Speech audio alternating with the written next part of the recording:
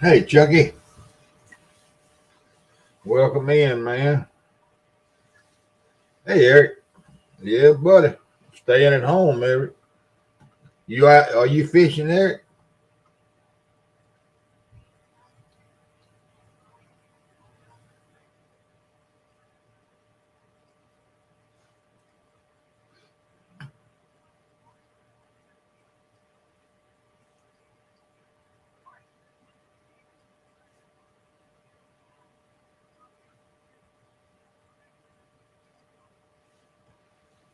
I was sitting up here watching Jody and James out there on the Tennessee River, and I got cold just watching them.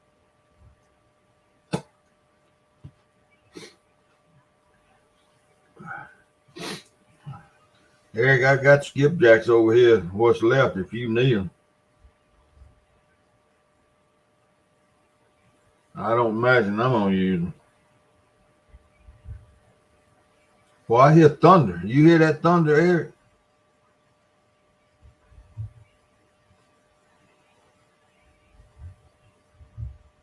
No, that ain't thunder. That's one of them loud cars, I guess.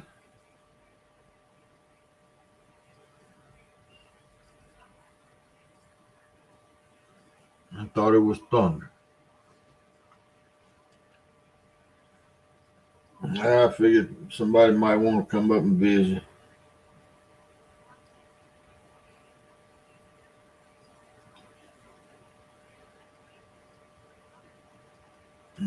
Been killing another day.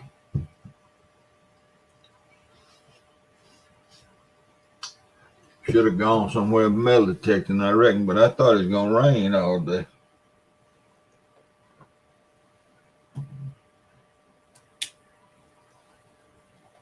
It looked like it anyway. What was that? I don't know. Maybe there wasn't no speakers in the one of them stereos.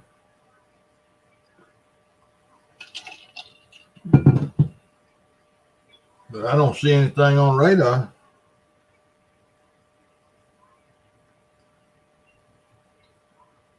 The lights didn't blink.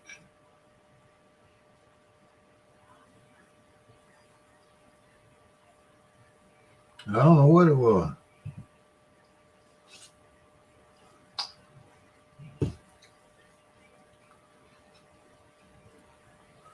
I don't know.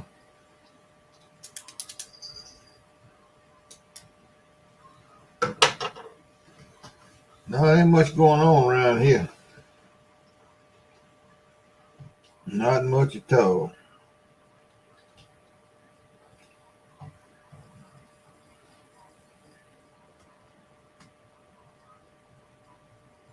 What is Lucky? He can't get in the door.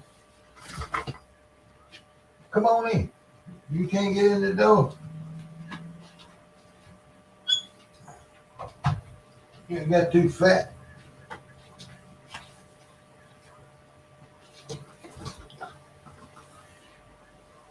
No, come on up, Eric. Come on up.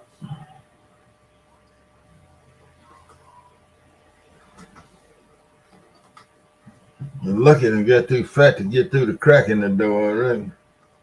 Come on, Lucky. Sitting in there looking at me through the crack.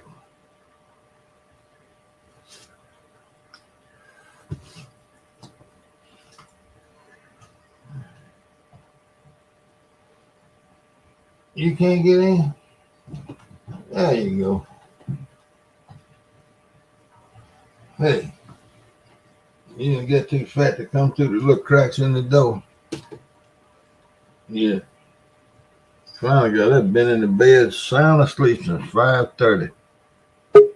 5:33. There you are. See if this does even better than it did the other night. Yeah, it sounds better.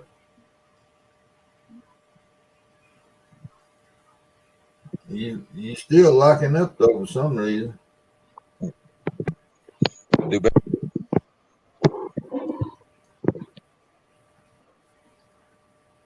I don't know what's going on. It's the Wi-Fi Maybe. signal.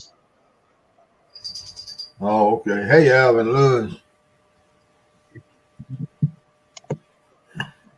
Alvin, are you selling jigs for real and virtual outdoors? Are you a distributor?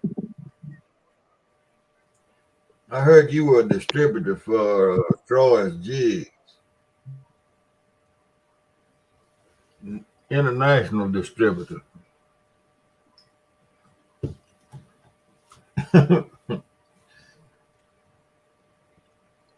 I can't tell. I mean, I can see your eyes moving. I reckon you're doing all right. Hey, Carmel.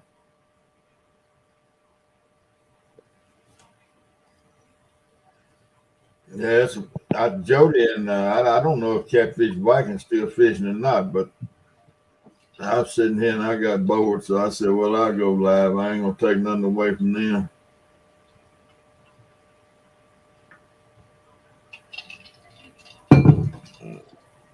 Evening, y'all. You might need to move over toward the window or something. I don't know. That does sound like Thunder Coke. I don't know what it is.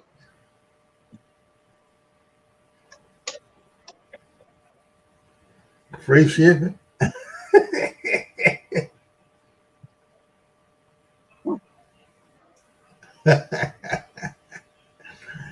Yeah, he will send something to you, free shipping. There you go.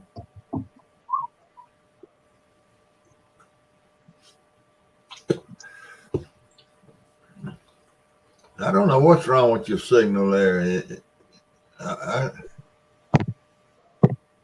But it's sort of robotic or something. I don't know what the word is.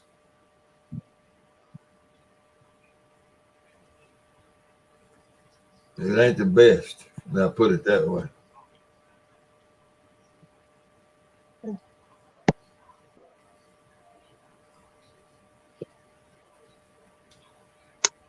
I don't think it's the settings on the phone. I think it's just the plain old signal.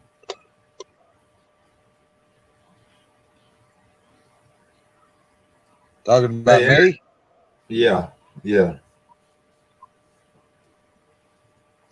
Hey, It should be holding pretty good now, showing 3 bars. Yeah, it sounds better now. I bought 5 bags of sand and poured around all that concrete on them posts. Try to cover all that in, you know. Because all that dirt you dug out of there, I want to use it in my garden, so I replaced it with sand. Well, I don't understand why you didn't replace it with topsoil. Because the topsoil costed damn much. It's very simple. You know, I'm tight. I went up there and got 5 bags of sand and poured the bag all up, and it's all piled up high. And the rain been moving it around pretty good for me. Yeah, it's gonna be in the garden before it's over with. No, it's going in them holes. It's seeping all around that concrete, you know. Wow. As Yeah. that rain washes. Hey, Tim. Yeah, it's I mean, I know it ain't gonna help hold it, but that concrete is already gonna hold everything. Gonna get held, you know. Them damn posts are way outlast my lifetime. Well, if it made it through the severe weather we had Wednesday, I think it'd be all right. Oh, I know it'll be all right. It held up good. I went out there and checked it Thursday. Don't think I didn't. Hey, Annette. Yeah, I ran out there Thursday. I ran out there and shook all of them. But I think it would be all right.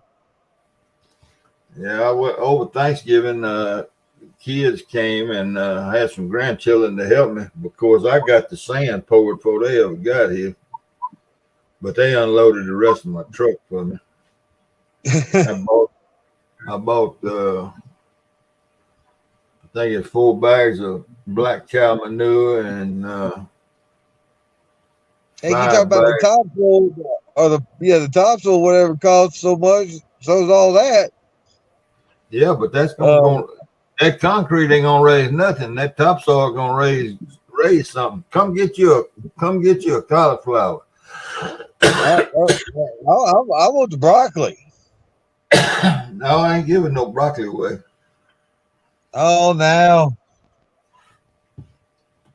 My broccoli that I fertilized it right before all this rain, and cauliflower and got like this. I got one in a Yeah. Ziploc in here now to start eating on. I got two more cauliflowers. I got a row of Brussels sprouts. Well, hell, Brussels sprouts, they ready? It's been traumatized. I'm gonna look. You traumatized from chunky cheese. Chunky cheese. What?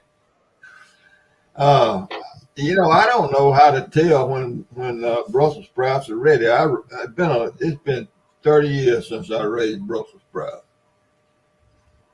and they got a bunch of the little round things all up and down it. But I thought they're supposed to be kind of firm to the touch on the plant. Everyone I've ever felt have been. Wait, are you You talking gonna fresh? throw them. Well, you're Are gonna you throw them in a pot, boil them, or steam them, and they're gonna be soft. Yeah, but are you talking about fresh or frozen that you've dealt with? I don't know. The only one that ever cooked Brussels sprouts for me was my stepmama. Were they out of the garden or huh? Hell, I don't know where she got them. Yeah, a Well, lot of probably people at the don't. grocery store. Yeah, But they weren't frozen. they come in a little square box of them. But I raise these things for Caicos. I don't eat that nasty stuff.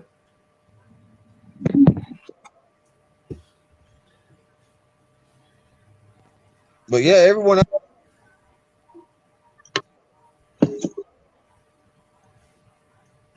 You ain't doing no good there, All right, is boy. that better?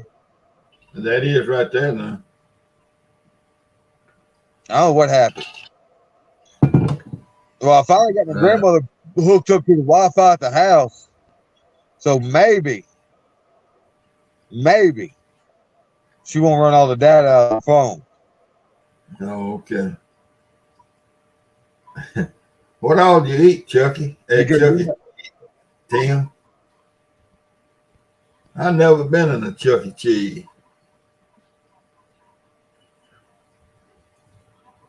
What all do you eat, Tim? Can you see chat, Eric? I have to open it up.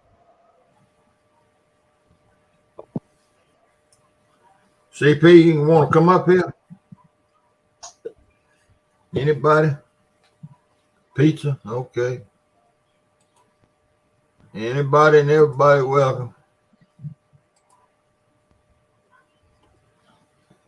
Anybody wants to. And birthday. Oh, well, happy birthday, Tim. Happy birthday, dude.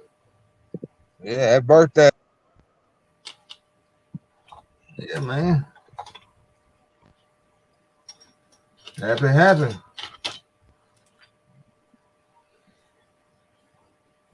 Well, CP CP, you don't. been catching any fish or deer hunting?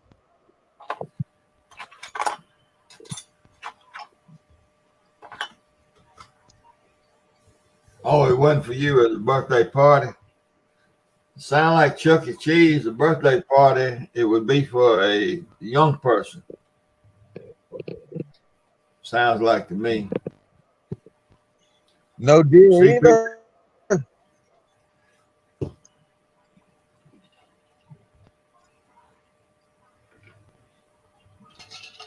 there you go. Young person there, Chuck E. Cheese. It looked like Coach froze up. Yeah, you steady freezing up. Did you hear what I said about the skipjacks, Eric?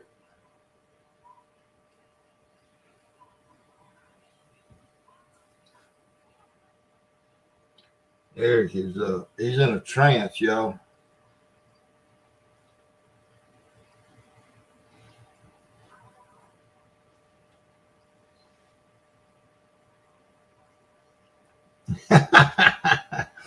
Yeah, he gonna get a divorce.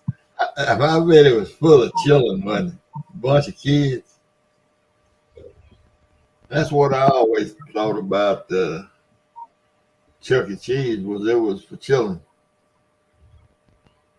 young people, little ones.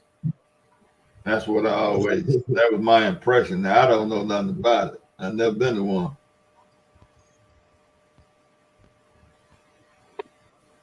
I've been a long time since I was a Chuck E. Cheese age. Everywhere.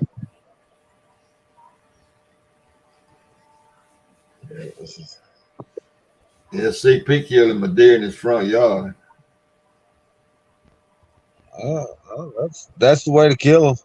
Yeah. See, you don't take you but 5 seconds to get it back to the house and feed it when you want to. He loaded it in his truck and carried it to a friend and dumped it out in his yard. He didn't even keep it. He carried him to somebody else.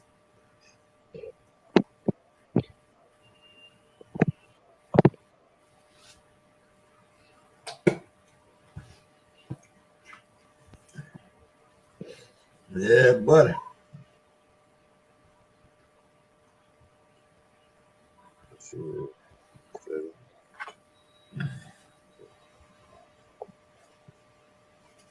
Yeah.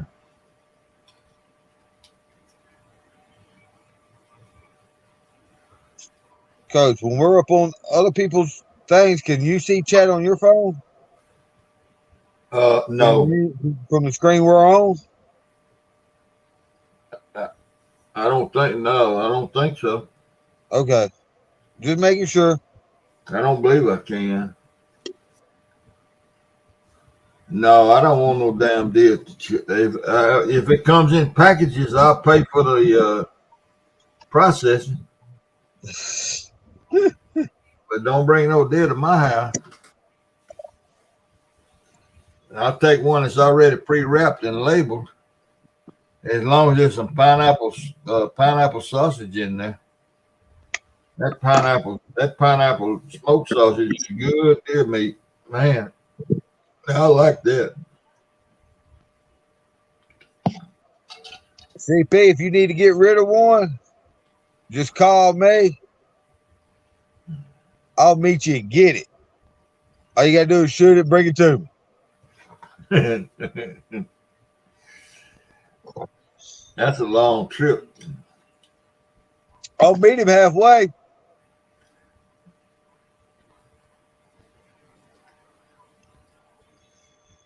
Yeah, CP, kill me one cat to the processor. I'll pay for it. Get him tested first. They got that wasting disease up there. Now, I don't need nothing to waste me no worse than I already am.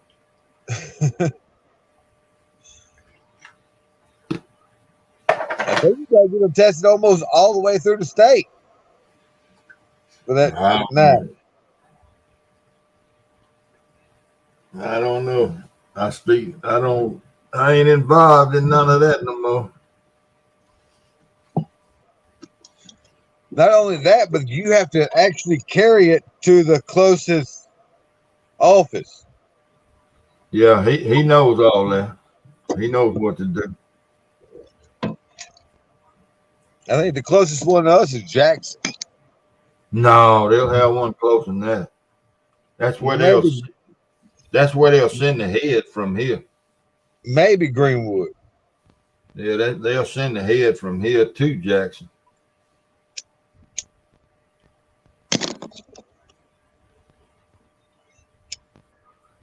Yep.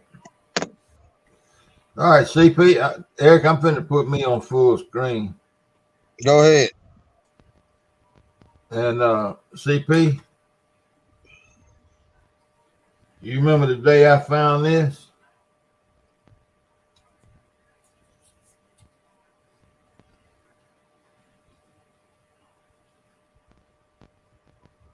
You remember that, CP?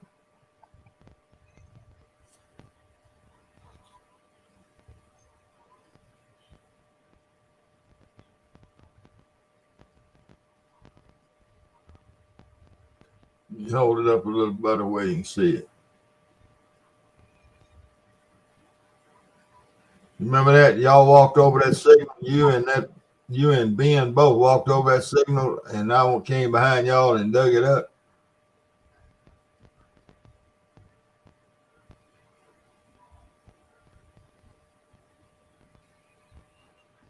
And broke both of y'all's heart.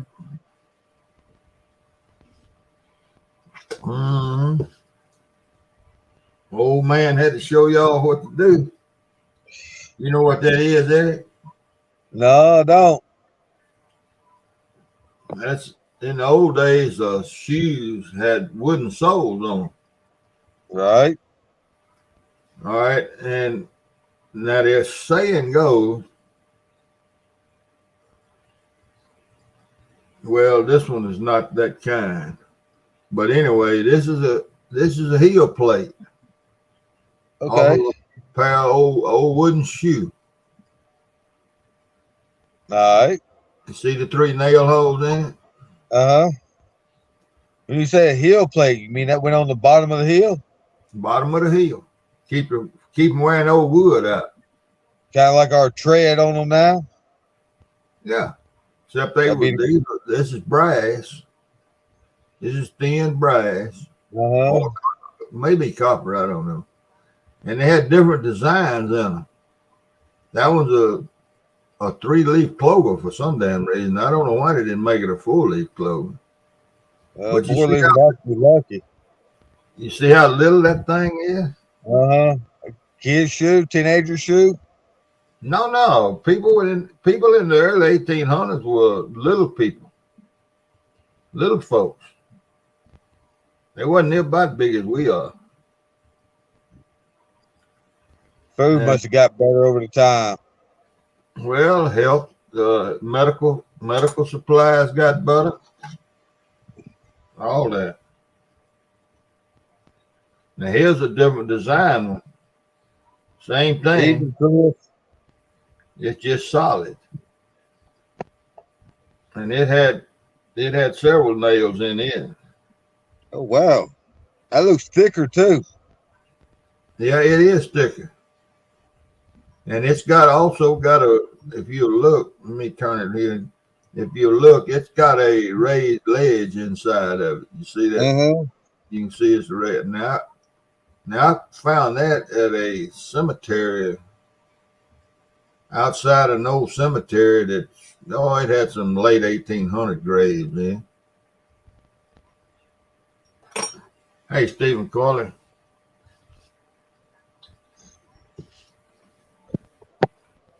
But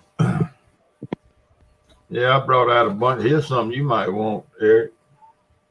What's that? Oh, Zippo.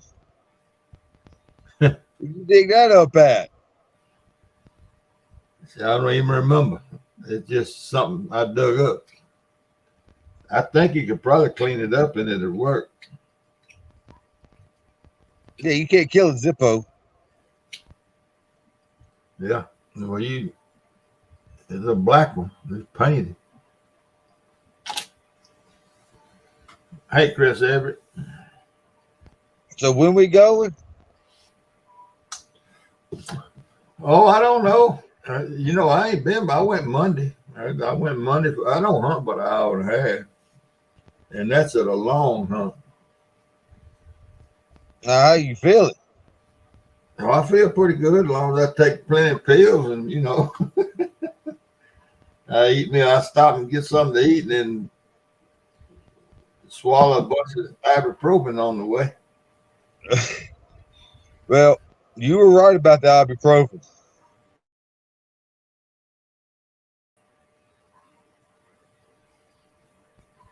What about it? It's been about 2 weeks and yeah, they killed me. You got your stomach? No, my elbows. Oh. What did it? They quit hurting, and I ran out of ibuprofen. Oh, yeah. and now they back to hurting again. Yeah, but ibuprofen is okay, but you need to eat. You got to eat. You got to eat. Always eat.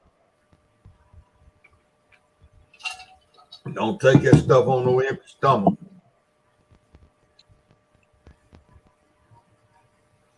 Yeah, I bet they would refurbish it.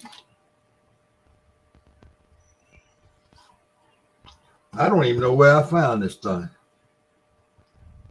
Probably, I don't know, because I don't hunt anywhere that a Zippo lighter would be unless it was out there at Leroy Percy Park.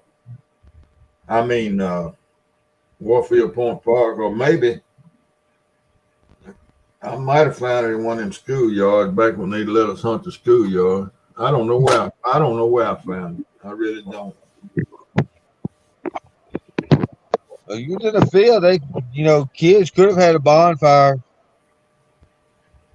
No, it wasn't in a field. It was. I don't know where I found it. I don't. I wasn't too impressed, other than it was a Zippo. That's not what I was looking for. I'll put it that way. Well, I'm sorry, it's a little modern. Yeah, a little too new for me. But Eric, I'm gonna show you something else here. Let me go back to full screen. See if you know what this is. It's just partial, man. It's not a.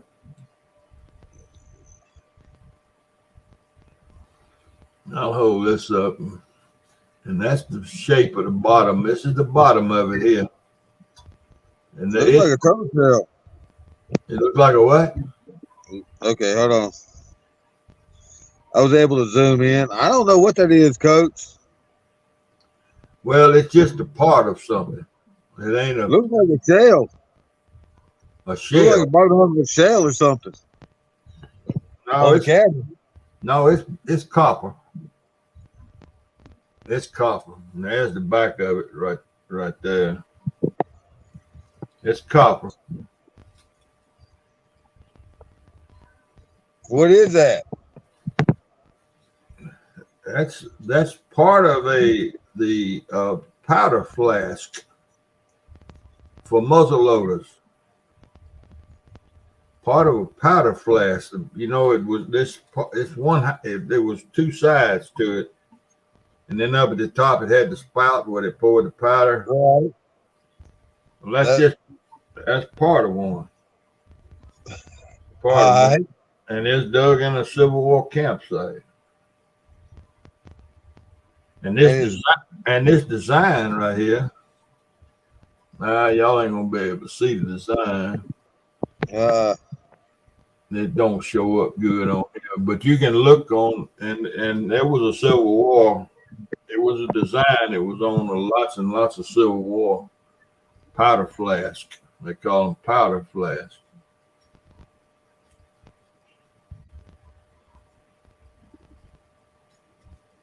Yep, that's a pretty nice piece. You said that thing was made out of tin? Copper? Copper. Hammered copper.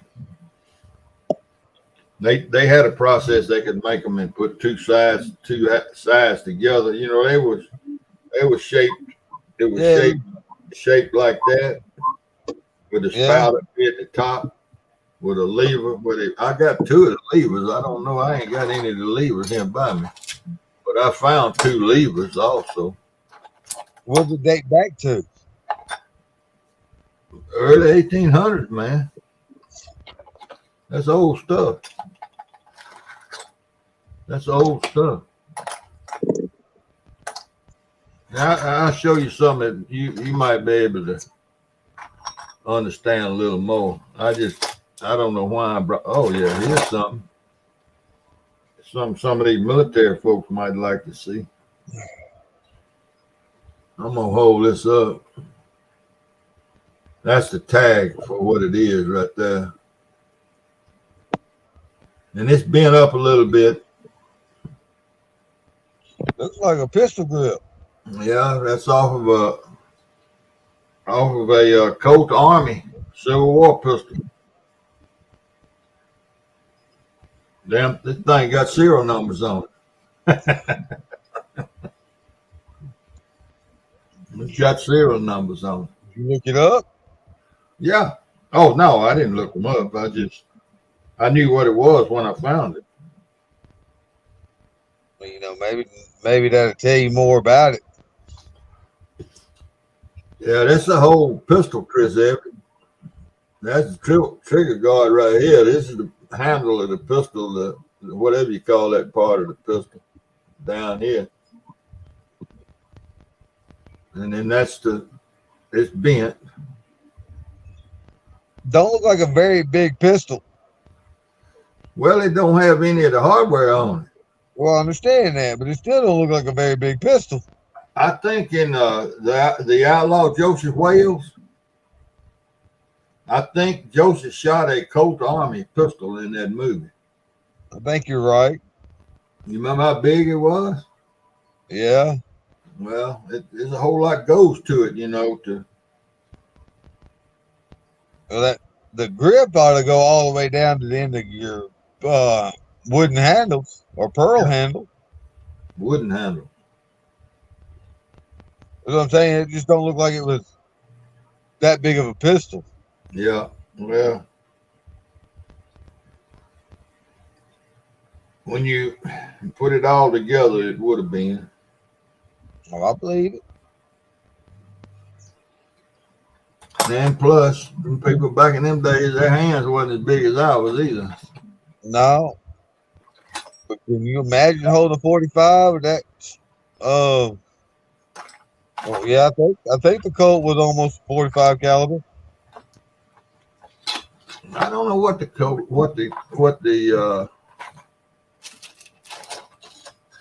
the ball and cap pistol.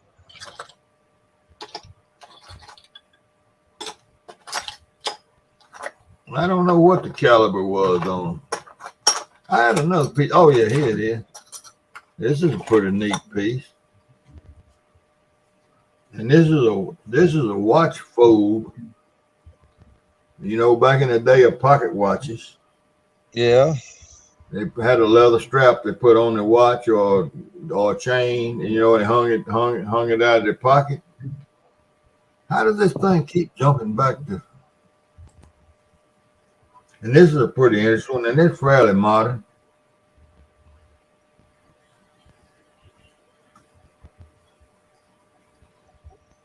Let me hold it up. Yeah, right there. Yeah.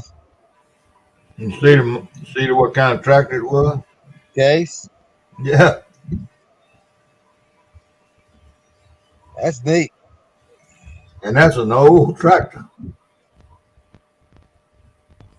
Yeah. That's still got the steel wheels. I ain't so sure I don't guess that'd be a steam tractor, would it? Yeah, the way the vent stack is shaped, kind of looks like it. But that's a nice piece too. Of course, it's fairly modern. It's 1900s probably. Well, I'll be off for 2 weeks of Christmas. I don't believe your nerves will handle this. Takes a lot of patience to do this stuff, boy. Well, I ain't never claimed to have no patience. But I know really hunting helped to give me some, so I ain't beyond learning. It takes a lot of patience. Catfish will give you a lot of patience. Yeah, but you can't drink beer and do this. Well, you can. I was say, where can't I?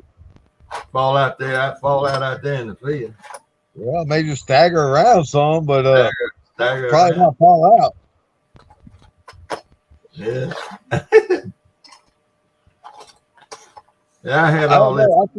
I survived Warfield Point, old boat ramp with the Grand Canyon every other step. So yeah, that's about all I got on this plate here. I don't know. Hey, Big Mike. I showed some of Charles's stuff. This is the kind of stuff he finds. It's got to be big stuff for him to find it, because he can't find little intricate things. He has to look for great old big stuff. What is that, lock? A big old lot.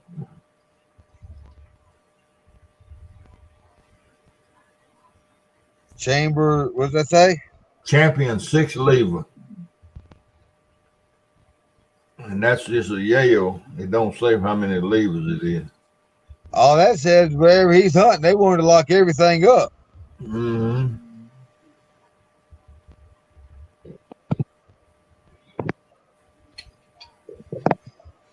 Doing pretty good, Mike. Yeah, doing pretty good. Just just kind of killing time here tonight. Ain't nothing going on. Nothing much going on.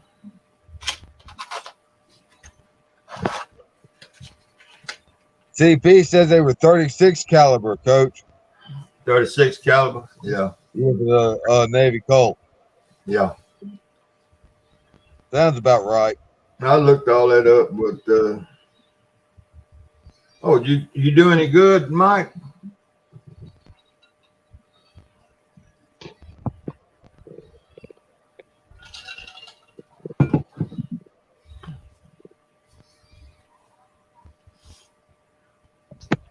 I didn't see it. He didn't go live. He just went fishing, I guess.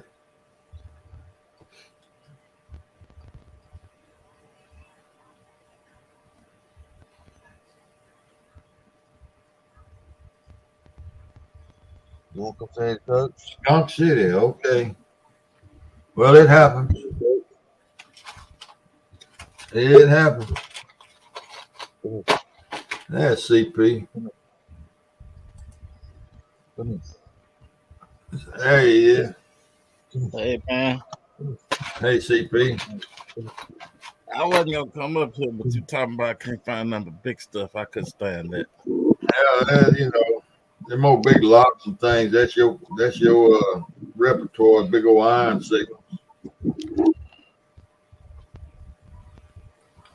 Hey, CP. He ain't speaking. I see.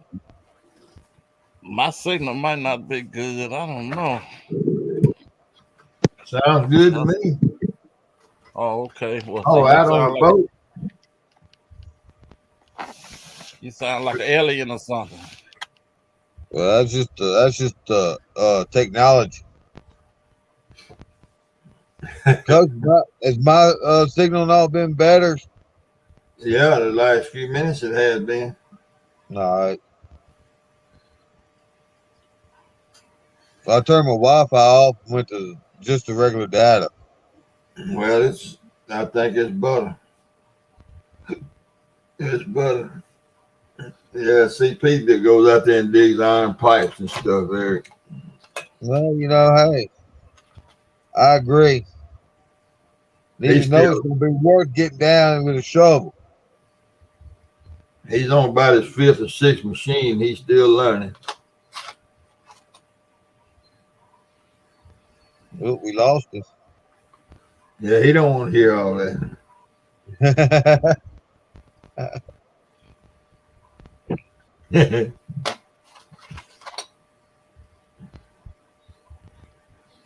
I don't know what he calls himself doing. Hey, he's back. No, it's that cell phone service. He's back now.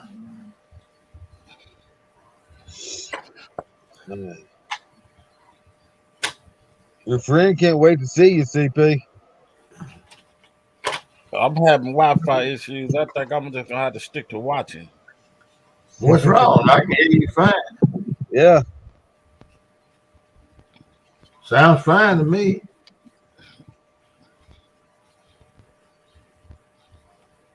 I can't understand nothing y'all saying though. Sound like some gremlins or something talking. You may have too many. You may have an extra window or something open. I don't have a one window open. Well, I don't know why you can't hear us, but we hear you fine.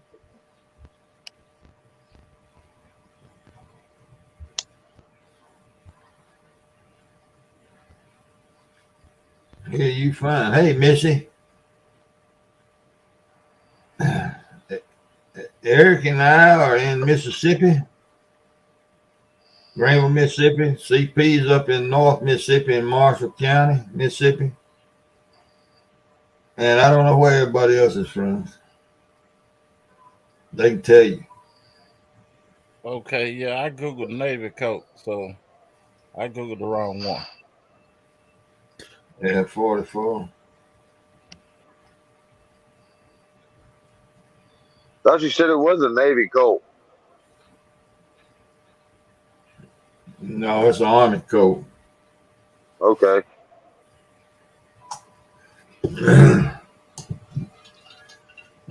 Yeah, shooting a 44 with one hand, that's a little rough. Well, these would have been round ball, Black powder round ball too. So black powder round balls. It probably Yeah, wouldn't be. with no set amount of black powder. Well, the three up here are all Mississippi folks. They sure are, Missy. I'll be right back. All right. Yeah, all three of us up here on the panel are Mississippi folks.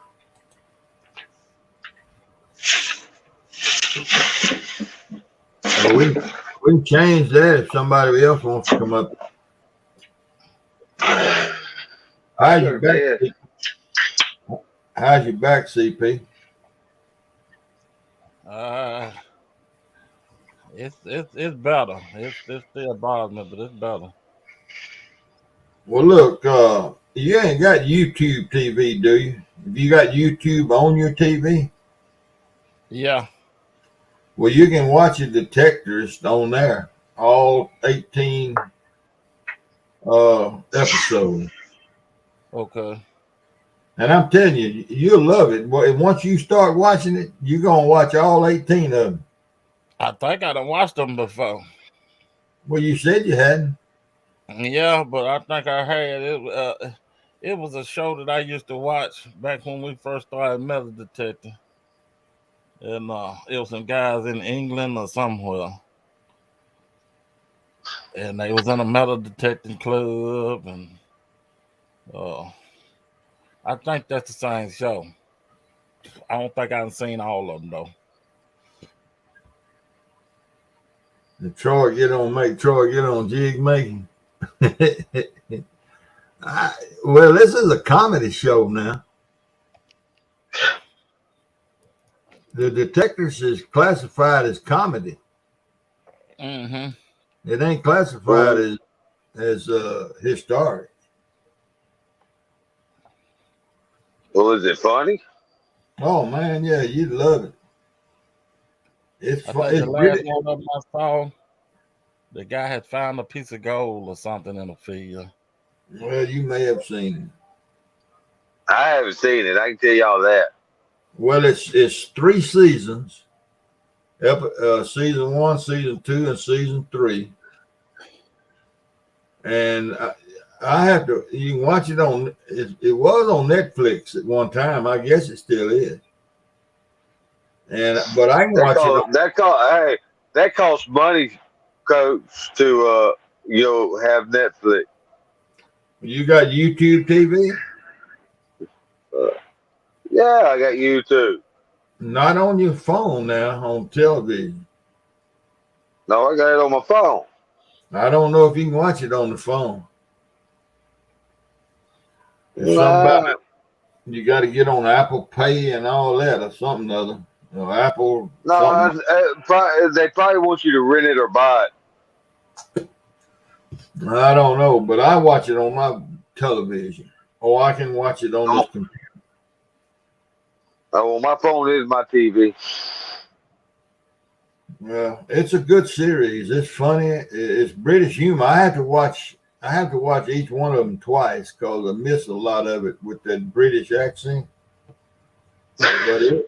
But it's Tell the truth, you probably over there sleeping. Those.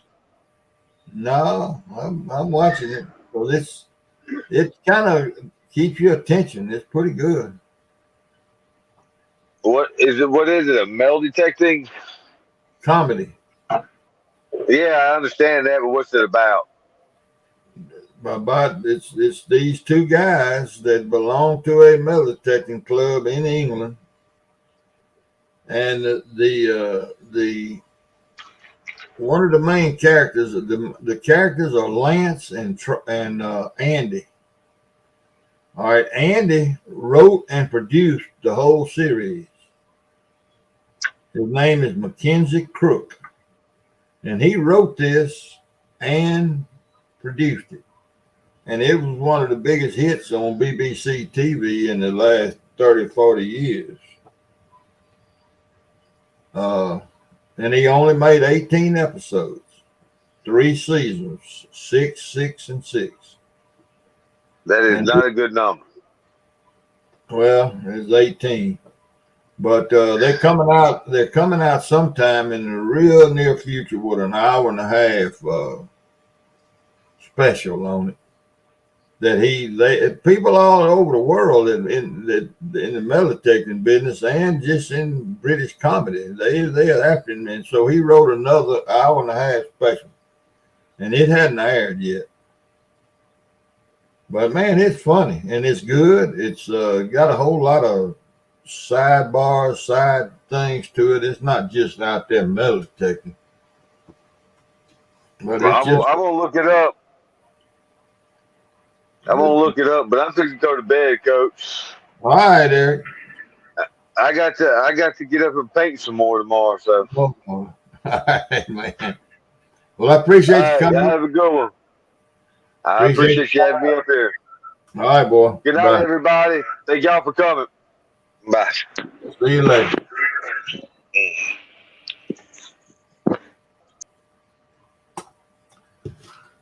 And there was one. I don't know. Troy must be out juking tonight, Missy. He ain't been up here tonight. He must be out partying or something.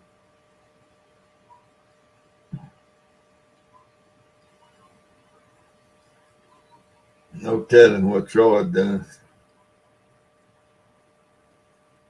But I think Alvin Lewis said he had a special on jigs.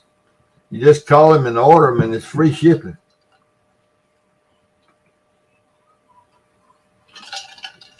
That's what Alvin Lewis said. I don't know what's wrong with your stuff, CP. Apparently it's something, though.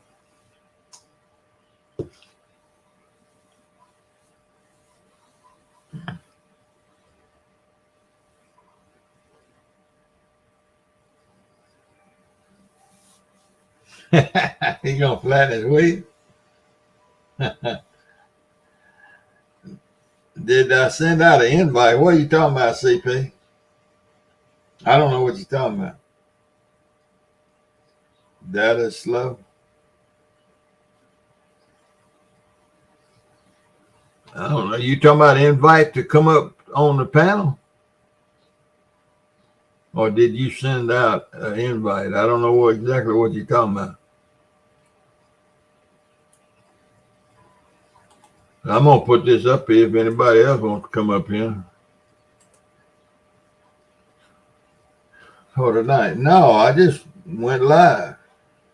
I put it up on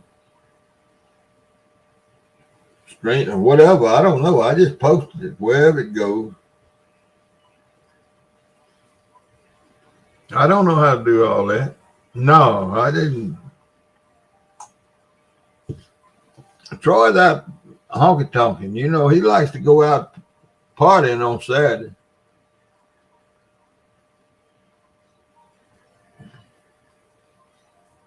I just did the same thing I always do. I just put it out there and went live. I don't know nothing about all that invites, and I just do it the way I always do it.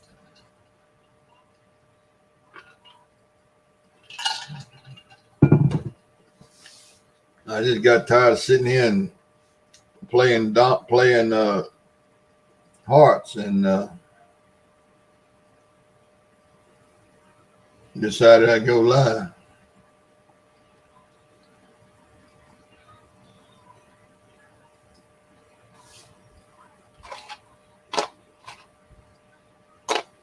That's all it was to it. I ordered me a bunch of more of these card holders to put some of this stuff in. I ran out of little ones. All I ended up was big ones.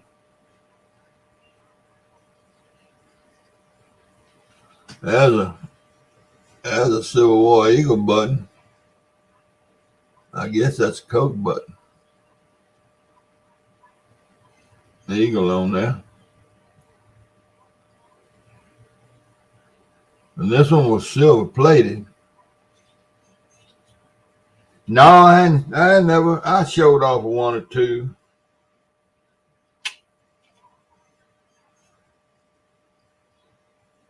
Yeah, that's what I ended up with, a bunch of, look at this little coin here, y'all.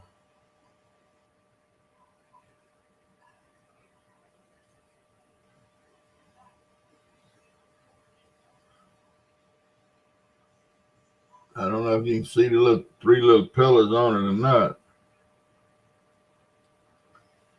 And there's the other side of it. They don't show up good in these folders. But that's a 3-cent piece. That's a silver 3-cent piece. They call them trimes, Trime. I bought a new metal detector. I bought a new metal detector 2 years ago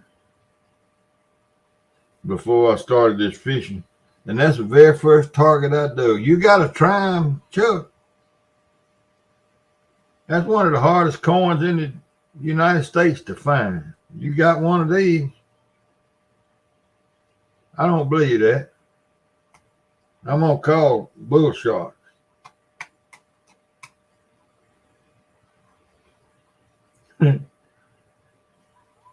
You got one of these big holders or one of these trimes?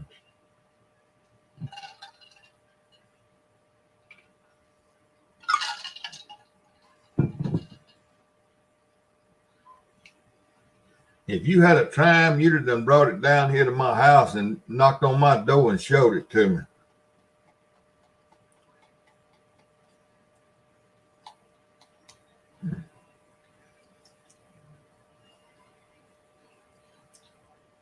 But that's a silver 3-cent piece.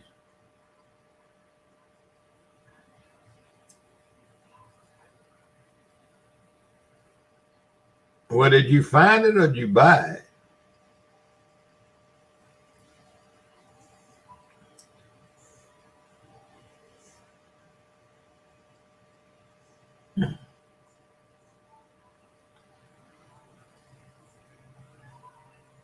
Oh, she had it. Okay. Well, that's different. That's different. I understand now. I understand.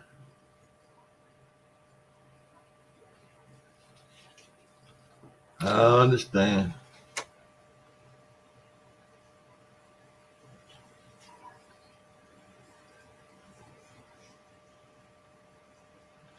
Now, I ruined this coin.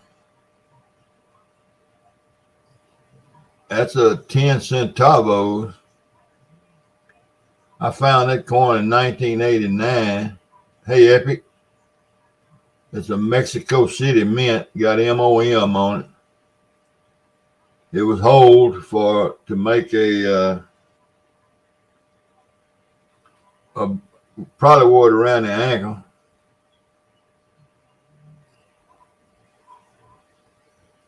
%90 silver. And I messed it up running it and cooking it, and it got a little red tint to it, a little pink tint to it. Hey, Epic. Yeah, that's right. Charles. I forgot you got all in common. Yeah, Epic. My other hobby is metal detecting, and that's what I'm sitting up here talking about.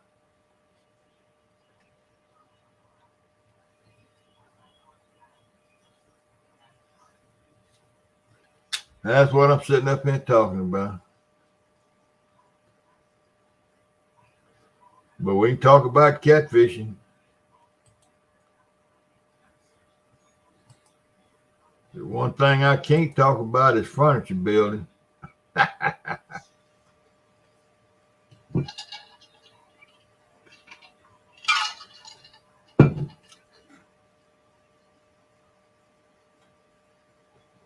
Okay, you need to invite me up and let me yeah, that's what I need to do is I can too, CP, with that I got a 50-cent piece that I can replate it. I can put silver back on it. But I cooked it too long and I cooked it too long and I would need to the boy's coming up here eating now, y'all. Look at him eating stuff in his face and I'm starving to death. Oh yeah, had a couple beers, so I figured I'd Yeah. There's something about that beer that I don't think it's a beer that puts that weight on. I think it's that appetite that beer makes when you drink it. Well, and I do have a hefty appetite. There you go. I have an appetite for adventure. Got an appetite for all kinds of things. I sorry, but Well, how many acres? I like to live life epically, I suppose. How many? You ever run any studies on that land that you live on up there? No, I haven't yet. I've been pretty darn busy with the economy sucks, but my business is still doing pretty good. So I gotta just 20 minutes ago, I got back from my furniture shop. So Saturday I'm working tomorrow. Working. I've been on 7-day stretches for months now. And I thought by the time I was 50 something, I wouldn't have to do this, but evidently I was wrong once again. Well, look at here. I've got your mailing address, but if you sent me your physical address, is that the same as your mailing address? It is. I can research all that. How many acres you got there, Epi? I've only got about 5 up on top of this hill, but I can tell you that the original property had somewhere around 600. But before I was able to buy it, just like anything else, when I didn't have money, things were cheap. And then once I did have some, it was too damn expensive to buy. So, but you know how things go. There was a couple properties that I would have liked to have bought with 30-acre ponds and this and that. And, in the 80s, it was like pretty affordable, except for I didn't have any money in the 80s. But as soon as I, worked my balls off and did all the stuff and, actually amassed enough to buy it, it went from 30,000 to 300,000 like overnight. That's yeah, right. and so, geez. But anyway, I'd love to send you the research on that property. Well, and I can still see it from my porch, so it's not going anywhere.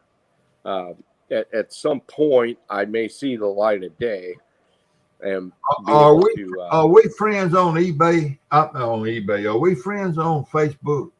Well, probably, but I just don't pay attention to Facebook too much because I'm so busy. I can just barely, pay attention to YouTube and TikTok.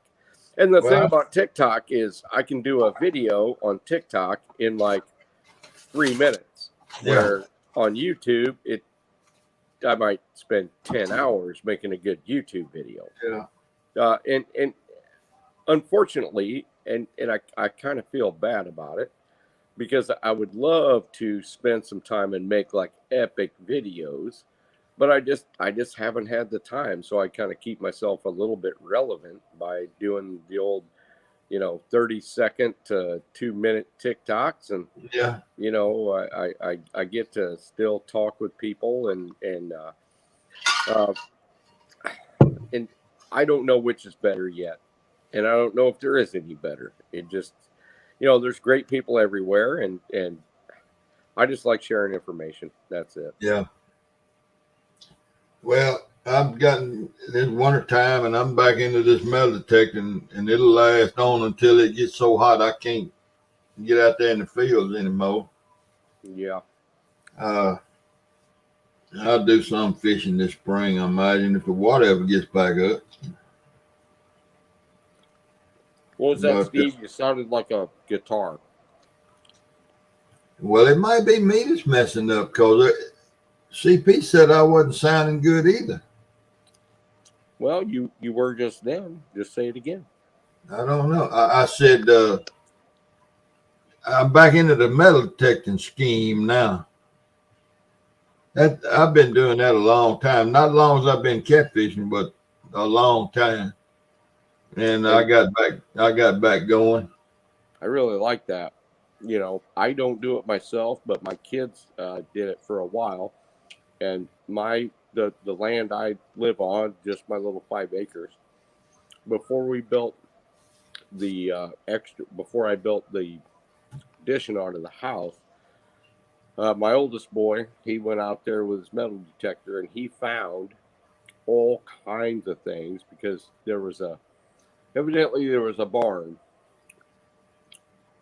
just west of the house, and they found all kinds of things from horse, bits and bridles and Yeah. stuff like that, to axe heads. And he actually took one of the old axe heads and he put a new handle on it, and he got it all ground down, and it was pretty darn impressive, and I'm sure somewhere in drawers and whatever else, we've got all kinds of relics from the past from that. Yeah. Well, being from Illinois, that's where you live, right? Illinois. Yes, sir. Illinois was one of the big states for supplying soldiers for the Yankees in the Civil War. Oh yeah. And Illinois was one of the states that there was a world of soldiers on the Union side. Steve, and they all brought back stuff from the Civil War, after the war when they came back. I am actually direct descendant from Winfield Scott from the Civil War. There you go. Both my sons are literally on the register through my wife's side as direct descendants of signer of the Declaration of Independence. Oh my goodness. Yeah. So well, you eat up with the Yankee then, ain't you? Yeah, we're yeah, but the thing about the Yankee / rebel thing, it was mostly location, I'm sure. So it wouldn't matter if it really wouldn't matter how that went. It was mostly, a buddy of mine just said to me, he says, "Why do we put up with this cold weather around here?" This was, 5, 6, 7 hours ago. And I said, because we've lived here our entire lives. That's why. And I went to South Carolina and fished. Well, I don't know if it's South Carolina or North Carolina, but I fished Santee Cooper. Yeah. And we stayed at Black's or Harry's Fish Camp or Black's Camp. I can't remember which, but it's the closest to Cross, South Carolina. If you've ever known anything about that, that is about as down to earth Southern as you get. And so they were quizzing me on some things when I first got there. The people at Harry's or Black's, whichever one we went to, and they were quizzing me on a bunch of stuff. And I said, "Now look," I said, "you do not have to run me through your gambit of whether I am a Yankee or not. because I will tell you this right now. I said we are as redneck as it comes.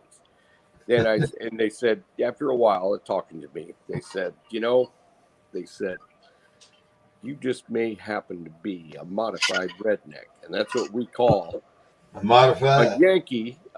Modified redneck, a Yankee that we can accept a little bit. A little bit. There you go. There you go. Missy got a question for you there. Yeah. Oh, you can't see chat? Nope, I can't. Okay, she wants to know if you've ever fished West Virginia waters. I have not fished West Virginia waters, but I have driven over it and admired the water in West Virginia. And I could see from the road pulling my boat as I drove over certain rivers. I said, that's a Flathead River. No, that's a nice Channel Cat / Flathead River, or that's a nice Blue Cat River. Or there just may so happen to be, as it looks, giant smallmouth. And you know what? I was right on every single one of them, because as I've been involved in YouTube or TikTok or whatever, certain rivers just so happen to excel at giant flatheads, or excel at big smallmouth, or excel at flathead / channel cat water. Pretty much everybody in chat right now could probably do the same thing. They could probably walk over and say, okay, this is the velocity. You can tell it's deep. You can see the current seams. You can understand, where you're at. You can look at the topography of how the banks run almost straight down, things like that, and say, okay, this is a good river. And then, some of them, they're just not going to be. They're either too slow, they're too shallow to be good blue cat water, or they're going to kind of excel at flathead water. Back in the BOC days, there was a fella from West Virginia that bought some property in the bend of one of those rivers. I can't remember his handle, but he bought some property outside of some town he lived in and moved out there on this property, and it was in the bend of one of those rivers. And he caught quite a few fish right there off the back of his property, and it wasn't a big river. I remember it wasn't very big, but the water was, and this water wasn't coming out of cold country, if I remember correctly. Well, and he was talking about how good the fish were to eat. I remember him talking about how good the fish were, how good they tasted, in the grease. Mm-hmm. Well, everything in West Virginia ain't got cold sud on it. One thing we know, Steve, is that to be a good flathead river, it doesn't have to be that big. Mm-hmm. To be a decent blue cat water, it doesn't have to be that big. But if you're going to have gigantic blues and gigantic flatheads, it kind of needs to be fairly decently sized. Now, I'm not saying it's got to be Mississippi big, but at least, a quarter to half that size. It's going to have riffle hold run at least. It's going to have decent wood. I mean, the Cape Fear River, the Cooper River, things like that. The Rock River's not all that big, but it has the capability of having giant flatheads in it. Even small tributaries will have giant flatheads visit them at least. And then there's some landlocked things like canals and lakes with canals, and sometimes what we call flowages up here. They will have giant flatheads in them. But the problem is a lot of those things are inhabited, and they get fished pretty hard, and they get commercial fished hard, and they get, kind of whatever. So big blue cat water, for me, for time spent, Um, it used to be flatheads for me until the commercial fishing got a hold of my pool and they hammered it hard. Fine. I mean, it is what it is. So now, for time spent, if I'm going to target a fish over 70 pounds, it's more beneficial to me to drive 4 hours south than it is 2 hours west. Yeah. Which Yep. it used to be the other way around. You know, I mean, I had a season. Well, I had more than one season where we caught 50 fish over 50 pounds in one season, and out of those 50, there was 6 or 7 of them over 60, and out of those 6 or 7, there was 3 or 4 over 70, blah blah blah, and a couple of 1 or 2 80s in 2 seasons back to back. That was after I fished it before that, but I was still learning that pool. You know, I don't think I was 23, 24, 25 years old. Yeah. But let's just say if I was going to target flatheads 3 hours from here, I would need a lot of time. No matter what I know now.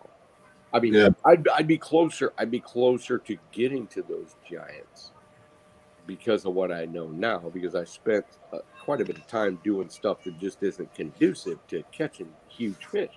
But let's think about this.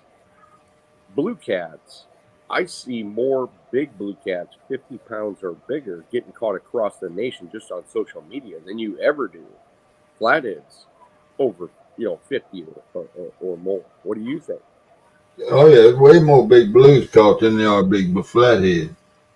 I would say, and I would agree that they're. I wouldn't say they're actually easier to catch, but I think they're more plentiful. Well, now I've got some buddies that fish a river down here, and I ain't gonna name the name of the river that for their benefit. But we've got two rivers here in Mississippi, small rivers. That now they catching over 50 flatheads on rod and reels. I'm gonna say once a month, Mm-hmm. and that's pretty damn good. Oh, that's huge. You're only fishing one day a month. No, I mean at least no, they fishing more than one day a month. Okay. But they catch at least one over 50 every month. Okay. You know, during the flathead season, they're not fishing. Well, they might be fishing now. I don't know. But now 70 is the biggest one they've caught on a rod and reel. So okay, so Steve, that tells me is a direct tributary of the Mississippi. Well, sure, everything in Mississippi is a direct tributary. No, but except you can have secondary, tertiary. Yeah, except the Pearl River. The Pearl River and the Pascagoula River. Yeah, are the only 2 rivers in Mississippi that don't dump into the Mississippi directly. Yeah, but what I'm saying is it's only one river away. Yeah. Hey, that's backwater. Actually, it's backwater of the Mississippi River, but it's way upstream. You know. Okay. Yeah. Everything in North Mississippi, from Pickwick, from not excluding Pickwick, but you come west 25 miles from Pickwick. 25 miles west of Pickwick. And you know where Pickwick is. Mm-hmm. Everything from there to Jackson, Mississippi, to Memphis, Tennessee, goes in the Mississippi River at Vicksburg. Okay. Then right below Jackson, well, it's not actually below.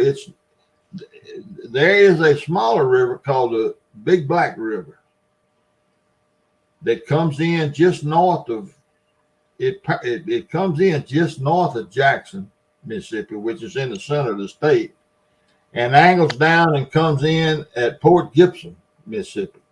Okay. Then everything from Jackson south goes out to Pearl River into the Gulf or the Pascagoula River. So the whole state of Mississippi, north of Jackson, either goes out the Yazoo River at Vicksburg or the Big Black, which is at Port Gibson. And then everything from Jackson south goes out in the Pearl. So whatever goes into the Mississippi River is going to be your giant flathead habitat. Yeah. And the Big Black is not one of the rivers that they catch the monster flatheads on. That's not one of the ones I'm talking about. Now they catch. I have fished the Big Black a lot and caught some pretty good flatheads there, but it's not the river. It's a standalone river. It don't. So does that river not have flathead habitat? That's very good. It ain't nothing but one big log jam from the start at the Mississippi River as far up as you can go. Well, then I say that's my huckleberry right there. And there was one problem with the Big Black.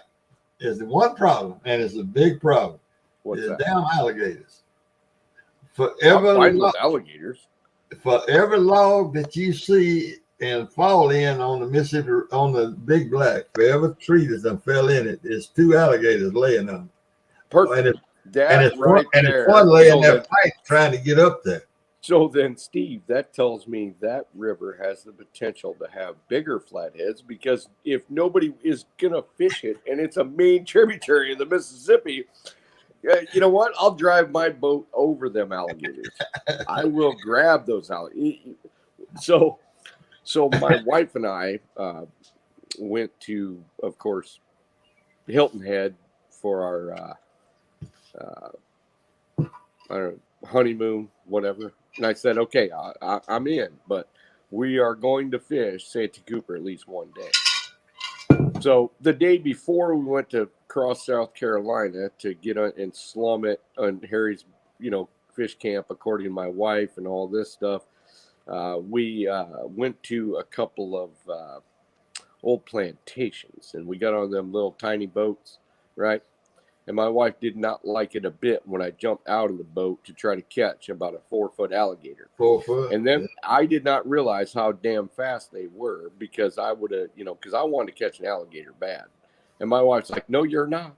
No, you're not. I'm like, yes, I am. I need to catch that, because they was all over in them swamps. And I tried to get up close enough to one to dive out of the boat and catch one, and they was a lot faster than I thought. I did like touch his tail and the middle of his back, but I just couldn't. I didn't succeed.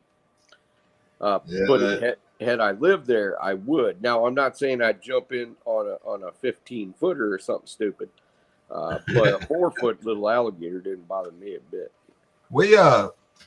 I've never, I don't know, 25, 30 pound biggest flathead we've ever caught that I've ever caught. Now, and you're saying it's log jam after log jam after log jam. Well, it's not actually log jams. It's the fall ends. I call them fall ends, where the root wads, current, and it falls in. That's some of my favorite flathead habitat on a secondary channel or even on the main channel. So, but are we talking super slow water where those fall ends are, or is there still observable current? That whole river, when I've been on it, I've fished it 12, 14 times. And unless the Mississippi is on a drastic fall, there's not any current, because it dumps in. I mean, I fished. Okay, so it's a general backwater, and the main Mississippi's got to go. If the river goes up, it backs up. Well, and that'll tell you why there's not a bunch of big flatheads in it. Then I would agree with you that there is not. I like the habitat, but I don't like the current. The current's first. Yeah, well, see, you got the other 2 rivers that I was mentioning, where the guys catch the big flatheads on rod and reels. So I'm gonna guess that the current flow is always fairly consistent. Always pretty good, as long as. So and that's another thing when I coined that that whole equation back in the early 90s, late 80s. Current first, cover second, and depth third. And that is just one other thing. It says, okay, if you have you could have all the great cover in the world. You could have all the bait fish in the world. You could have all the right depth in the world. But if it doesn't have the right current, it does not attract giant flatheads. Now, it'll have all kinds of 25s and 30s, fine. But until you have that right combination of that right speed of current, the right depth, the right cover, and all of that with proximity to the main river, Right. yeah, you got something. But otherwise, it's really difficult. Well, see, in Mississippi, we've got 5 flood control structures built. And you've heard of several of them, I'm sure. Grenada. You've heard of Grenada. That's the big lake in the United States. Yep. And Sardis. And Sardis is it's next to Ole Miss, so that's a big lake. And we got Enid, which is another one, and then Arca-Butler. And those are 4. And all of those 4 reservoirs, and I don't know how many thousands of acres it is. CP's on here. He might be able to tell me. I don't know, but it's thousands and thousands of acres of water. Now, see, Pickwick is in Mississippi, partially in Mississippi, but it has nothing to do with flood control. That's all the Tenn-Tom, the TVA stuff up there. Yeah. And then Ross Barnett is a big reservoir at Jackson. Now, that's on the Pearl River, and that has nothing to do with the Mississippi River. But we have 4 standalones, and all of them drain out the Yazoo River at Vicksburg. And Vicksburg is 80 miles south of me. And the Yazoo catches, where I live, we call it the Mississippi Delta, but it's actually the Yazoo River Delta. The Mississippi River Delta is way down yonder south of New Orleans. Yeah. But where I live, it's called the Mississippi Delta, but that's just what it's always been called since way back in the day. But it's actually the Yazoo River Delta. The Yazoo River runs right along the eastern edge of the delta in the hills. Mm-hmm. And everything. Steve and everybody, folks at home that are watching this, I always seem very confident in what I'm trying to decide, even if I'm talking about new rivers that I've never been to. Now that has nothing to do with, I think I could just go down there and catch giant fish. Just remember one thing. What I'm going to do, if I had to go to Steve's place, or I had to go north up to, Wisconsin, or I got to go east or west or south, it doesn't really matter. I'm going to formulate what I think is going to work.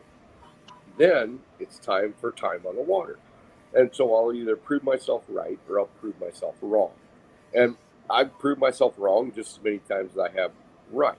Except for the older I've gotten and the more water I've seen, I can zone in closer in a day's time than I ever could have 20 years ago. 20 years ago, I wasn't so like the conversation Steve and I were having about certain rivers. Certain rivers are slow, certain rivers are backwater, certain rivers are whatever. Just by talking to Steve, I've got an idea where I want to start. So but I may go there and go, oh, this isn't what I was thinking at all, because the river itself or the body of water itself would say, no, it's going to take way too much time to come up with a monster like a 60, 70, 80 pounder. Now, I may go to a river nobody even thinks about that's like associated with that at a certain time and go, oh, holy, this presents itself well for being able to take little amount of time and get on it, knowing what I know now, and land a monster. Now, it doesn't mean it's going to happen like in the first 1, 2, or 3 times. So that's what I mean. Time on the water, time spent. But once you get it zeroed in, that's the thing. It may take me a full season going to a new river that I've never fished before to understand the small things, even though I understand the big picture. I may be able to look at a map and say, okay, I should be able to go into lower Wisconsin, get in one of those pools that is a river pool with a major tributary, and yes, I'm going to catch flatheads. There's no doubt about it. But am I going to be able to catch 60s, 70s, 80s? Maybe, maybe not. It's going to take a little bit of time, just like all of you. So don't think that the whole magic is just listen to the experts on YouTube, and all of a sudden you're going to be catching giant fish. There are things that are going to tell you that yes, I should pay attention to this. I say, okay, I want to stay near a main river. That's probably number one. Somewhere in the vicinity of a main river, especially in the post-spawn. If I'm going pre-spawn and the water has been normal, I'm going to go maybe 15, 20 miles up a major tributary because that's what they've been focused on. So then by the time, July rolls around and they start filtering back out of tributary rivers and into the main river and locking up into 15 foot of water and hardwood and root balls and maybe riprap and maybe revetment and stuff like that. Yeah, we're pretty close to it. But to go kind of willy nilly and say, whoa, just because it's in the south, and just because it's a main flow doesn't necessarily mean it's conducive to giant fish. It may be conducive to 25s and 30s all day long, especially something like Steve was talking about when he said it's log jam after log jam after log jam after log jam. I've been on those where there's nice current. I've been where it's all these blowdowns with root balls and everything else is just slow gar and carp water. But it's for as far as the eye can see. Now, sometimes you can still get on the giant fish by going just to the outside of that. They would prefer to be up in those logs and in those root balls and in those whatever, but if there's no current, they'll be just to the outside and they'll visit it at night. So that's and that's why the guys that run bank lines and trot lines and limb lines and stuff like that do really well on rivers that are like that, especially like a reservoir type river where it takes the Mississippi being really low for that water to start spilling off of that to create a current so that big fish can set up. So, I mean, it's just one of those things. You just got to realize that if you're going to understand the local area and then understand what's going on within that local area, and then you'll get closer, and then put your time on the water and eventually you will unlock the key. You'll have the key to how the big fish are in the time frame that you can fish it. It's not going to keep that way all year, but at least you can remember for the next year, and you'll be even closer. I wish that in my fishing experiences and the years I spent fishing out there on the Mississippi, I was chasing the blues because that was the biggest ones available. Oh yeah. I wish I had spent 30 years chasing flatheads, because if I had been fishing for flatheads for the last 30 years I boat fished, I wouldn't have been fishing the Mississippi. It's too damn big down here and too many places. I'd have been fishing these backwater rivers that like these guys that my buddies that are fishing, where they catching them. Yeah. They catching them today. I'd have been learning. I'd have been like, of course, it'd have been a travel time. It'd have been an hour and a half for me to get to these rivers. Yeah. But believe it or not, Steve, I targeted most of my flatheads during the day as well, until post spawn. Like pre spawn, it's almost all daytime up here. The river's not all that huge, until I get like down in Blue Cat water, and you're exactly right, because you would have targeted them during the day. You stayed close to the Mississippi, but yet just off like what you say, backwater rivers, where Yeah. we call tributary rivers, major rivers coming in, got some good current flow, 15, 20 foot of water instead of 100 foot of water. Yeah. There you go. Flatheads It's a don't lot want easier. 100 foot of It's, water. it's a lot easier to fish for flatheads than it is to fish for blues. A lot safer too. You know what? I don't agree with that as far as what I do. I think I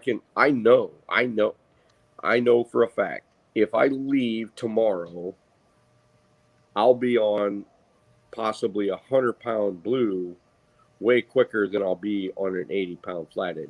If you was just to blindfold me and say, okay, I'm going to take you to a river, blah blah blah. I think I could. Yeah. Hold up now. You misunderstood what I said. Oh, maybe. You misunderstood it. I said it's easier fishing and safer fishing to fish for flatheads. Okay. Not easier to catch them, I got you. and it's not easier to target them. I mean, it's easy to target them because they, the steep banks with the points and this and Sure. that. But the current, you're not in that strong current, and you ain't in that 100. I would agree. I've never that's fished what I'm- for flatheads in scarier water than I do blues. Yeah, that's Blues what I is the mean. scariest, the deepest, it's a the lot- craziest water. Yeah, absolutely. It's a lot safer and it's a lot easier. Yeah, it is. It definitely is. It's one thing to pull the anchor out of 15-foot water and 100-foot water. That's right. There's no doubt. There's no doubt. I just That's what put I up some TikTok videos in which it's the craziest, fastest current that I think anybody's ever seen. I mean, that stuff was absolutely freaking raging. I mean, we might as well have been on the Snake River Canyon. It was that fast. No, that's what I meant. I didn't mean they were easy to Oh, catch. yeah. No. But it is easier to Hold up find a giant minute. Hold up a blues. minute. Let's go with there's Jody. Hey, Jody. Missy Kennedy is she done called out Brian B. And she had a question up here. I forget that you can't see chat. Yeah. The reason she was asking about the West Virginia waters because she has a team for the Battle of the Rivers next year, and she's in West Virginia, and that was 30 minutes ago. Okay. I don't know if she's still here or not. She may have got put out with us. It's all right. She could. I forget that you can't see chat. Yeah. But anyway, no, I didn't. I believe what she's probably asking is about a flathead river. Something that about is well said, done. Hold up now. She said, let me read it for you. Dang, the New River. The New River. I've heard of it. Well, you don't know anything about it, though. I've heard of it from some fairly skilled guys that there's not a lot of flatheads over 50 pounds. Okay. But it is a prolific flathead river. Now, that's all I know about it.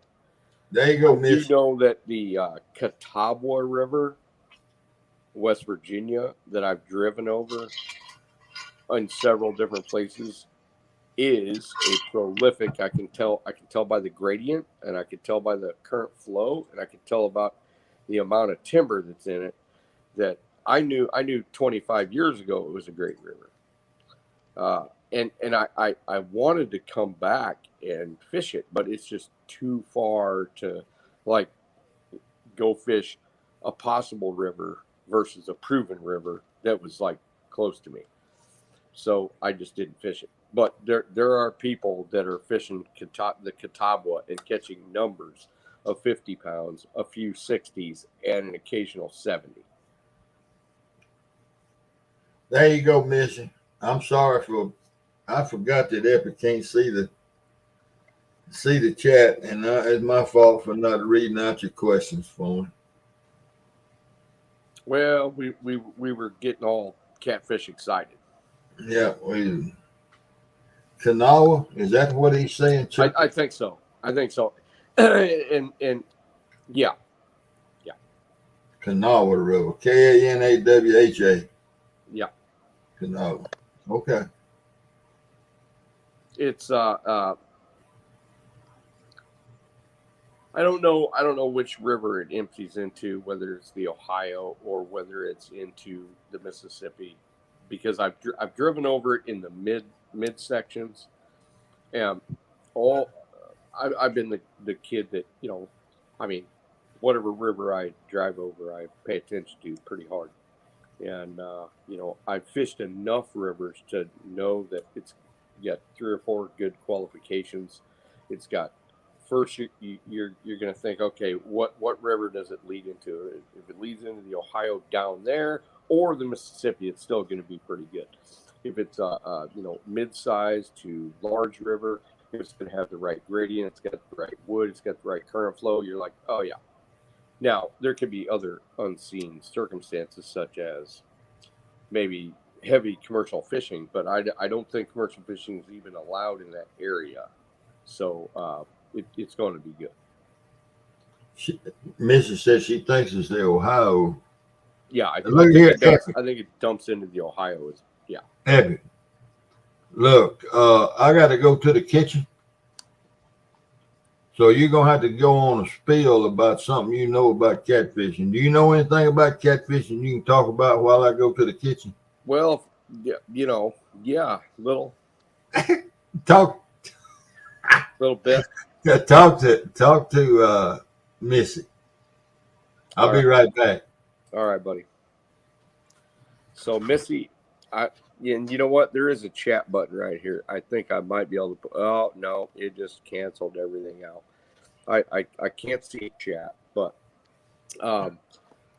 if we're talking about flatheads, one of the things that I didn't know years ago was, does it really matter how close I'm going to be to a main river? Because I might fish something that is so far away. Maybe it was maybe a river that was kind of landlocked between lakes, and maybe the flathead population wasn't all that great. I really didn't know much. I just tried my best at it.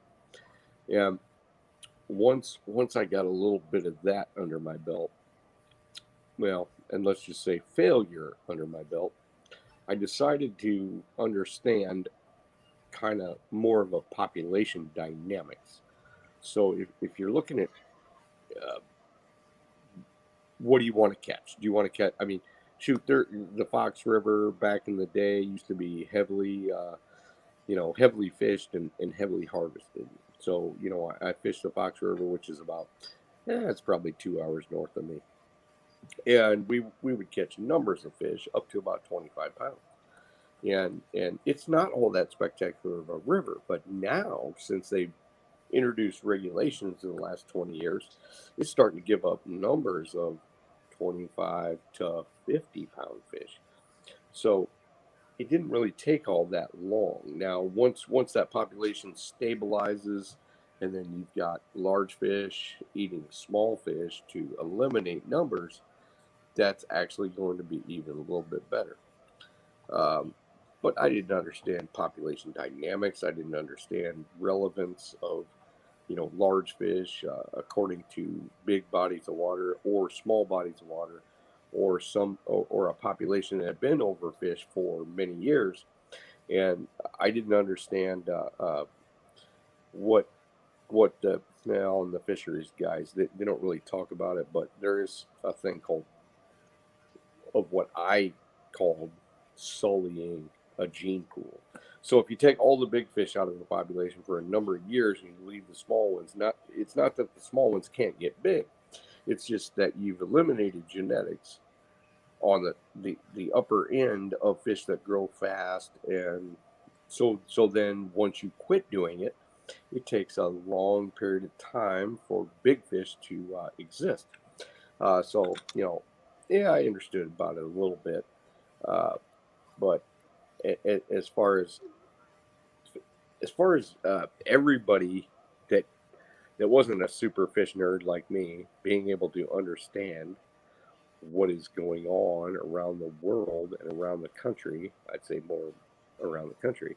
Now we have YouTube and we have TikTok and we have other fish social media. So we really get what's going on. I mean, I understand the dynamics of the Potomac River. I understand the dynamics of the James River. I understand the dynamics of the Tennessee and all the tributaries that go through that. And I think everybody else does too.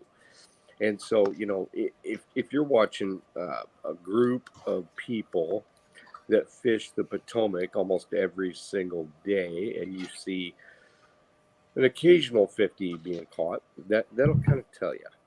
You know, you see the occasional, 40 being caught in certain rivers, and then you see other rivers that are a little bit smaller, and a 30-pound fish is big.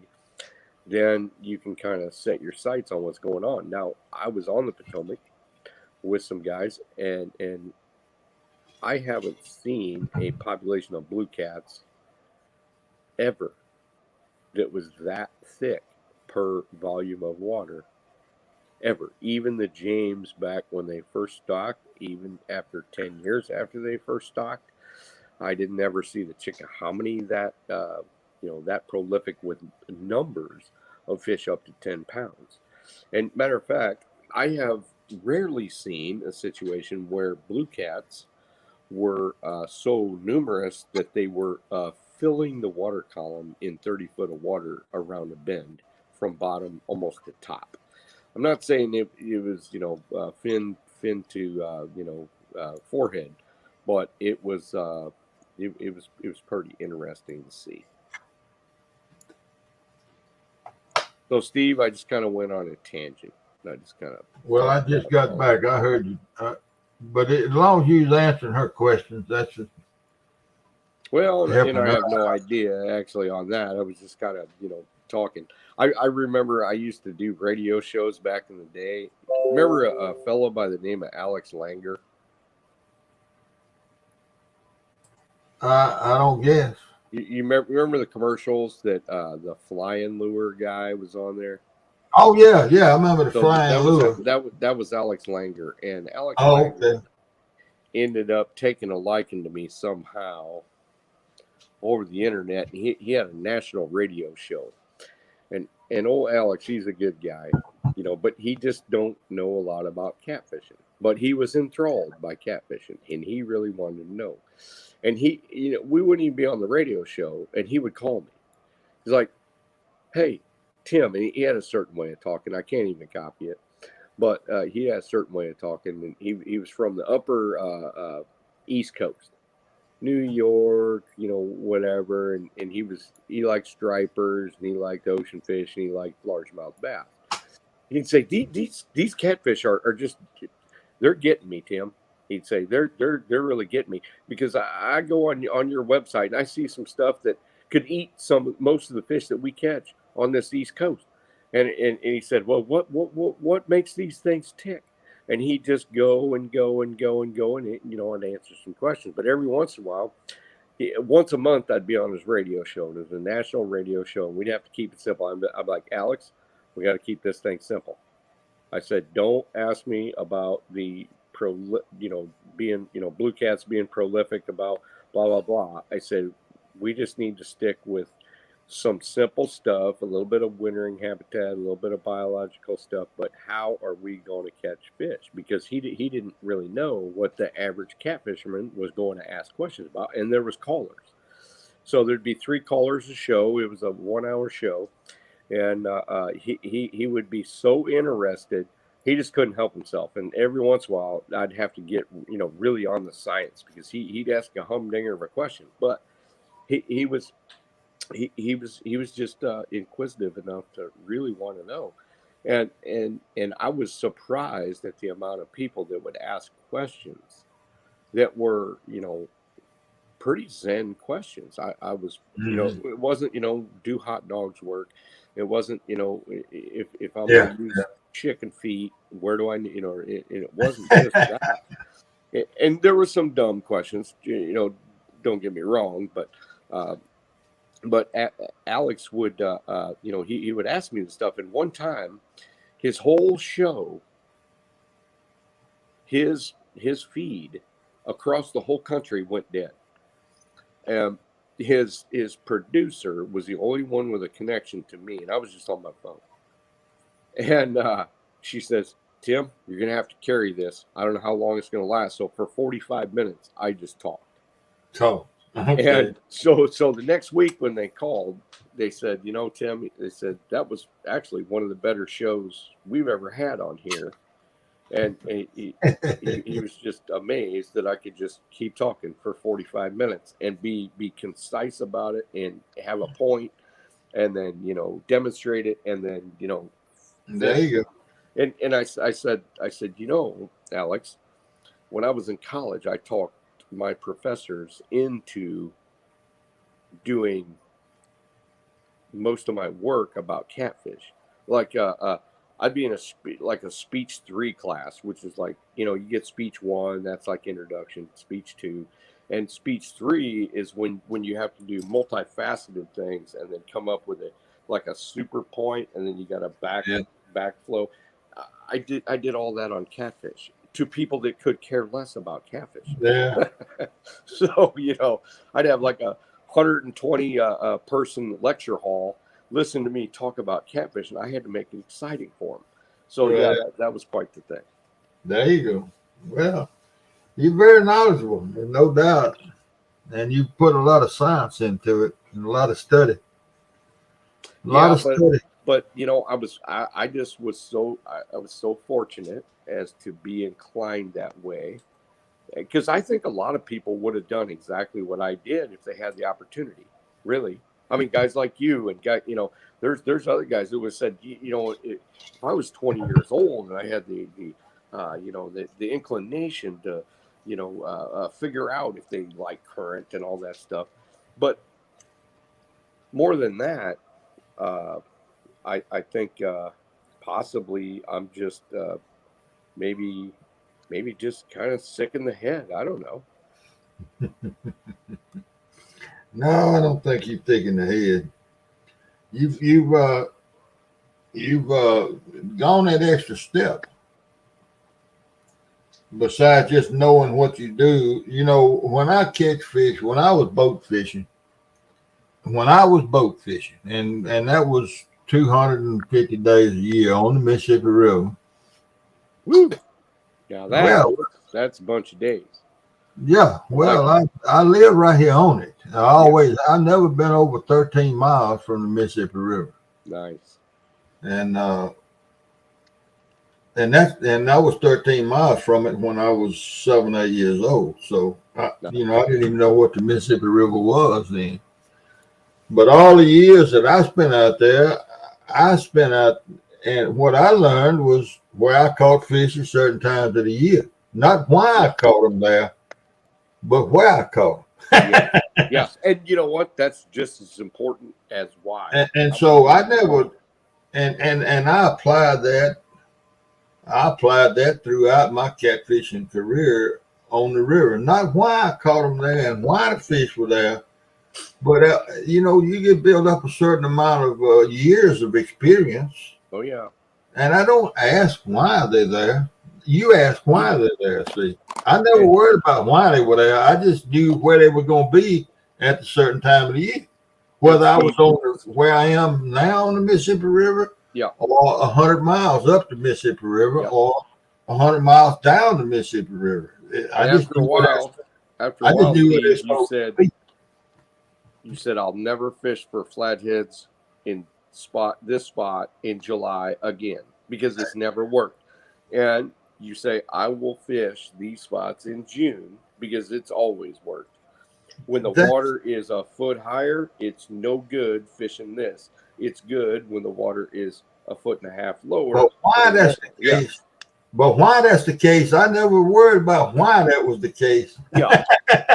Well, and you know, partly is because without the luxury of being close, I wanted to know why.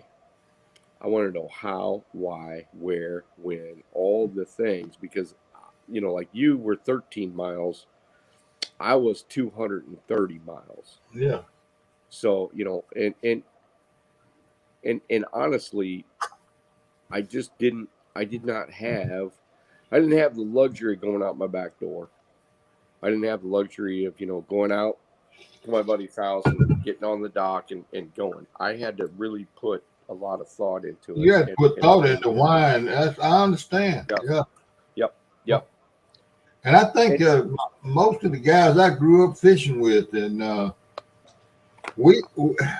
don't know if we ever had a discussion on, I wonder why we catching these fish right here.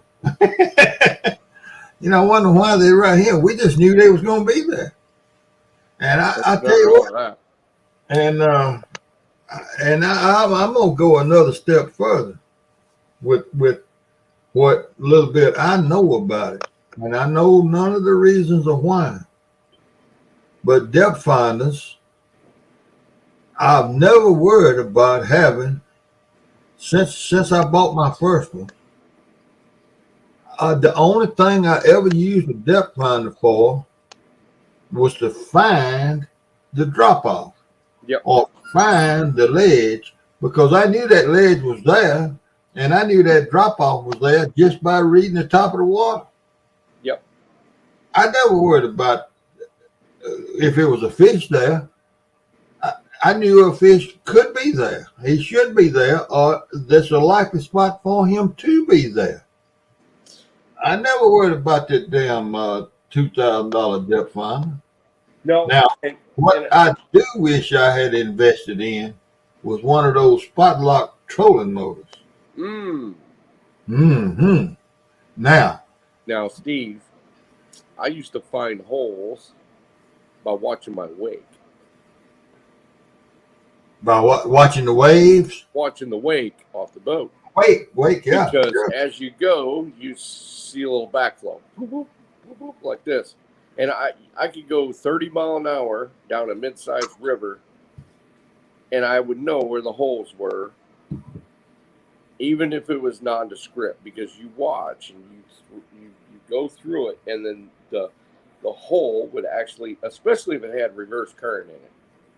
If it had reverse current, I wanted to know it, because that's where a lot of big fish were at on medium-sized rivers. And so you watch that little bit of backflow. So everything else is chopping off this way.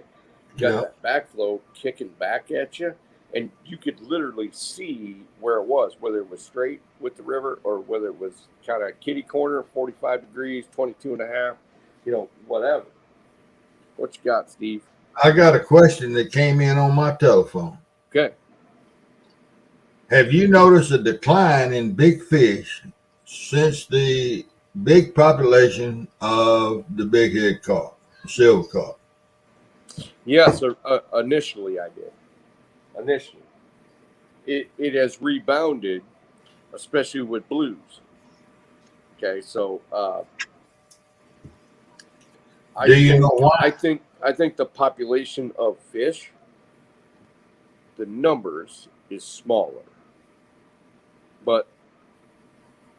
And I haven't seen a huge population of big fish increase. Just remember, everybody, especially the person who's on the phone, is that my area is not all that prolific with numbers of fish. I wish on a live I could just put my phone on my fish finder. Sometimes I don't mark in 5 hours 100 fish. Now, granted, I turn the sensitivity down so I don't mark a lot of small fish, but there isn't a whole lot of fish blues where I fish. There's just not. I mean, I might scout 3 miles and mark 30 fish. So with the Asian carp, I noticed more.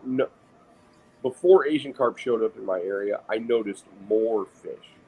I noticed less fish now than I did back then.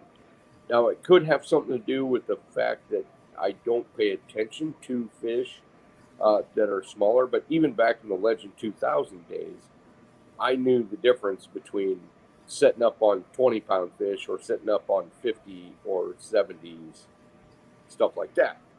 Now, I have noticed that the Asian carp that have infiltrated most of Illinois and Missouri and all these places have kind of they've changed the bite a little bit too. The bite windows are short compared to what they used to be 25, 30 years ago. Like if I went to say St. Louis, I could expect a decent bite window to be 3 hours. Now it's like an hour. So out of Why do you think that's why? because I think they can eat at will. I think there's so many bait fish there they can just go to the surface and just suck one down. And you know, you get a blue cat that's eating a 12, 14-inch Asian carp, you don't have to eat again for days.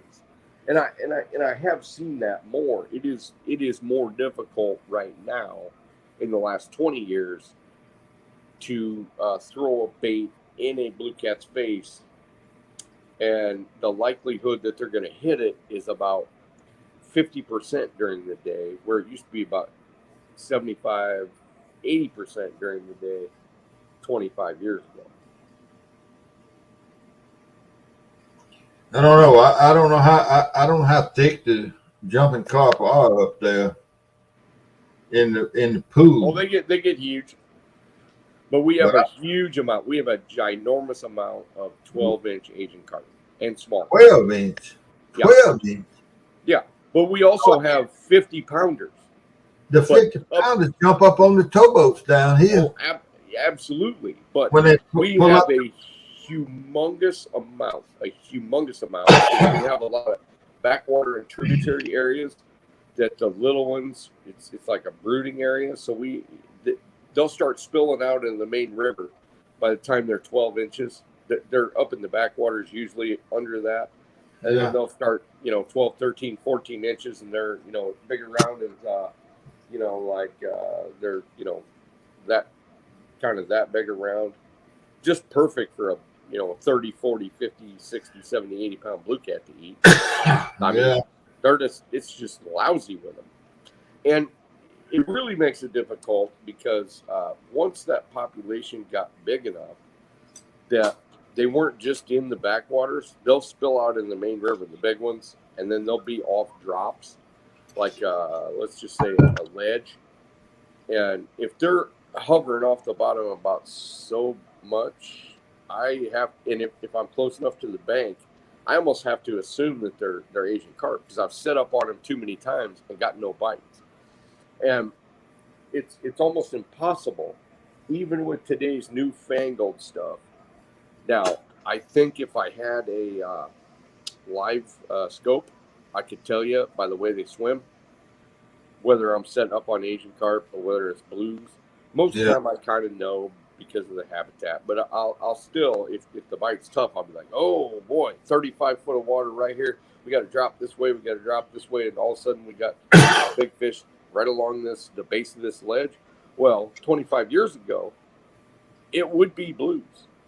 There's nothing else that could be 35, 40 pounds down there, or even 50. But we'll have Asian carp down that stupid deep, and it kind of pisses me off. Well, wouldn't the carp be more of a school situation than say a 40-pound catfish? Yes. Wouldn't it be more? Yes, they will. But when we're talking 30s and 40s, see, that's the thing. If what I'm marking, I think is super donkeys, 70s or 80s, I never make a mistake on that. Almost never.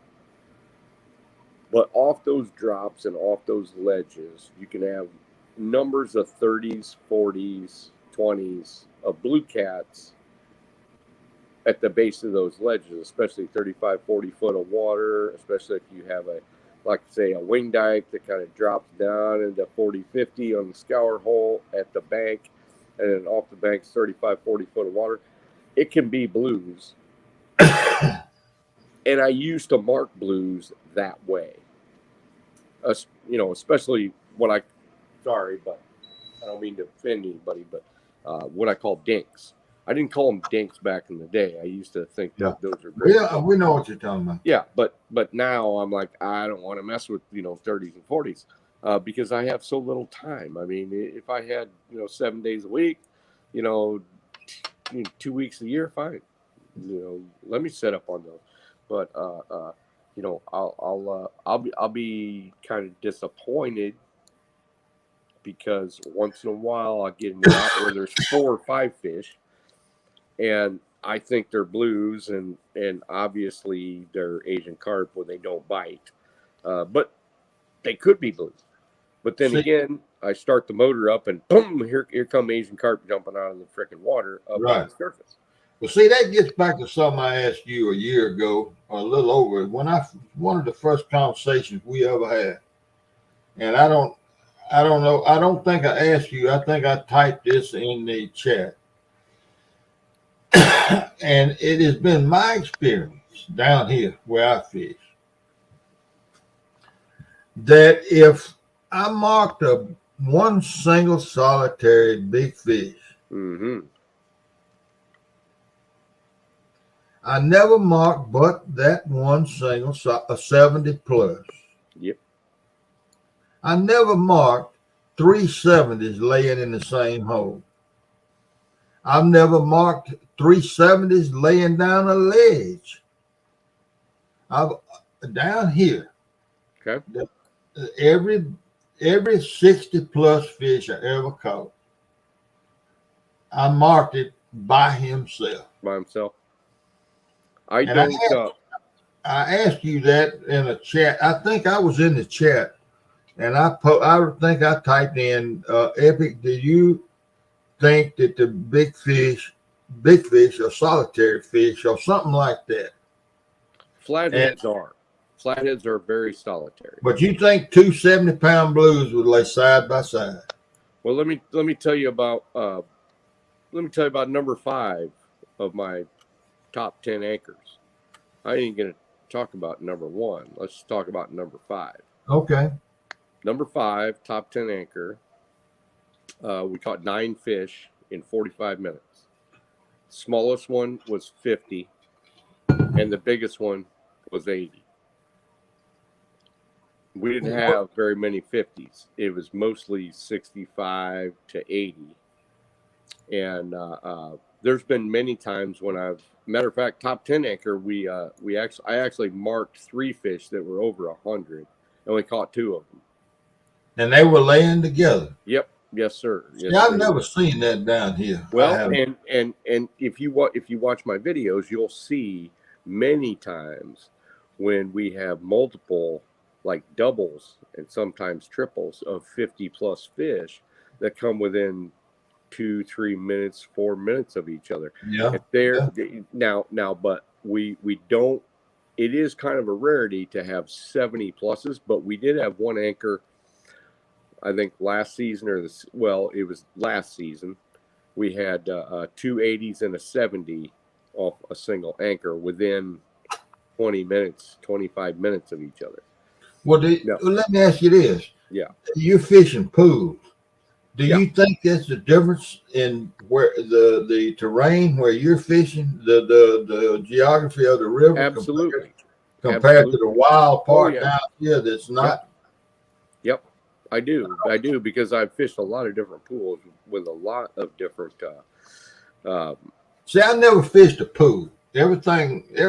Right. I don't know where the last dam is, but it's up there around St. Louis somewhere. That's the one that Steve. That's the one we fished.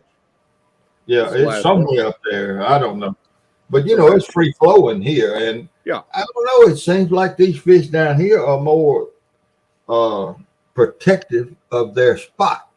And that very well could be. That very well could be. But we got plenty of spots for them to be. But it seems like it's kind of like a bull in the pasture. They get their spot over here, and I don't know. And you know what? Fish and other creatures sometimes exhibit different behaviors because of luxury. They have the luxury to be able to do what they do. Yeah. You force them into a smaller habitat where they don't have that luxury, and maybe they'll be. So they have to adapt. Absolutely.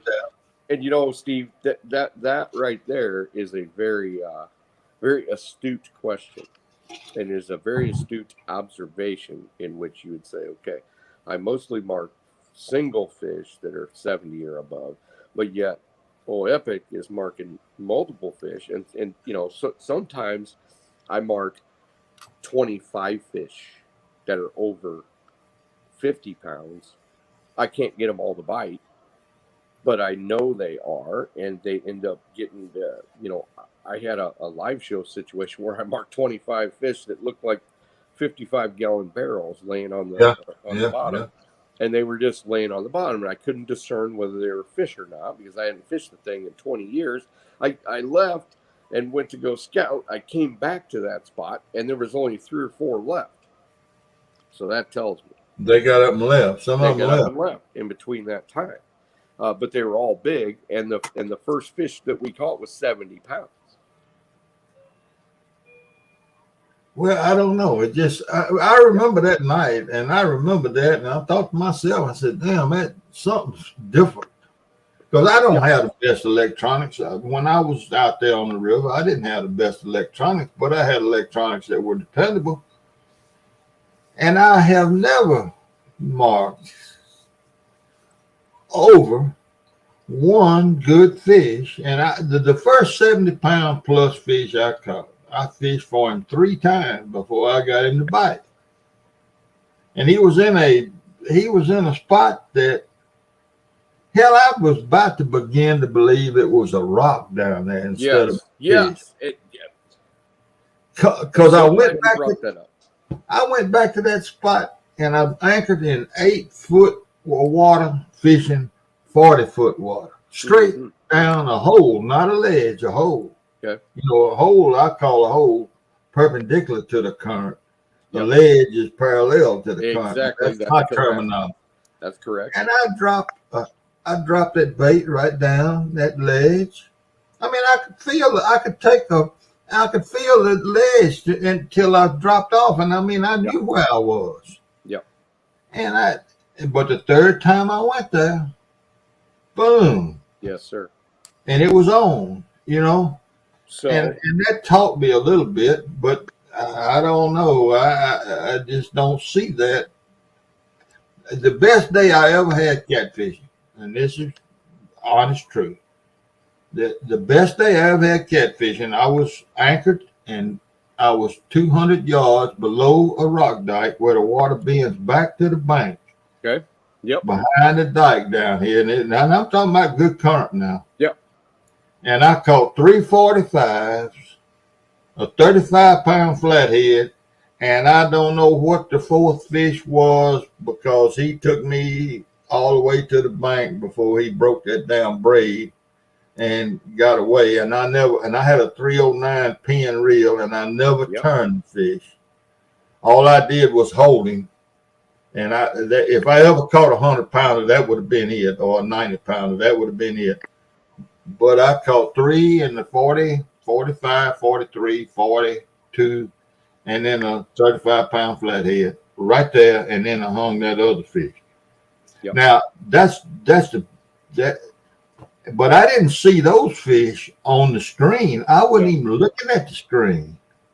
Right. I was looking at the top of the water and being able to drift that boat back and lock it right there at the fish where that water bends back out of the main current of the river. Because I just knew that was a spot them fish were going to be. Yeah. And they were. But those are 40-pound fish, 45-pound fish, and I don't know what that one big fish was. So Steve, I've only had this new fancy fish finder for I think 3 years. Before that, it was a Legend 2000, which is no different, pretty much, than an Eagle, dot matrix. So I mean, and that I never got that far up. I never got that far up because before I don't know. Before that, I didn't really have one either. So yeah, I know what it is to, what a lot of catfishermen would say, running blind, where you just have to learn the river and learn what's going on. Hold up. David Smith Yep. got a question up here. What up, David Smith? Whose question is? Obviously, I have never ever seen a 70 up close, let alone caught one. What are the conditions to look for to catch monsters from? Oh, shit, I can't help you from the bank if that was the question. That was David Smith asking. No, that was Tim Molina. Hey, what's up, Tim Molina? Okay, now with saying that you caught the many fish in one spot. Okay, this is for you. Okay. Okay, now with saying that you caught the many fish in one spot, was there a lot of bait fish in that spot, or was it a great ambush spot in that part of the river for them to be together, Tim? Yes, it was an ambush spot. There you go. So an ambush spot is one of those that takes a wider swath of river and amplifies it with both current, cover, and depth, and then allows me to put some baits in there where they're not just gonna like run amok. Where they're not gonna go down, they're not gonna go over, they're gonna. It's kind of a funnel area. Okay, so I'm gonna set up. It's almost like big deer hunting. If you're gonna do a bunch of big deer hunting, you better have a spot that is going to lead that deer somewhere within your reach of your arrow or your gun. So Let's now- go stick a deer. I love bow hunters. Let's go stick one. yeah. What kind of bull crap is that?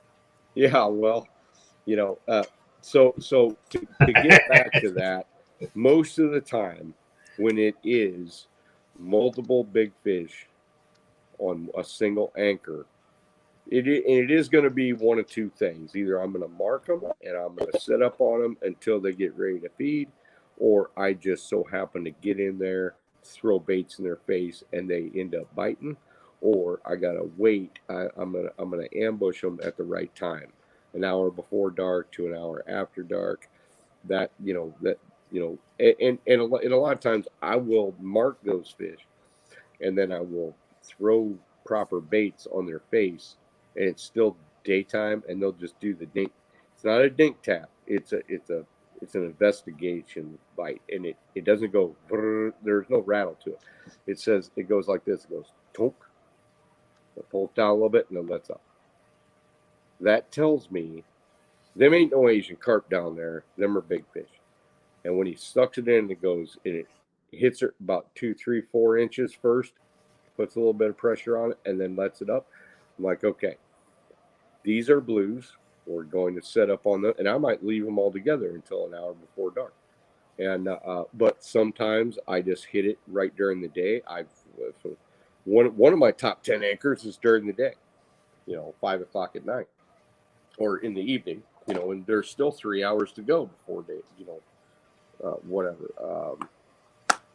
I would have to say probably 80% of the time I am ambushing fish that I have marked, I have located.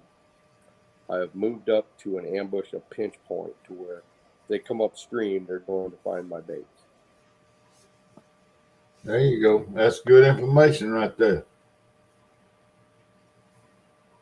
Now, That's good I've information. caught huge fish by pinpointing a certain fish. I've set up on them during the day. There's only one fish, like you said, when you mark, a giant fish, 70, 80 pounds, 100 pounds, 90 pounds. I've thrown it in their face and caught them. And that happens more with flatheads than it does with blues.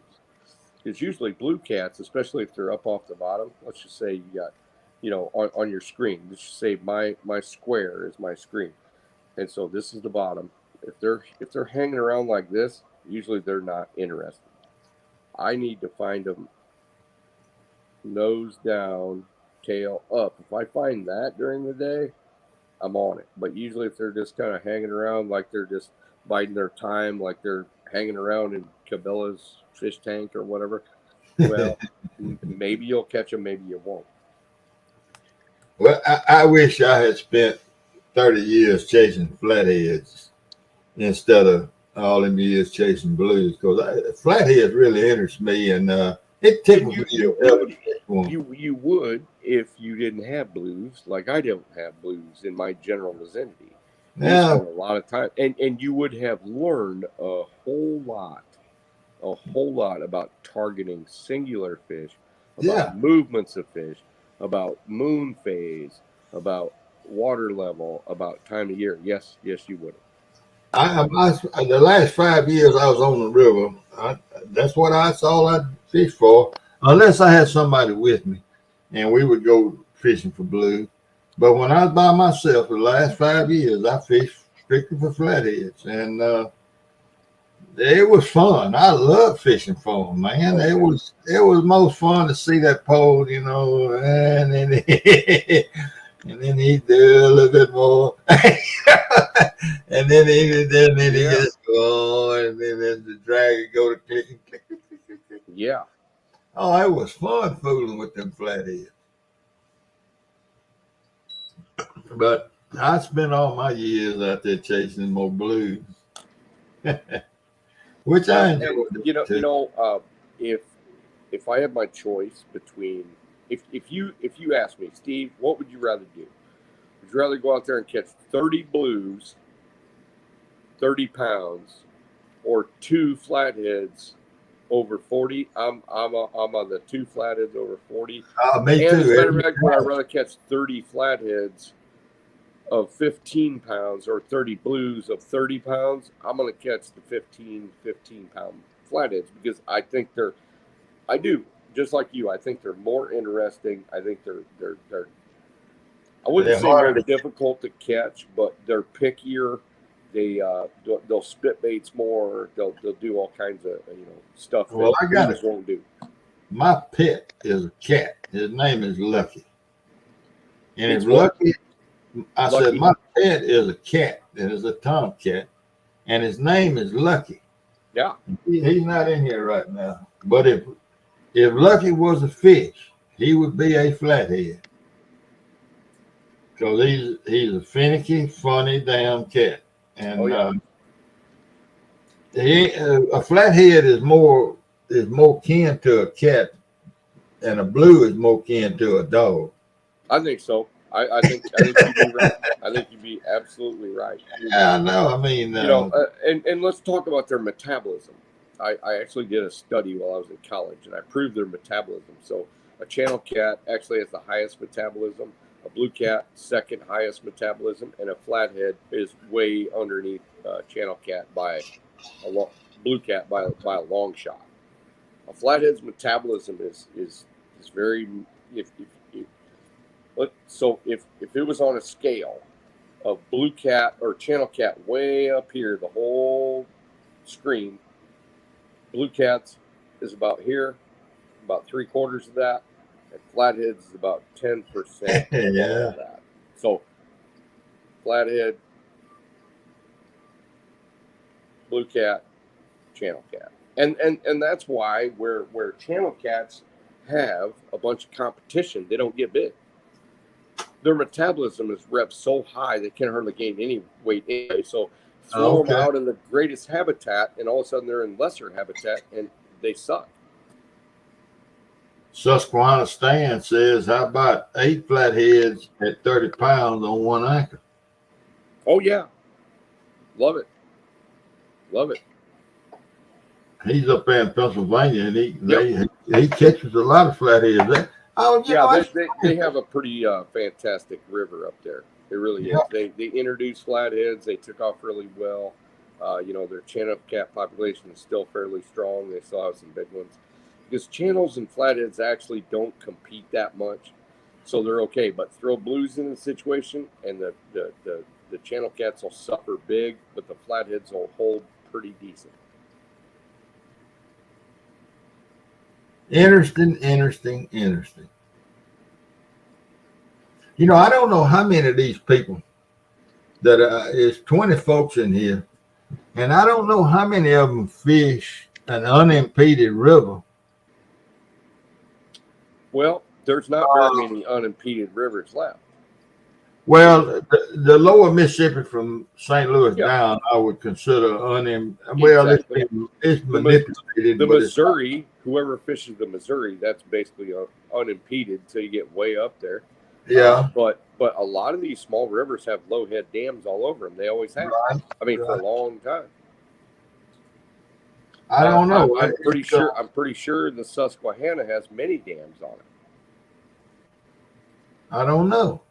Well, the James River guys fish a basically unimpeded river, but it's not that long. It's only 28 miles till you get to from Richmond down to the saltwater. It's not really that long. It's like an average Mississippi River pool up here.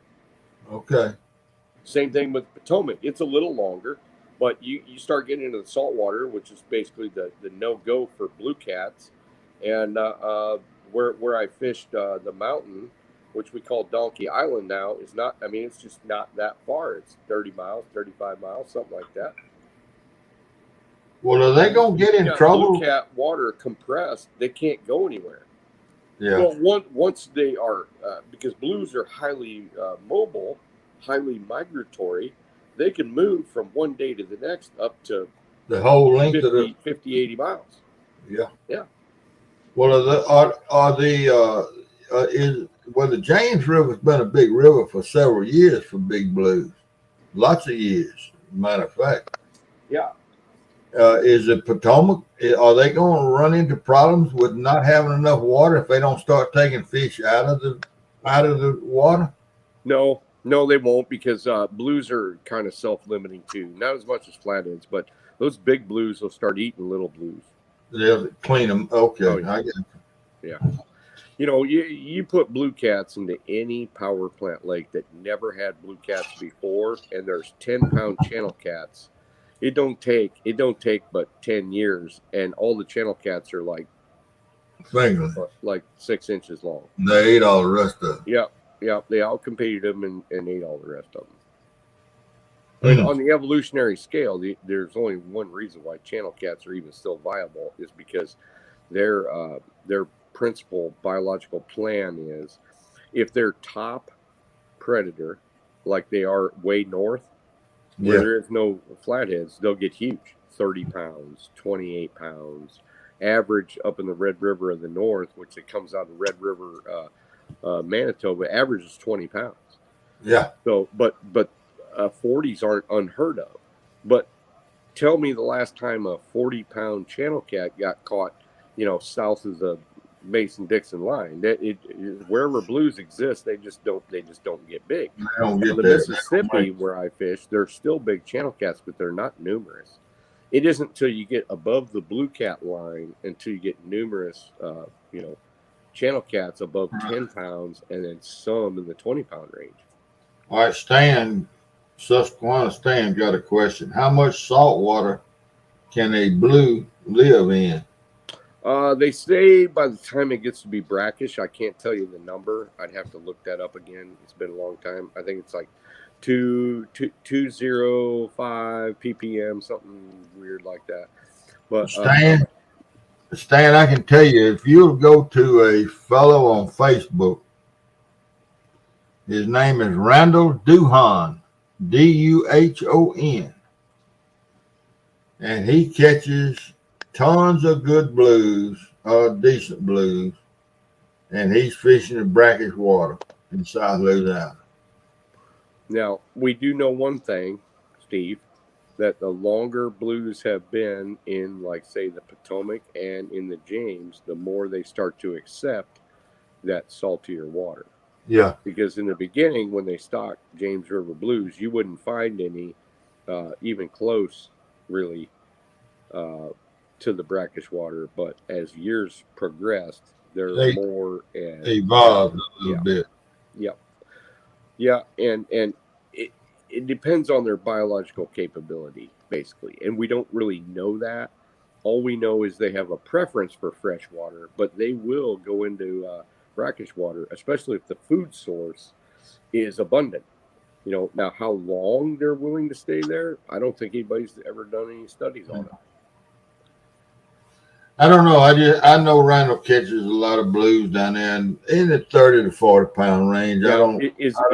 is he also catching saltwater gaff tails and stuff like that?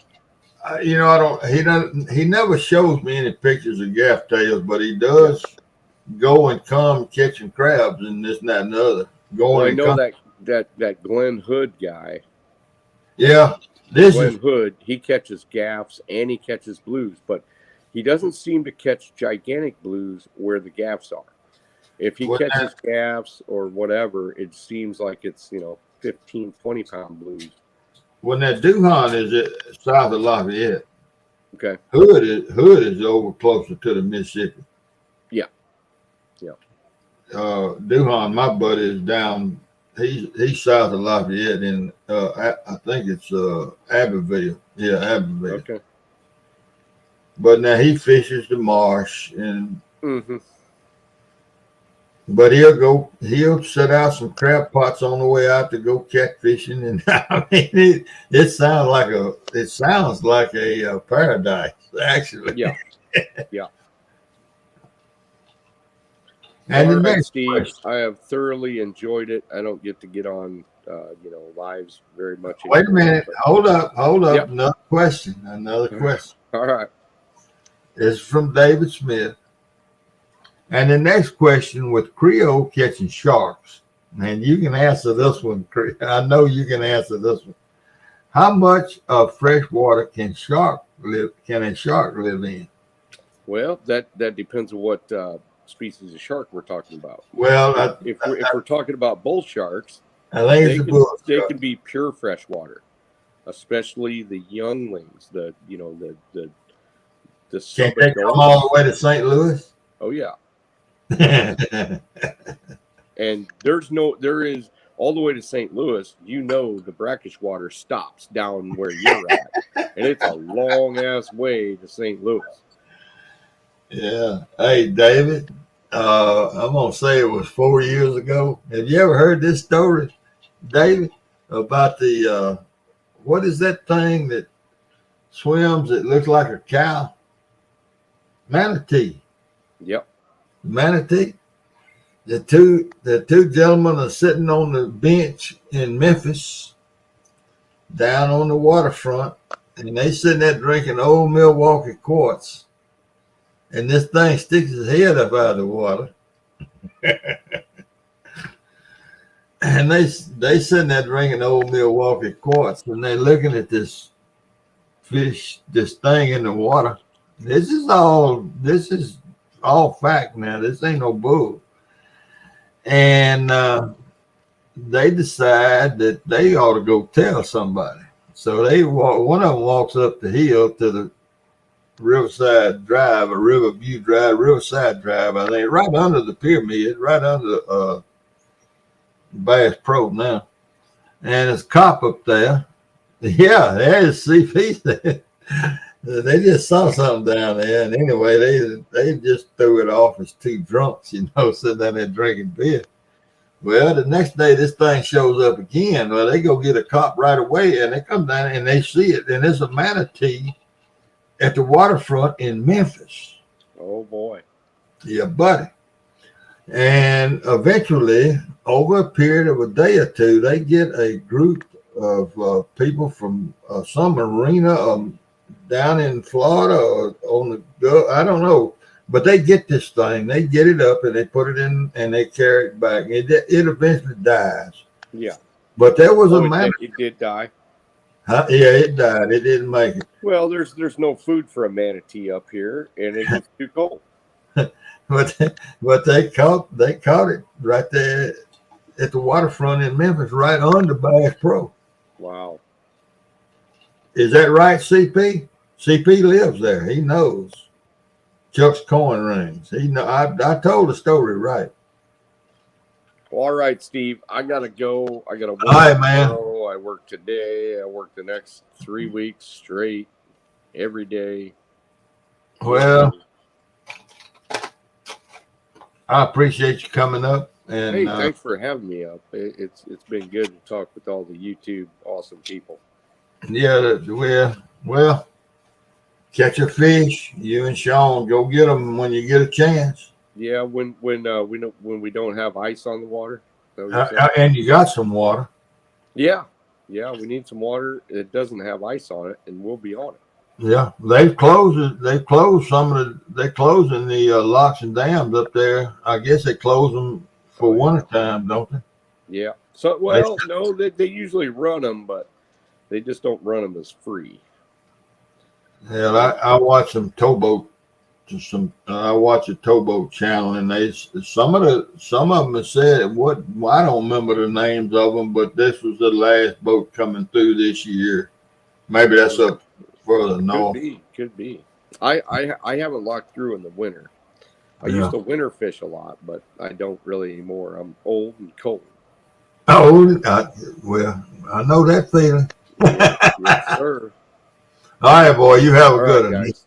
Hey, thanks for having me. See ya. Bye-bye. Always fun to talk to that man. Always fun to talk to him. He's a very knowledgeable catfisherman. You guys would be a feather in your cap to listen to everything he has to say. Hey, Mark. Very knowledgeable. Well, I'm going to put it back up there and see if we can get another celebrity to come up. Maybe Tim Molina. We got any more celebrities?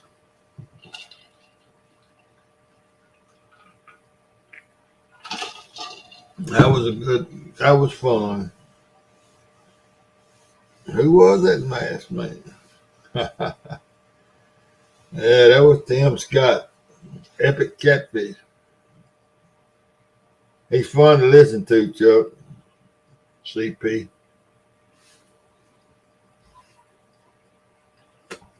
Fun to listen to.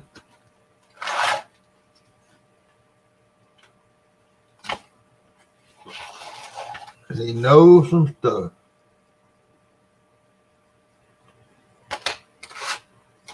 Yeah. And Jody was in here. And I know I am bound to interrupted her. Was it that bottle on the cabinet over there? Wine? Coach, what is that bottle on the cabinet over there?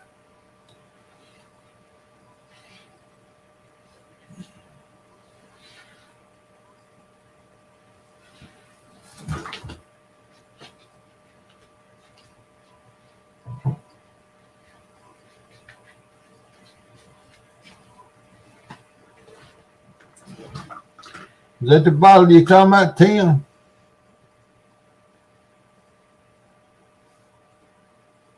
Jeff W. Hey, Jeff W. Is that the bottle? I don't know what that bottle says. Thailand.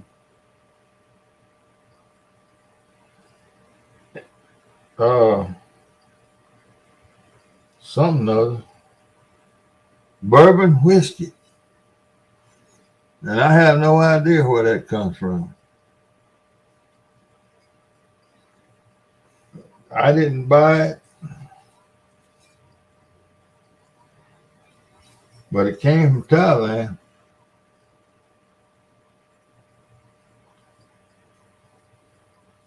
Other cabin. What now? Over your other shoulder.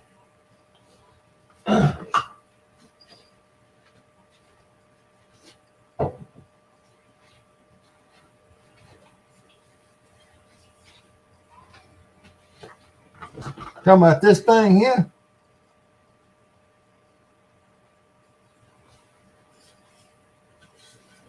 I think it's just a decorative. Something my wife bought or somebody gave it to her. I don't know. It wasn't no, it ain't nothing. That's just that's a nothing.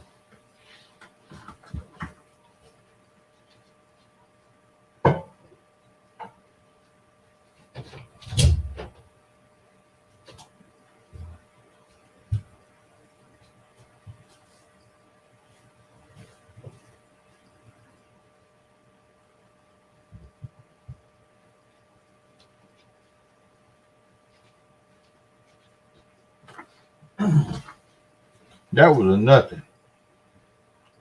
That's a genie bottle. Now you want to see an old bottle? I'll show you an old bottle.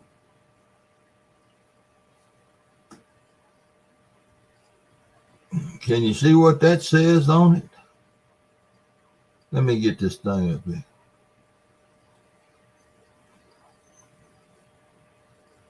Can you see that? Coca-Cola.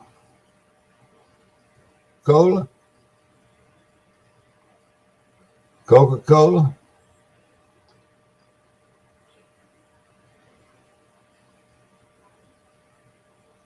Down at the bottom, Coca-Cola.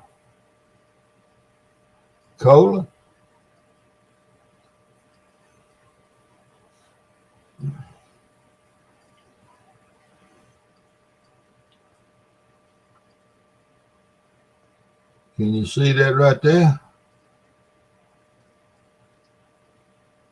Greenville, Mississippi. Now that's an old bottle.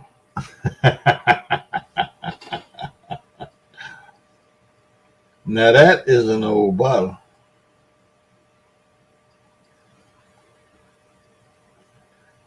Yep. Yep.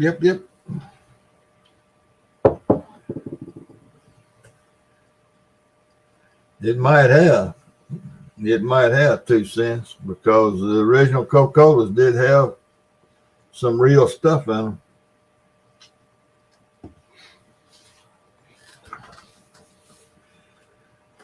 A lot of people didn't know that the first place that Coca-Cola was, I always get it confused. I don't want to tell a lie. I think the first place that Coca-Cola was ever bottled was in Vicksburg, Mississippi, which is 80 miles south of me. Now, Vicksburg was Coca-Cola was patented and invented in Atlanta, Georgia. But the first place it was ever bottled was in Vicksburg, Mississippi. And me being just 80 miles above there, Greenville got a bottling company. And that's one of the original Coca-Cola bottles from the 1800s. Pretty valuable bottle. Pretty valuable.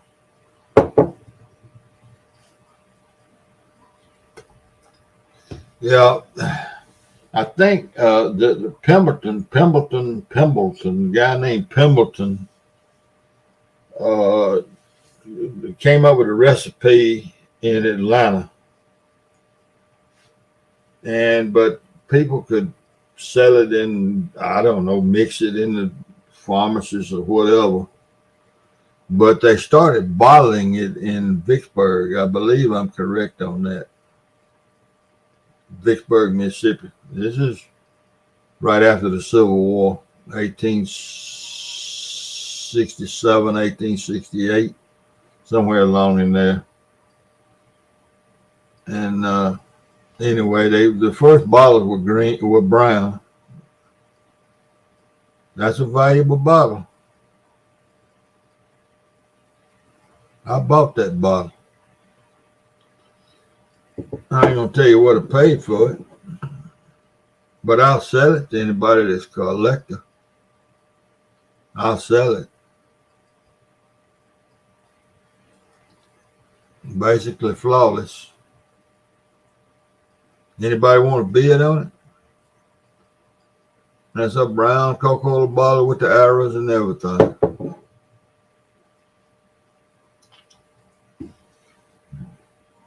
You want to buy it, CP? Oh, yeah, it's thick. That bottle's heavy, man. That thing is heavy.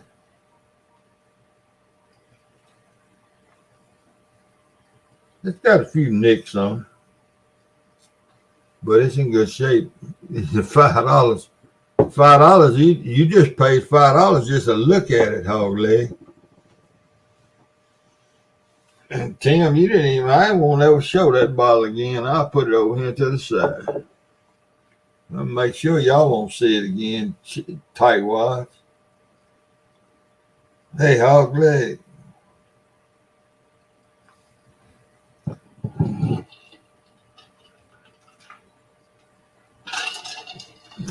There's people that dig bottles for. Oh, I might talk to you for $150. I might talk to you. Maybe. And you'd have to talk real nice then, Tim.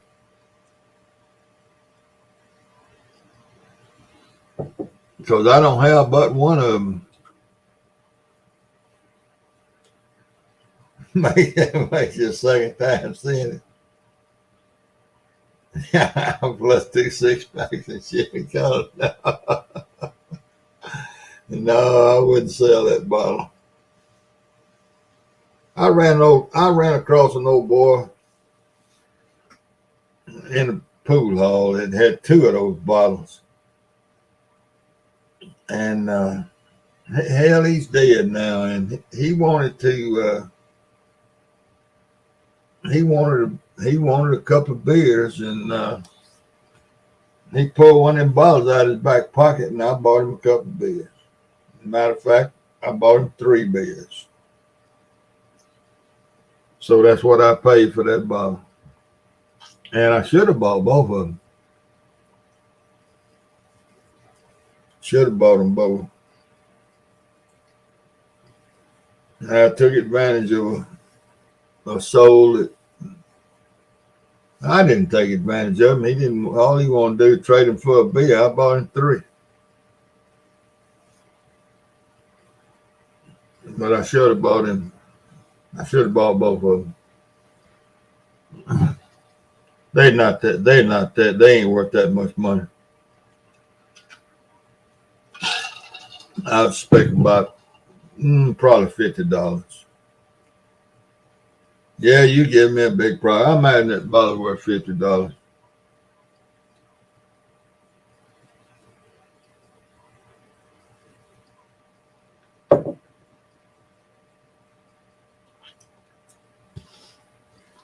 But it just so happened y'all mentioned bottles, so let me put this one up.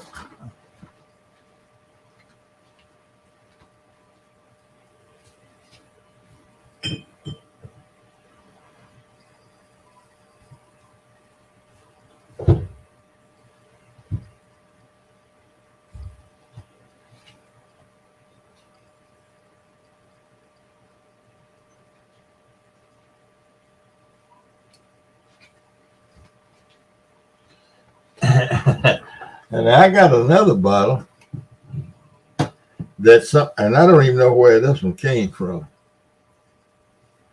And y'all can look this one up if you want to. And it's hard to read, but it says pure beverage on one side.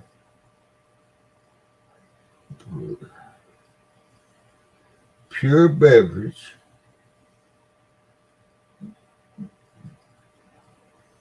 And somewhere on here,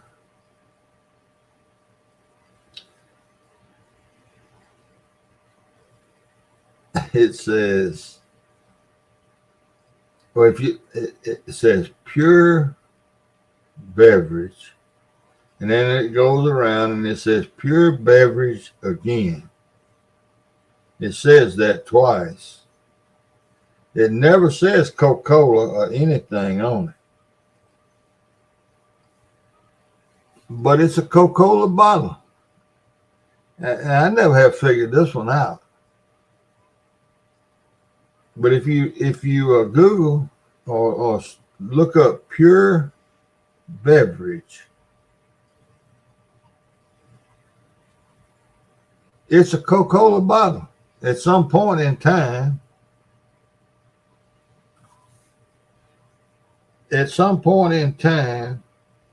Pure Beverage was Coca-Cola.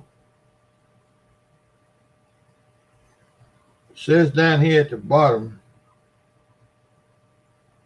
8.5 or 6.5. I can't read. I ain't got my glasses.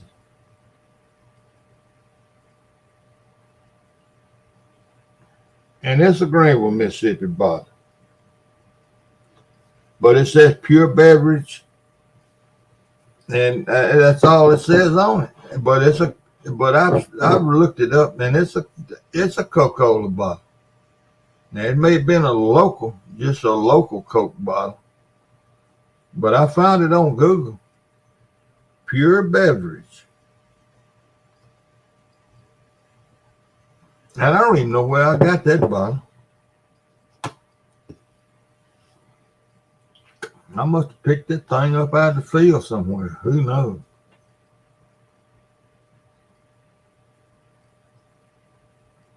I know Tim Molina's looking it up right now.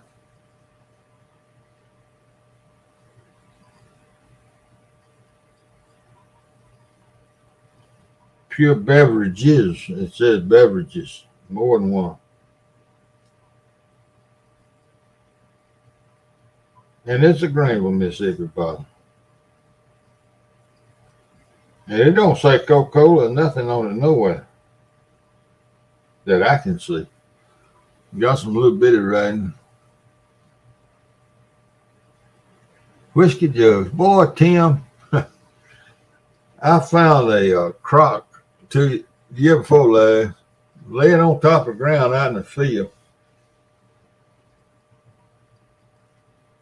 What's that, the brown bottle or this one?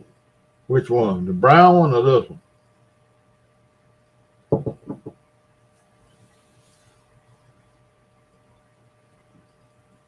Which one, Tim?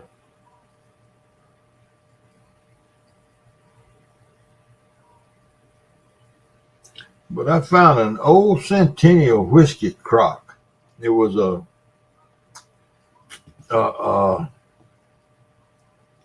old Centennial whiskey. It was a salesman's Pure Beverage. Yeah, does it say Coca-Cola on it? No, it says Coca-Cola, right? This one ain't in pristine condition. Cherry condition. Yeah, I understand that. And I know about perfect condition. This is not in perfect condition. But there again, I don't sell anything. But I don't even know where I got that bottle. I just know I had it in there. I picked it up somewhere. Walking around. Who knows? Who knows? Yeah, it's got to be in perfect condition.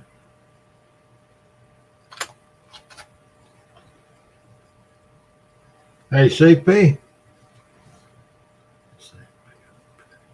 says pure. P-U-R-E. Pure. Pure. P-U-R-E.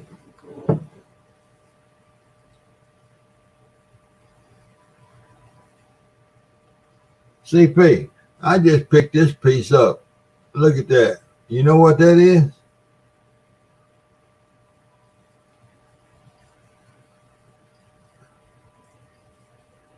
That's the bottom end. That's the back piece of another heel plate. I didn't even realize I had it. That's exactly what that is.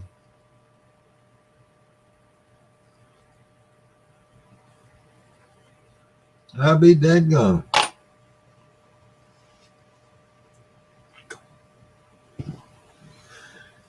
Yeah, Chris, you ever heard me tell a story about my bottle digging days?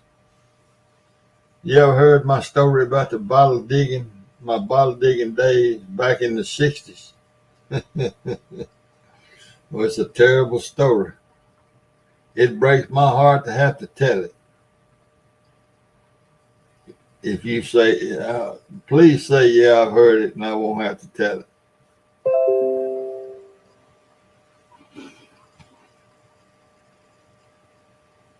I ain't gonna look it up. I thought it was a diaphragm turkey call. No, that's a piece of a heel plate off an old leather sole shoe. That's exactly what that was. I didn't even realize it was laying there. I ain't gonna look at all that, CP. I see you sending me the information.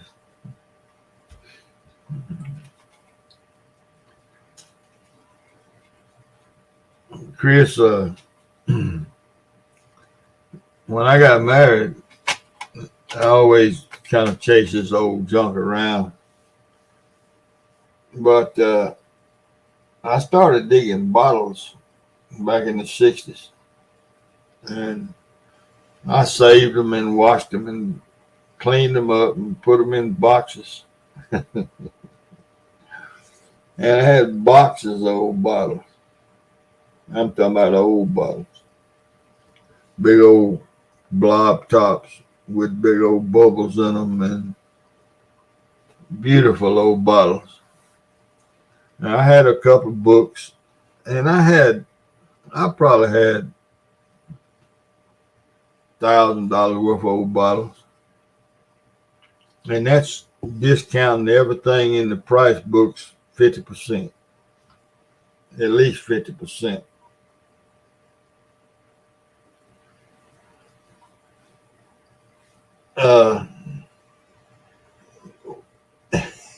Yeah, Tim, I'm sure you were in here. So we moved several times, and we moved to Greenville. We've been married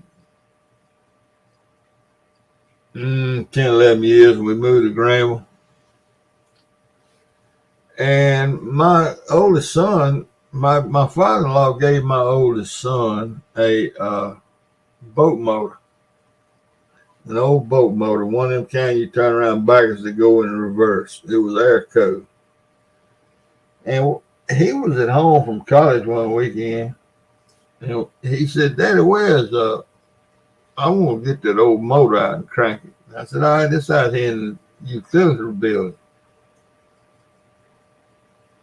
So we went out there, and I said, hell, this motor's supposed to be in this building. We couldn't find it.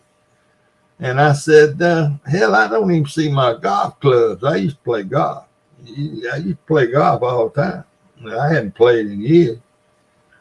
But I said, damn, I don't even see my golf clubs. And then I got to looking, I said, I don't see my bottles either.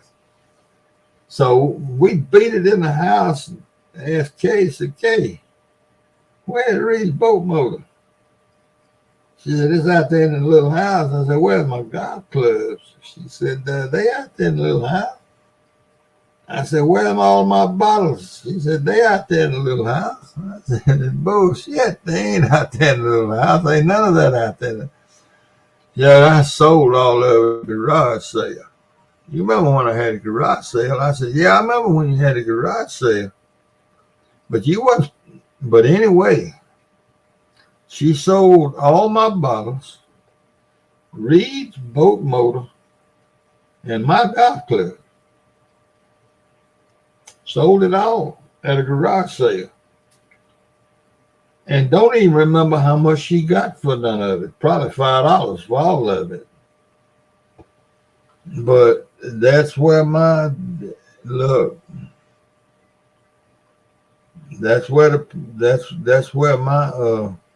bottles went, Chris. And Reed's boat motor and my golf clubs, which the golf clubs, I would have sold them for $5, I reckon. But it was a complete set of golf clubs. It had every iron and every wood and every half wood. It was about 40 clubs in that bag. Man. Oh Lord, damn woman. It, if it wasn't for one, if it wasn't but for one thing, they'd have a bounty on them. I'm telling you now, it'd be a bounty on them, just like coyotes. But that's so many years ago, it don't matter now. Pure Beverage Company. Yeah, this was Greenville, Mississippi. Stephen Carlin. Yeah, I know it, Chris. It was. I got one bottle, and I was gonna bring it up here, but I didn't see it back here. And I know it's close.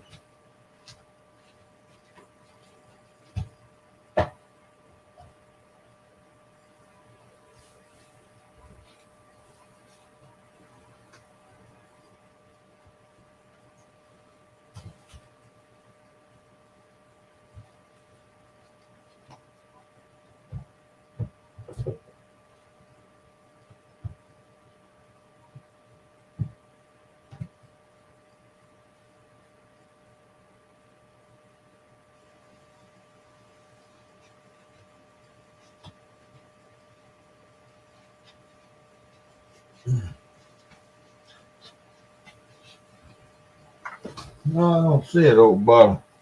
But I have got one old bottle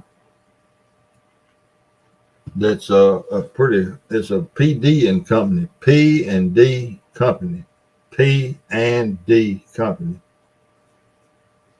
And it's an old apothecary jar. It's brown, and I got it hid so good that I can't even find it.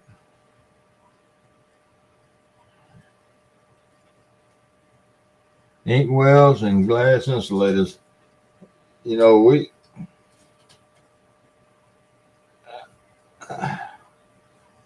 used to have glass insulators by the dozens down here, but they pretty and all, but I never got into them.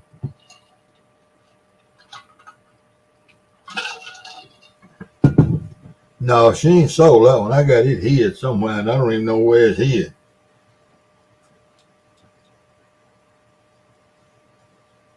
I got it hid so far, I can't even find it. And she knows not to sell no more of my damn bottles.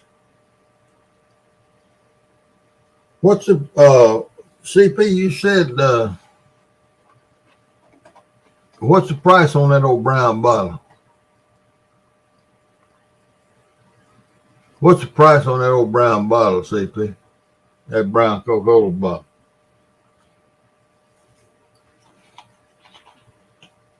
I ain't gonna go look at all that. I don't care really,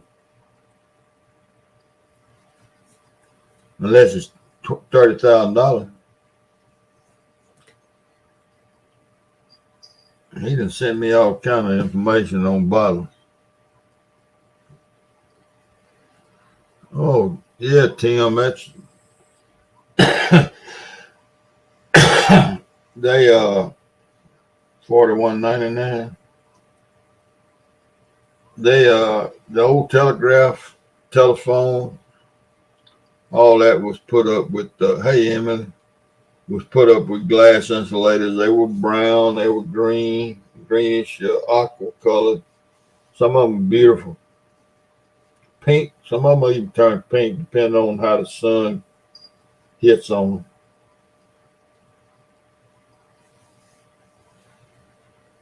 A brown Coca-Cola bottle for $35,000? A brown Coca-Cola bottle? No, not one of mine.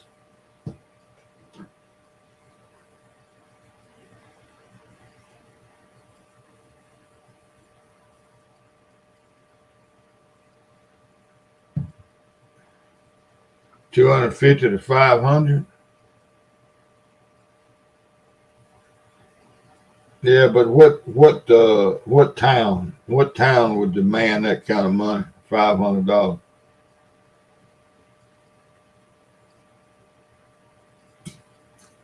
I wish somebody else had come up here for a minute or two.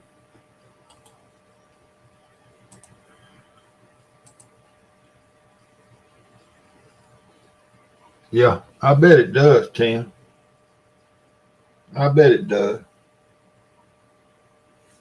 You know, yeah, Carmel, I have a heart attack for 30,000 now. Somebody offered me 25,000. They'll own a brown Coca-Cola bottle, and I'll pay the shipping and insurance.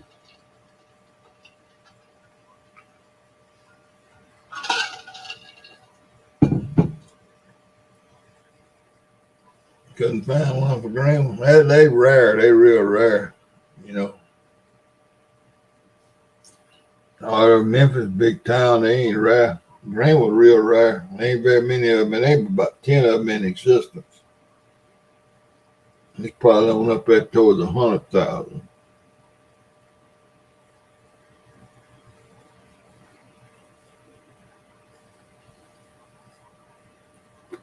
CP, you remember me telling you about the lock that I accused you of? I gave it to you, and you accused me of not giving it to you. You remember the lock, the big lock with the Memphis store on the back of it and everything? You remember me? You remember that conversation?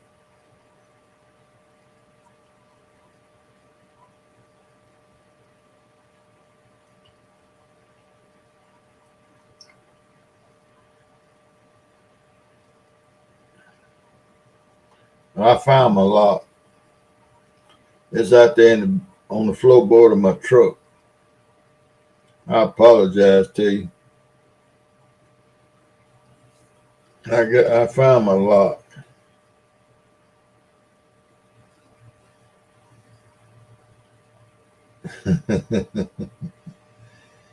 Yeah. Tim, did you see that? Did you see that watch fob I showed earlier talking about John Deere?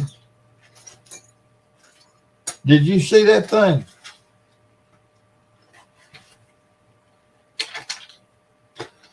Did you see it, Tim? That watch fob, that case watch fob. You might be interested since you know what a John Deere is.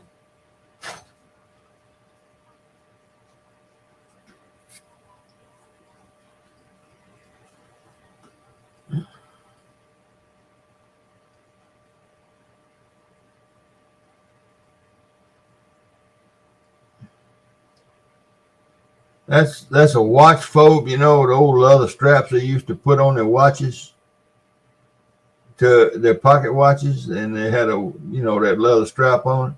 Well, that's a case tractor handout, I guess. If you bought a new tractor, I guess they gave you a watch fob or whatever. And the little thing up here where the string is tied, that's where your watch leather went through. See it there? Look at that old tractor, man. See it? Okay, you see it. How about that?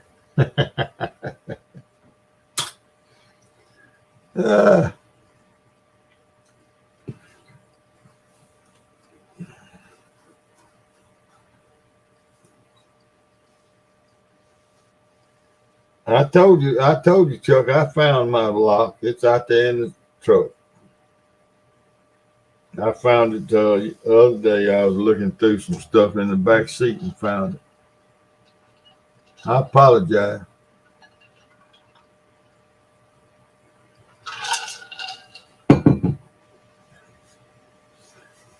Well, y'all, I got to mute this thing or stop the camera because I got to go pee.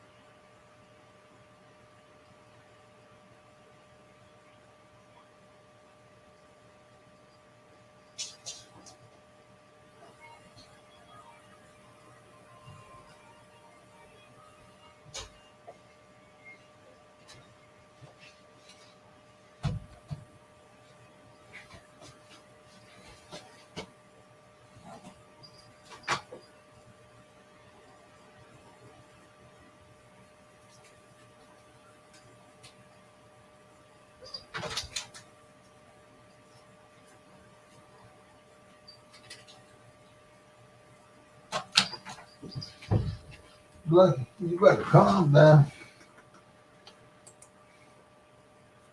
You hung the tractor outside your pocket.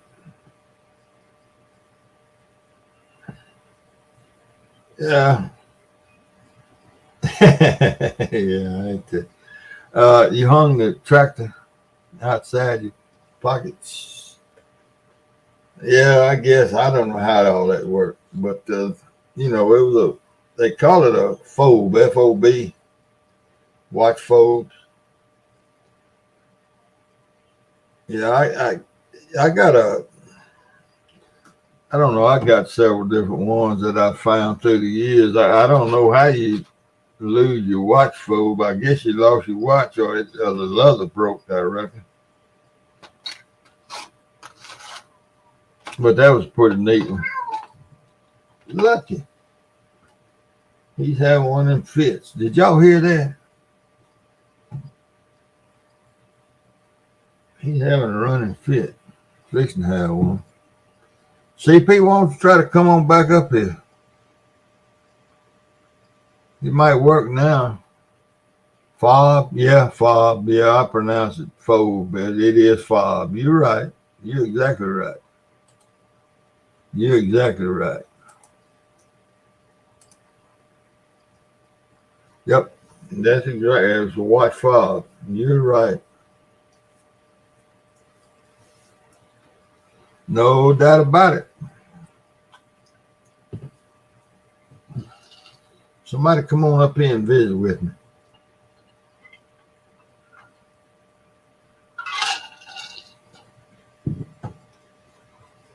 Has Indiana Chris? Okay, Tim. Appreciate you stopping in, man. Appreciate the conversation. I enjoyed it.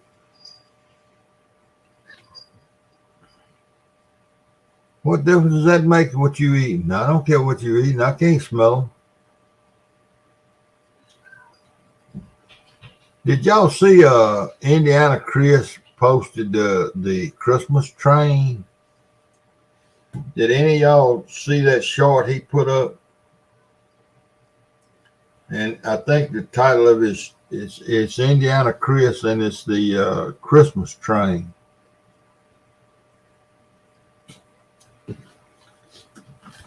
Man, that was pretty good. It was I didn't even know something like that existed. It's a train that runs somewhere, and it got lights all on it, and it's pretty. It's really pretty. I thought it was pretty sharp. And Chuck said he's eating eggs right now, and I don't know why that is so. Why he got to post it? Because he eats eggs all the damn time. He lives off of eggs. Yeah, you saw it, Chris. I think I saw you posted on it about it. Look at Lucky over in the corner. He's having a fit. Lucky. That cat. That cat is having a mental breakdown.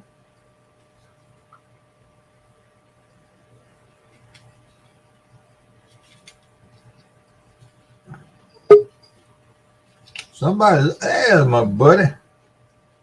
I'm going to leave him in the cellar for a little while since the Georgia won so big tonight. I think I'll leave him down there. Look at him down there in the cellar. I'll leave him down there. Look at him down there in the cellar. All right, rookie. And then what you called me the other night? It sure did. I sure did. Yeah, well, hey, man. Did you see his radio antenna? Yeah, I saw that, Chris Evers. It was broke plumb off. Broke plumb off. Yeah. Yeah, it was. What's up, Hogleg? You going live tonight? No. You gonna help me out then? Daggone right I am. How about them Bulldogs? Go Dogs. Well, it's up to them now to win it all for the SEC. Well, they're SEC champions now. Yeah, And, I just hope that they got 20-something days to recuperate and get ready to go again. yep. I just hope they don't all go out and get drunk and get put in jail. But they will. Yeah. Yep. Certain amount of them will, but the ones that really want it will be there. You know, a couple of them tried to get accused of rape last season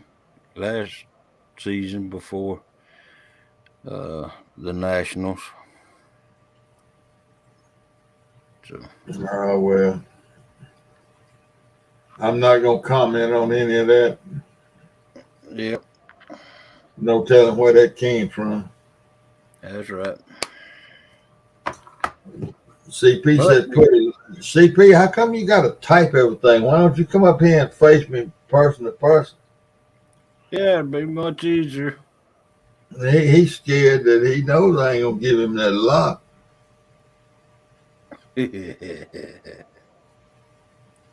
And I thought I'd given it to him, but since I didn't, I don't think I will now. He ain't from Memphis no damn way.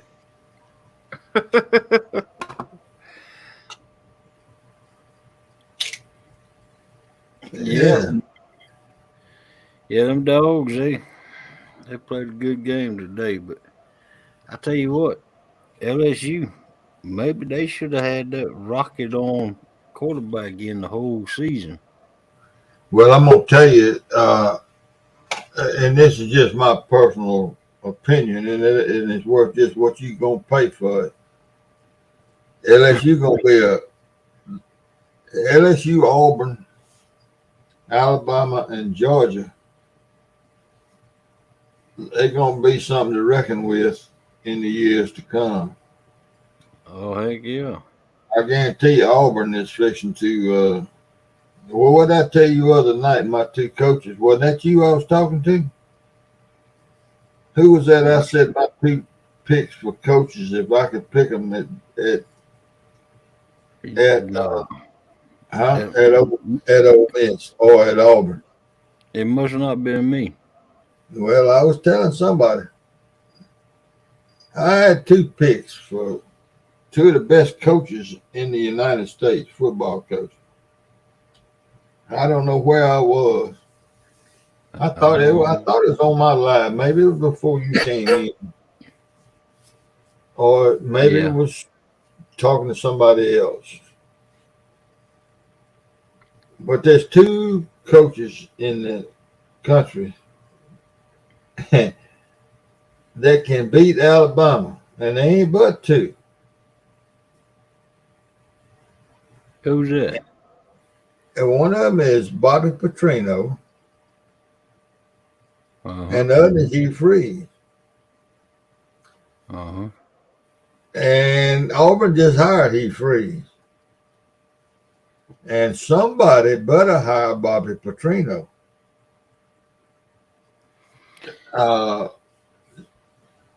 Kirby Smart has got Nick Saban's number. I think that the NIL and the recruiting has swung toward Kirby Smart. But you got now Kirby Smart, you can't take it away from him, because you got to remember, 15 of this year's players last year's players went to the NFL.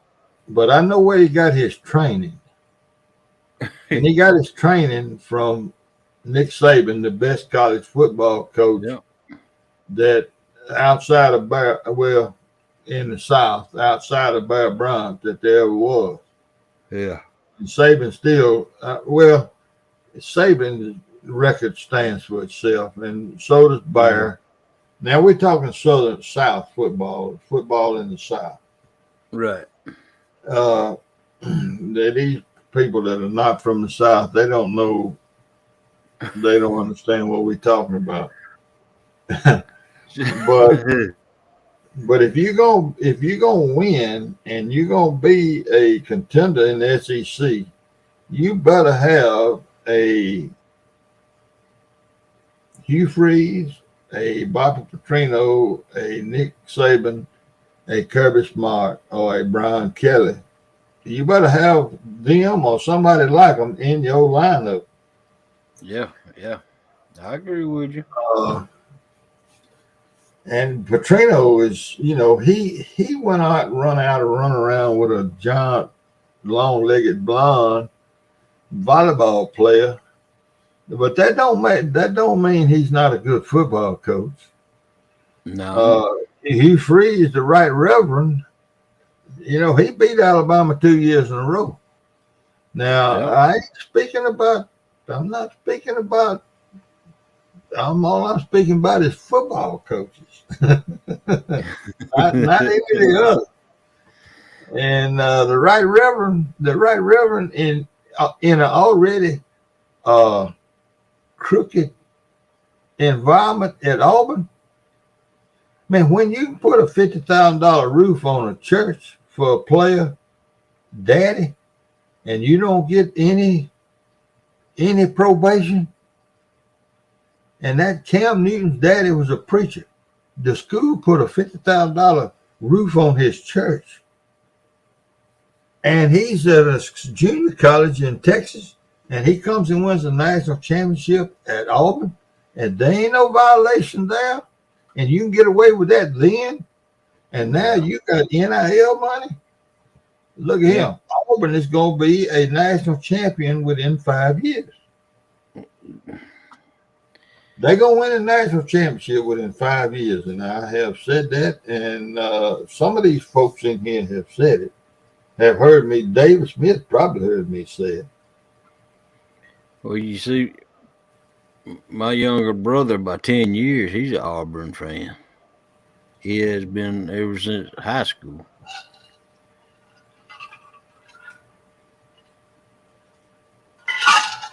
Well, now breaking the rules is legal. Yeah, You can't break the rules. You cannot break the NCAA violations. There is no more such thing as an NCAA violation. Well, Ole Miss just raised $10 million. $10 million for the NIL money. That NIL means pay the players. right. So now what kind of violation can you have? Okay, $10 million. Let's say each one of them, they go to a high school senior and say, we're going to give you $50,000 to sign. Yeah. Now, 50,000 into 10 million, how many times will that go? I don't even know. I can't even. Man. So and now Alabama says we got $200 million in there, and we're going to give you $100,000 to sign. Well, you figure to go what? Somebody figure out what's 50,000 into 10 million. David Smith, do me a favor. 50,000, 10 million divided by 50,000. I ain't got my calculator here. Well, David Smith's gonna do it.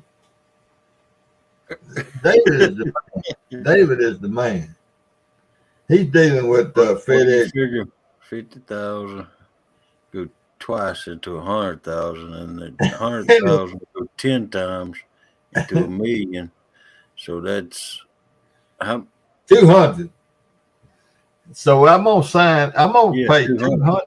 I can pay 200 players $50,000 to sign with Ole Miss.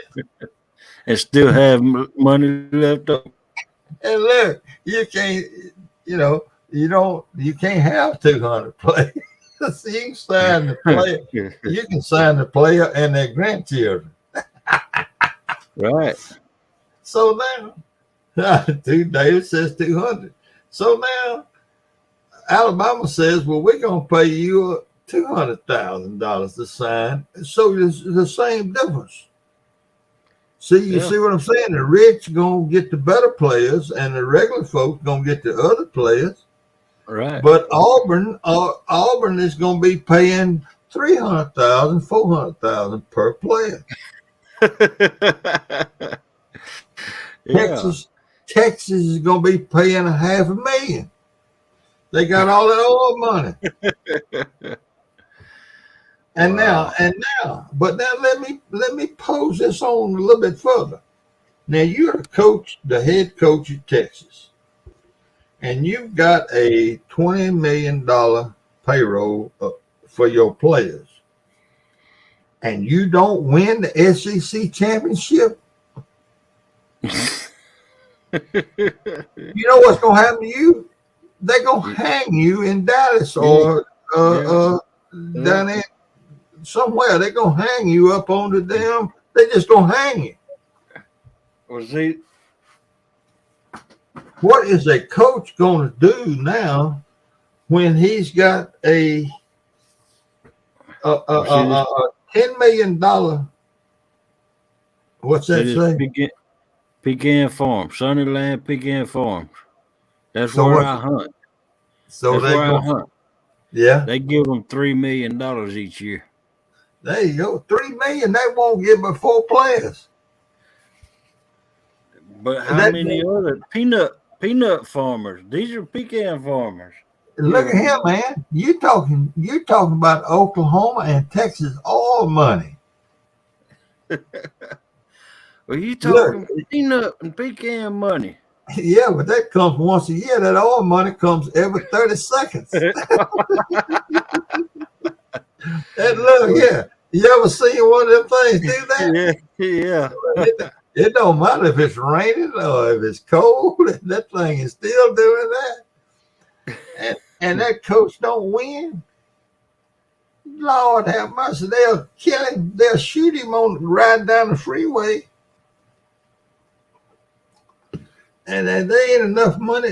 If I was the best football coach, if the Lord said, Steve Adams, I'm gonna give you this.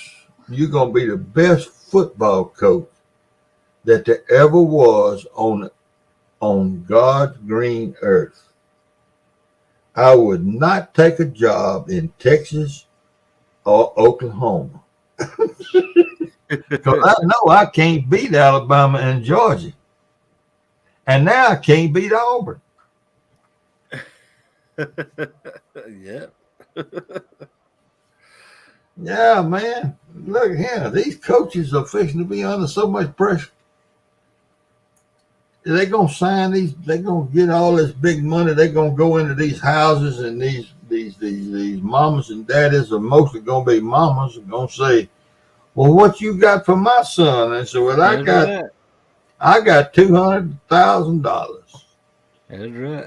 Be like and then the next man comes in and said, I got $300,000. Well, and then mama gonna say, and now you go over there and you go to and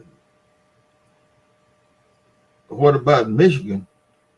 Look, the northern teams, do they play football up north? I don't think so. They thought they played football several years ago, but when the sports writers were the only thing that had anything to do with it. But look, we don't down here, we discount Notre Dame, California, and the Big Ten. We discount them as a souped up junior college. That's right. That's Robin C. I'm just being frank with you. But we still like you, Robin C.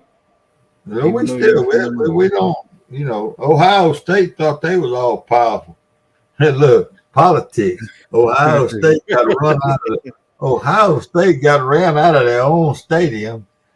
They got ran out of their own stadium by Michigan, and they still in the top 4. Now tell me the sports writers ain't got something to do with that. Right. Exactly. My wife says, I'm pulling for TCU. I said, why? She said, because they just undefeated. I said, baby, this old Southwest Conference, they gonna get Kansas State is gonna kill them. No, they got whatever that boy's name is. I said Kansas State gonna kill them. What happened? Kansas State run them out of the stadium. Well, Yep. no, they didn't. They beat them in overtime. Yeah, they beat them in overtime.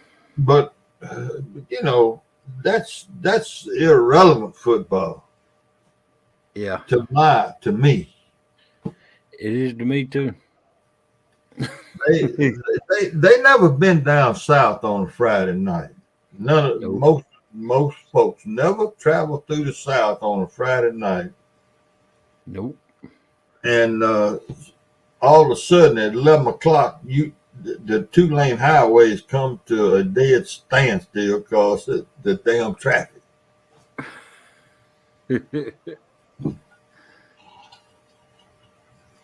Yeah. Hey, But David Georgia Smith. Bulldog. David Smith, add Oklahoma to that too, and Texas. Add Oklahoma. Oklahoma's usually in the top 5 or 6. And they ain't been worth a damn since I tell you what killed Oklahoma is when golly, my favorite coach ever. He coached at Notre Dame, he coached at LSU. What's his name? Hogman? Oh man. And he took that Arkansas team, he suspended 12 players. He suspended 12 players and went and beat Oklahoma in the big bowl game. Oh, hell, what's his name? Oh man. Most famous college football coach ever. Oh, gosh.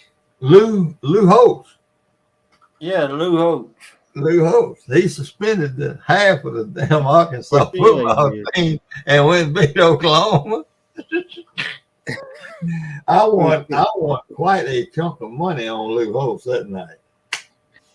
Oh. I sure did. Lou Holtz. I got a story about Lou Holtz. I got a good friend. I got a good friend. His name is Bland Payton. CP knows who Bland Payton is because we metal detected on all of Bland's land. We got permission to hunt on his land.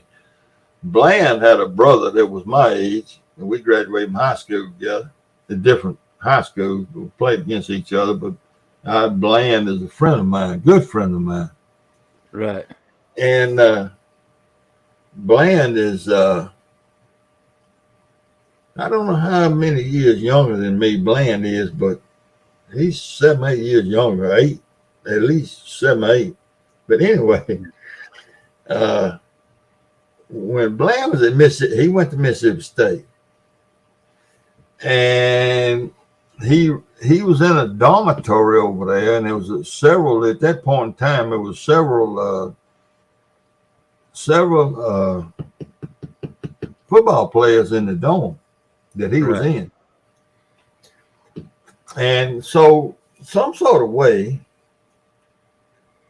during on football game day, he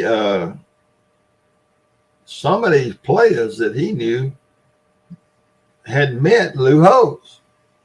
All right, and Bland ended up with Lou Holtz's telephone number. Okay. So Lou, I don't remember where he was coaching, but he was coaching somewhere. And Bland was at Mississippi State as a student. Well, he had watched the ball game, and after the game, they were at home, and 2 or 3 hours after the game, he was drunk and drinking, a bunch of college boys. And so he called Lou Holtz's telephone. And Lou answered the telephone. And Bland said, Coach Host, this is Bland Payton down in Mississippi. I just wanted to call you and congratulate you on your big win tonight. And Lou started talking to him like he was an old friend. That's the personality that Lou Holtz actually really has. Yeah. And Bland has done sobered up talking to the man, you know, telling him about the plays, and that was and how good a job he did it all. And so he congratulated him 2 or 3 more times, and they hung up. And Bland couldn't believe it. He could not believe it. He's talking to one of the most famous coaches in college football. Yeah. So now he's a Lou Holtz fan. Next week they play, and they win again. And they on the road. So the next day, Bland calls him at home again. And Miss Holtz answers the phone and says hello, and said, "This is Bland Payton. Could I speak to Coach Holtz?" And Bland says, he could hear and say, "Lou, it's Bland." Lou, it's Bland calling you again.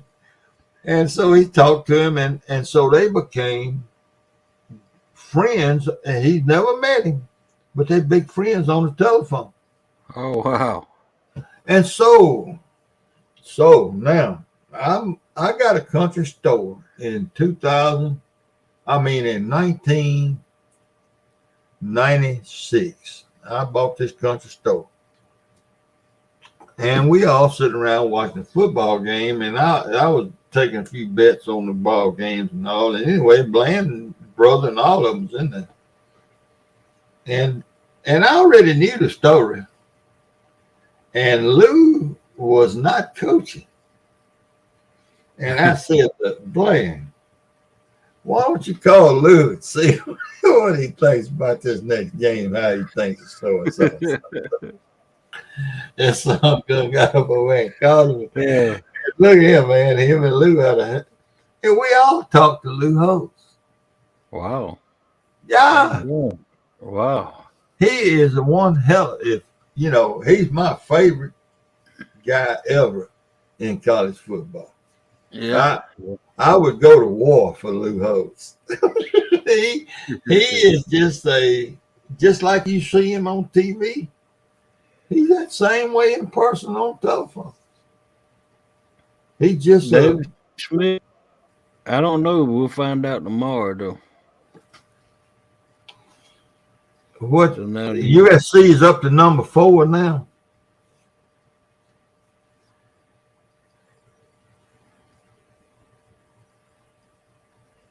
I don't know.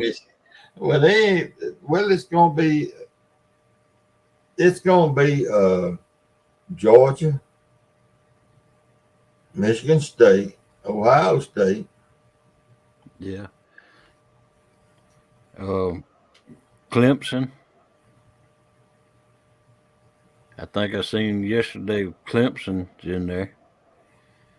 Clemson. Well, I don't know. I guess I don't know. I don't We'll know. find out. No, it's gonna be Ohio State. They're gonna bring Ohio State back into it. They ain't gonna kick them. Ohio State is number 5. Well, it's Georgia, Michigan, Ohio State.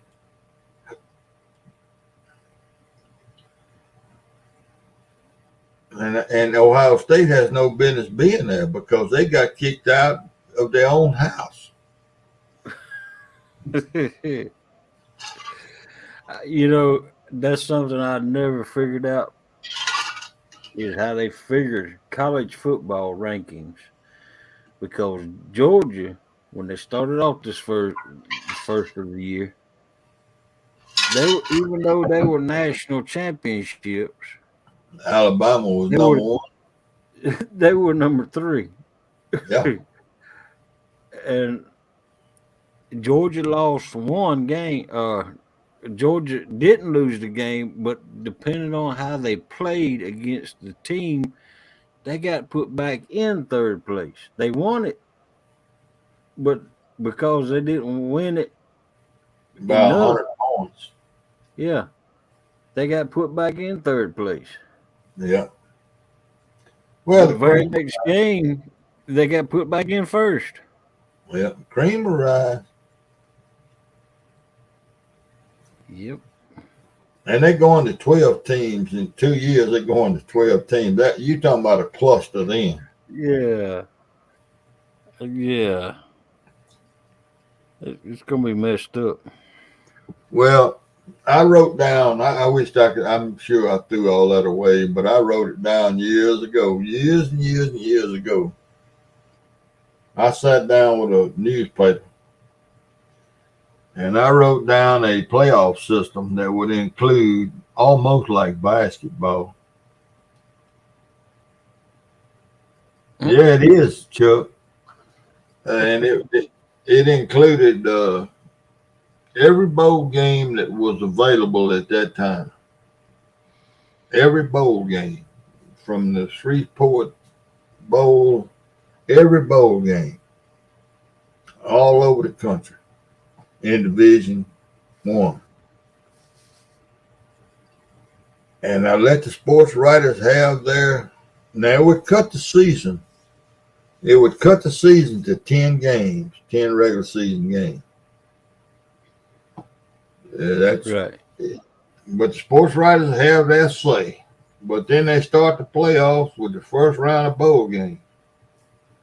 And every bowl game was a playoff until you got to the last bowl game, and that was the national championship. And everybody played their way in. Everybody played their way in. Now, everybody had to play 13 ball games, 14 ball games. But when you got to the end, you had a true national champion. Right. And I drew that thing up, back in the 90s.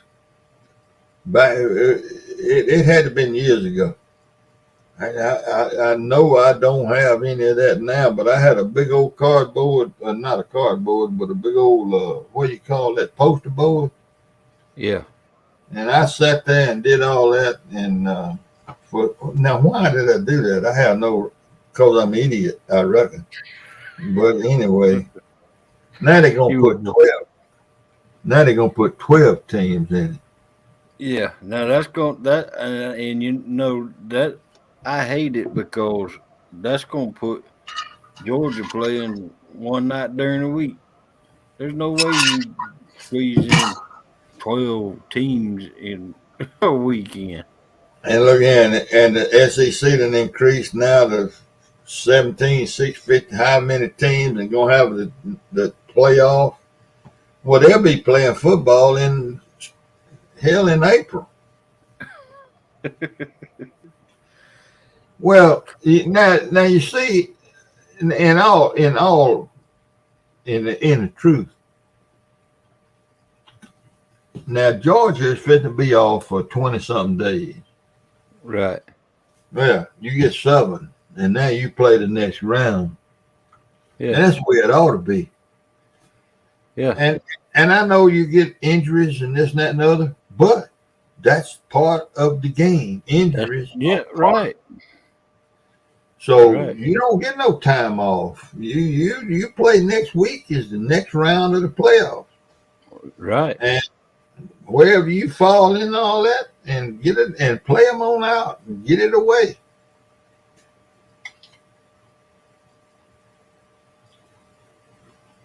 A little Debbie cake bowl and Martinsburg bowl. But you know, if every bowl game had a meaning, let's just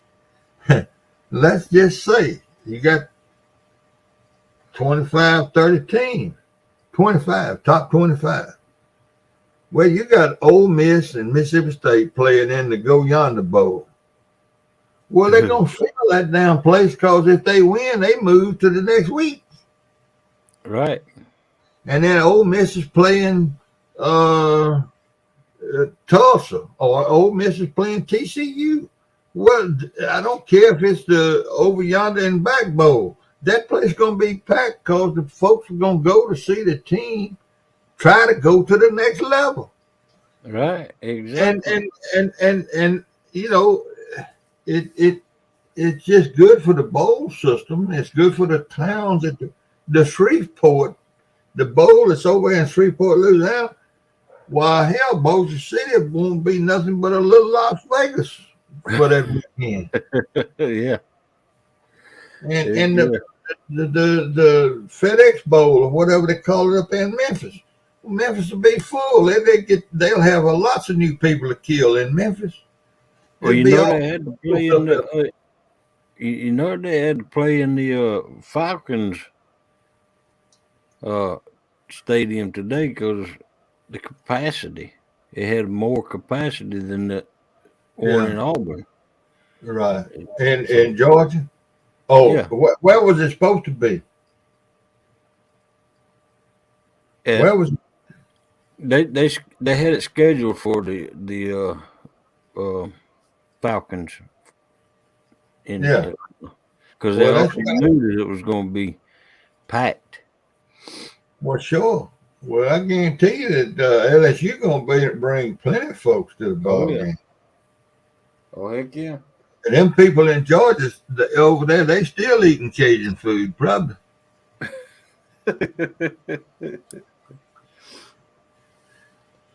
Yeah. Yeah, Well, Georgia,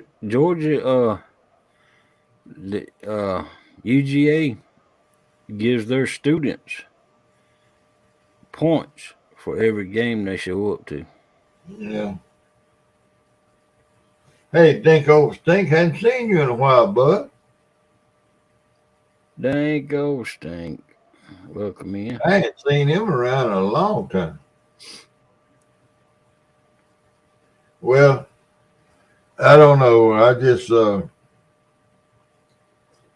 just don't agree with the way college football is going, but that's the way it's going. So you just will, if you're gonna follow it, Right. Right. you just will get accustomed to it. I I do tell like you. the playoff system. I'd rather see them if they're gonna do 12. I just soon do 25. The top 25 has always been something that everybody look forward to. The top 25. Yeah. Break Yeah. into the top 25. Well, why not do the Yeah. top 25? Why go top 12? That don't make no damn sense to me at all. Right. Just go to top 25 and start a playoff system through the bowl games and let every bowl game, the little towns the little cities that have these bowl games, let them benefit from the bowl games. So Right. 25 is an odd number. Well, give the number one team that's ranked in the country a bye. Pretty simple. Yeah. Now it's Yeah, 24. there you go. Now it's 24. Mm-hmm. TV is happy. The little towns are happy. The teams that get in the top 25 are happy. I agree And with you. you got to play your way through, and it's still tough on the guy that's number 23 and number 24 or number 25 and number 24 because they got to play it. They may get a bye every other week or something up through the tournament. Right.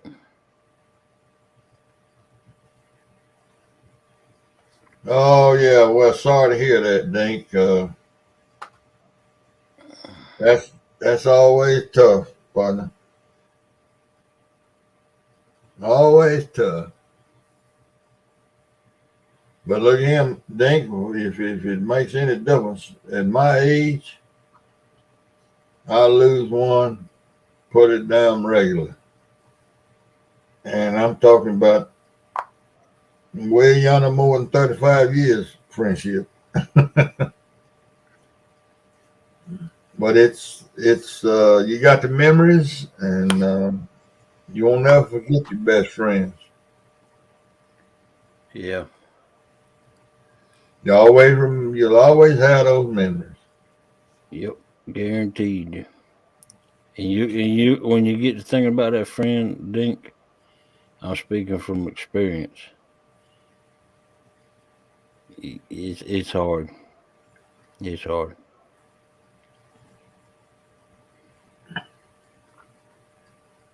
Yeah. Well, yeah.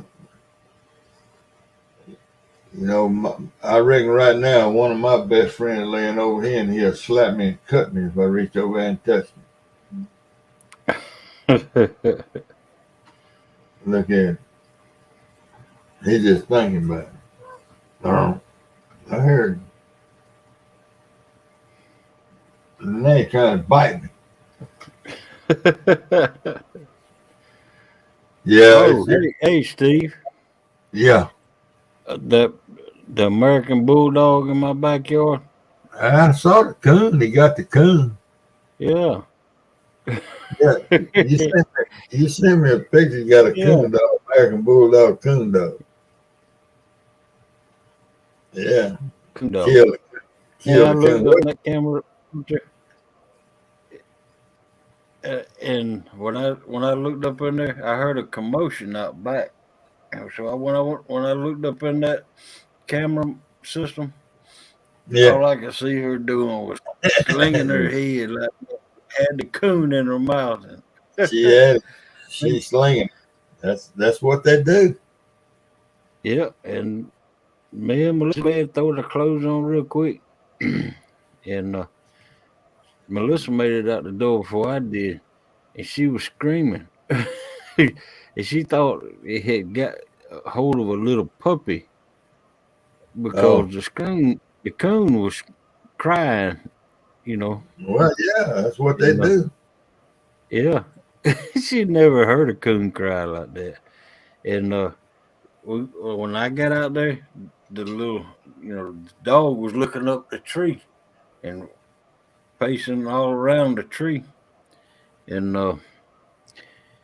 it was a coon way up top of the tree, and it was screaming, and man, so I went and got the pellet gun and shot it. Was it a young coon? It was about 10, I'd say 10 to 15 pounds. She broke him up a little bit, probably. Yeah. And then really virtual. Well, wait a minute now. Hold up.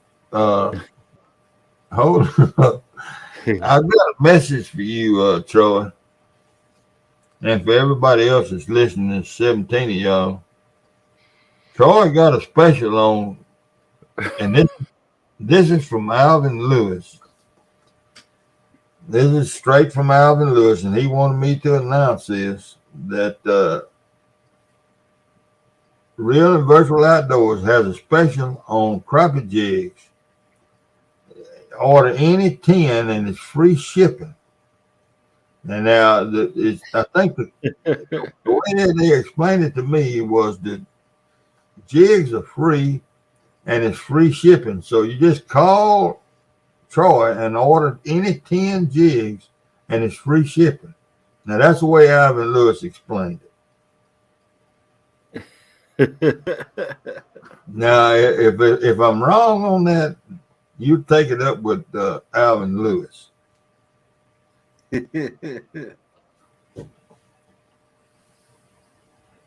Yeah, I told him, and when Alvin was doing all that, I told him, I said, now you don't not do that because I know it's Saturday night and I expect Troy's out honky tonkin' tonight.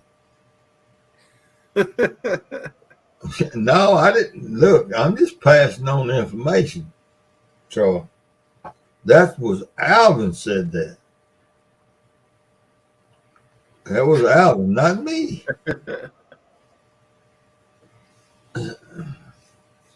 No, I'm not going to repost his phone number. Yeah. No, I'm not going to repost his phone number. That was Alvin that posted the phone number and everything, not me. I ain't going to do it. I was just passing. I was told to tell Troy as soon as I saw him. Yeah. Now you'll have to take that up with Alvin, Charles. Hogley, can you see chat? Yep. Well, talk to him while I go to the kitchen. All right. Somebody post that phone number. Ooh.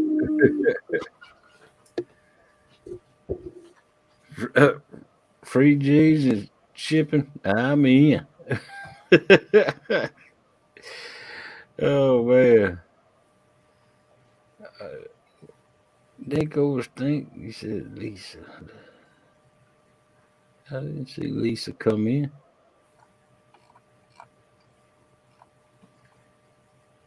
Oh, now I did. Good grief, who left the door unlocked?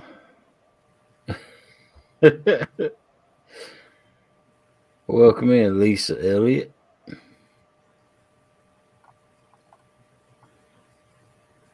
I hope y'all are doing good.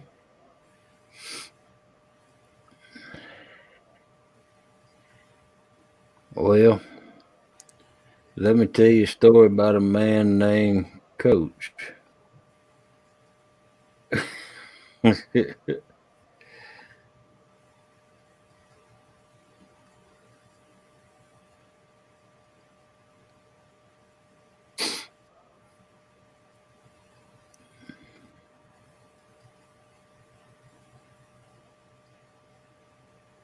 Old Coach, he's something else. I enjoy listening to his stories.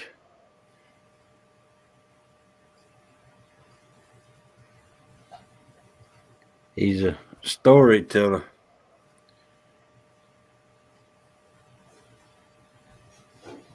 I remember when I was a kid, I used to love sitting around the table while my papa and my granny and told stories, and I just sit there and listen.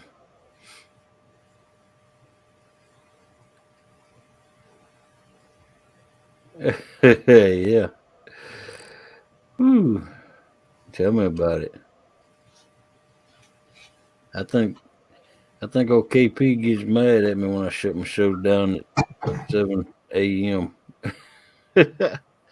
I figure 5 hours stream is long enough.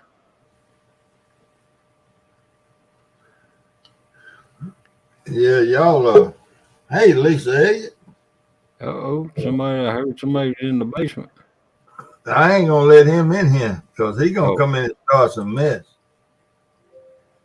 Hell, I just want to come up here and say, I just want to come up here and say before I went to bed, you and Alvin Lewis can both go play in the street. No. Wait a minute now. Oh, I'm gonna be perfect. I'm gonna be honest with you. I was told to relay that information when I saw you, and not to tell everybody about it until I saw you. I'm on all them emails. I'm gonna start getting them. I'm gonna forward them all to Alvin Lewis.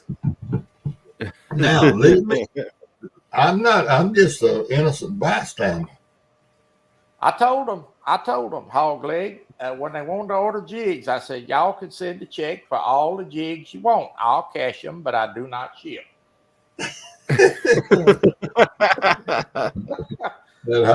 But Alvin said it was free shipping. That doggone Alvin, boy, I got to tell you. He comes up, I'm going to tell you something. Alvin comes up with some stuff. Now I'm fixing to tell you. Well, he's on. He got you put in you in the crappie jig business. I can tell you that much. Yeah. Sounds like it.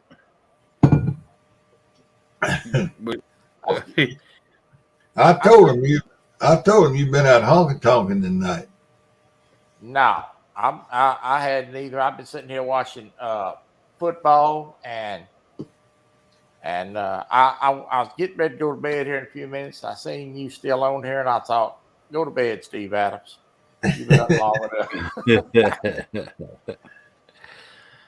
And I've been here a while now. There ain't no doubt about it. Yeah, I know you've been on a while because I seen you on earlier, but Well, I ain't been on all week, and I got bored, and Jody and James was fishing for quite a while, and I don't know when I went live 9:30, 10 o'clock. I don't know when it was actually. I've been sitting back here watching. I'm playing that hunting game. That's right, Dink. My dad always said, if you want to learn something, find the old gray-headed man and sit down and listen. Yeah. Then the next day, he never said it would be true or not. No, don't be like that now. Chuck Cornering said, "Congratulations on your jig business, Troy." Yeah, well, with these friends I got here, they'll have me scrubbing floors next. Guess what I'm buying tomorrow? What? Yeah, what? I'm buying It better be some surprise. Buying what? I'm buying a Pretty Rod tomorrow. Well, yeah. Oh, You know, man. Yeah. now I know you're not going to believe this, but I was going to ask you, was it fishing related? And if you said yes, I was going to say Freddie Rod. That fit you. That's going to fit. That fit you perfect, won't it? Yeah, I'm gonna get that 5-footer because I can take it down there and fish off that pontoon boat with it. I'm either gonna get an 888 or an 808 to put on it at Big Zebco reel. There you go. Yeah. There you go. That's it. Well, it won't be long. Y'all's fishing. Well, it will be a little bit, but heck, the fish ought to bite year round down there in Texas. They do. Yeah. He's got, they bought that house and they've been putting floor and carpet in it, and so I'm waiting on him to get done with that, and we're gonna start trying to go out on the boat. I called him the other night. He was at the Maverick game. I said, you should have skipped the ball game and worked on the house where I can go fishing. Y'all a big sports fan. Yeah. Well, that's a good reason to live in Texas. You can get away from sports. Good sports, anyway. Huh? 888 got a little bit more. Yeah, I've had both. I like the 888 better. What, Troy? What you gonna do? Are you gonna defriend me when Texas actually gets into a real football conference? Well, what are they going to the? Are they going to the? They going to the SEC or where are they going? SEC. No, I won't have to defriend you. Ole Miss can't beat Texas. No, but I mean Texas ain't worth a damn now. How good they gonna be in the SEC? Well, they'll be better than A&M, and that'll be better than A&M. That's all that matters. Oh, yeah, well, but they ain't gonna be better than Arkansas. Well, I ain't seen Arkansas do a whole lot. Well, Arkansas was the only non-Texas team in the Southwest Conference, and they wasn't on the bottom every year. No. Well, that was. And they had all them Texas teams ganging up against them. Stop living in the 80s, Steve. That's 1980. Well, what I'm just trying to say is, when they opened Texas and Oklahoma up for all this cheating money that's legal now, boy, it's gonna be a lot of boys leaving. They're gonna have to have buses running every 8 hours coming out of Texas and Oklahoma headed to the south, to the deep south, because the football players are all gonna be coming this way. Well, yeah. Well, what's the difference? Alabama's been doing it for years. Yeah, but it's all legal now. Yeah. Yeah, it's Dink, it's coming up now. The river's up a little bit, but it's supposed to go back down. It is low. It's the lowest. I'm 75 years old, and I never saw it as low as it was a month or so ago. But it came up about 6 or 8 feet. But they say it's going right back down. So I don't know. The river's low. It is very low. So we'll see. I don't know. I know the towboats have taken full advantage of this little bit of water they got because they everywhere out there right now. Heck yeah. I can imagine. No, you know, Troy, 10, 20 years ago, the Southeastern Conference couldn't recruit in Texas and Oklahoma. But those boys wouldn't leave Oklahoma State. They wouldn't leave Oklahoma. They wouldn't leave Texas. They wouldn't leave Texas A&M and all them other 400 or 500 schools that's in Texas. You know, Rice and Baylor and all. And Texas A&M came into the SEC. And all the rosters in the SEC started showing up with Texas boys. Yep. And now, with Texas coming in and Oklahoma coming in, I'm just saying the trend is going to be that those boys are going, those Oklahoma and Texas boys are going to start coming west. Coming east. Because there's just so many, they can't get but so many on the roster. And they're opening up recruitment for the Auburns and the Floridas and the LSUs and the Alabamas and the Auburns and the Georgias. Well, I figure it's gonna come down to I figure it's all gonna come down to 4 conferences one of these days. And anyway, they trying to do away with the rest of it because it's too dad burn confusing. And I think what's gonna happen is you're either gonna have 4 or 5 conferences in college football, and you're gonna have so many teams, probably 2 teams from each conference, and they're gonna play have a 8-team playoff, and that's the way football is gonna be worked. College football. That's right. Yeah. You're gonna have 4 or 5 conferences, big conferences, and those 4 or 5 teams is gonna have 2 teams from each conference, and they're gonna battle it out in an 8-game playoff to see who wins it. Because this 4-game playoff system they got right now is all that is a bunch of grumpy old men like Steve Adams sitting around trying to figure out who's the best team. Oh my goodness. They see they're doing that. They're doing that right there down the road from my house, right there in Grapevine, and that's where they're deciding all that tomorrow. Yeah. And it's going to be a crying shame if they don't let TCU get in it after that football game they played today. I'm thinking they're gonna put Ohio State in there. TCU ain't gonna get in. I think you're right. I think that's what's gonna happen. Yeah. That's what they said today. That's gonna be a crying. Game. That's gonna be a crying shame. Because that's gonna be twice that happened to that school. Yeah. We've got to have a better way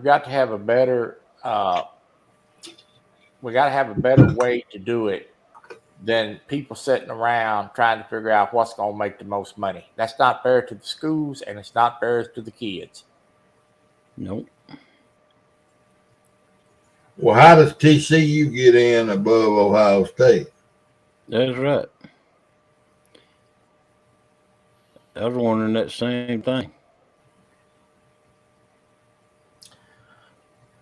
Okay, so they both got 1 loss. Yep. So it should be Georgia, Michigan, Ohio State, TCU. So how bad did Ohio State lose? They got run out of their own house. But how bad did they look? They got ran out of their own house. Yeah. That's why TCU should be in there, not Ohio State. So TCU 3 and Ohio State 4. Well, no, it'll be Georgia 1, Yeah. Michigan Michigan. 2, Yeah. Ohio TCU 3, Yeah. and who's the fourth team? It's not Ohio State. Who's the fourth team? It would have to be Ohio State. They're Yeah. one loss team. Yeah, they're one lost team also. Well, who's the other team, man? There ain't no other team. See, I knew that darn well not to get on here with y'all. You'd have me confused. You talking about USC? Let me look. I'm looking on the top 25 because I'm missing a team somewhere. Oh hell, he's probably gonna bring Montana State in here now. Yeah. Or somebody. The USC got beat, didn't it?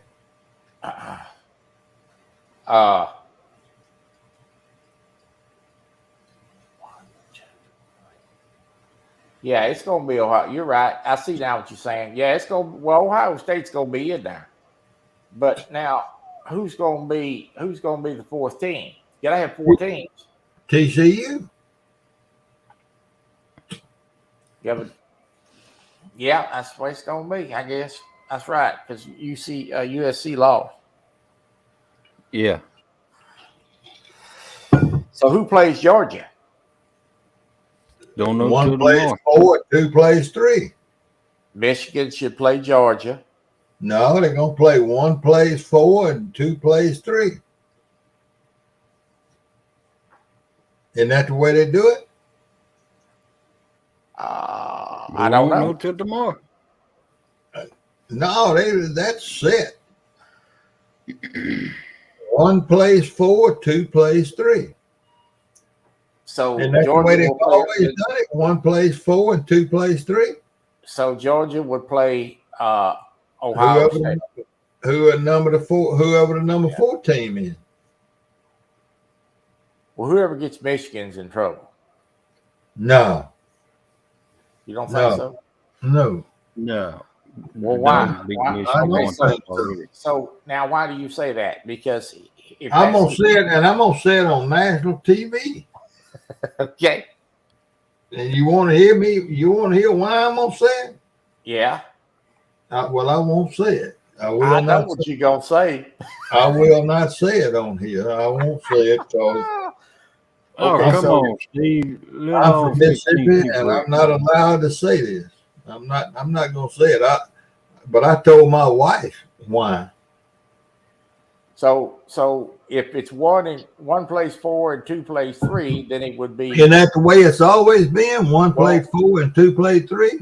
You may be right. So that. Or was that- it 1 played 3 and 2 played 4? I don't remember. So if it's 1 and 4, TCU would probably be 4. They would play Georgia, and Michigan would play Ohio State. Again, But they're not that. But unless that's set in stone, are they going to do that? Because I don't know. Draw the most tickets. It's all about ticket sales. Yeah. We know no, that. not at this point. It's not. Not at this point. If they were gonna go ticket sales, they'd have Notre Dame in there somewhere. You're right, Steve. Yeah. You absolutely. Hey, Bug. No, if it was about ticket sales, they'd have Notre Dame or, you know what I mean. They're gonna have that because it's gonna be 8 teams. It's gonna be 8 teams soon. No, they're going to 12. 12. I know it's going to increase because it's about money. What's yours about money? It's all about money. I still think Georgia's going to win it, so it really don't matter. Right, Well, there unless you something go. bad happens, there ain't There nobody you going. go, Troy. Unless something bad happens, ain't nobody gonna beat Georgia. Well, no, they got the best football team, college football. Unless they There you blow go, it, Troy. they're going to win it. Yep. There you go. Because Michigan cannot beat Georgia, and them other 2 teams are not going to beat Georgia either. TCU is not going to beat Georgia. They can't block them, and they can't stop them from running the football. Right. I And they agree can't, with you. and they can't stop Tennant from throwing it. Go You got dog. you, the dog's got a man playing quarterback against kids. Boys. Hell, he's 25 years old. That boy knows. That boy ain't no damn college player. He's there's pros that ain't as old as the Georgia quarterback. I'm just glad Alabama's not in it. And get this, Steve. He didn't want to play college football. No, I bet he does now. Oh man. what they talking about the Euphrates? Huh? Euphrates, Dink. The river is the Euphrates River. It's in the Bible. What they talking about church over here? Well, it is Sunday.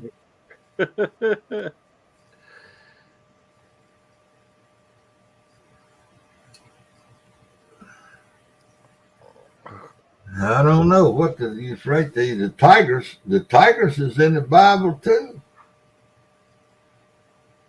Oh, it's drying up. Yeah, they all dried up. Yeah, it's all this damn global warming and Democrats. God,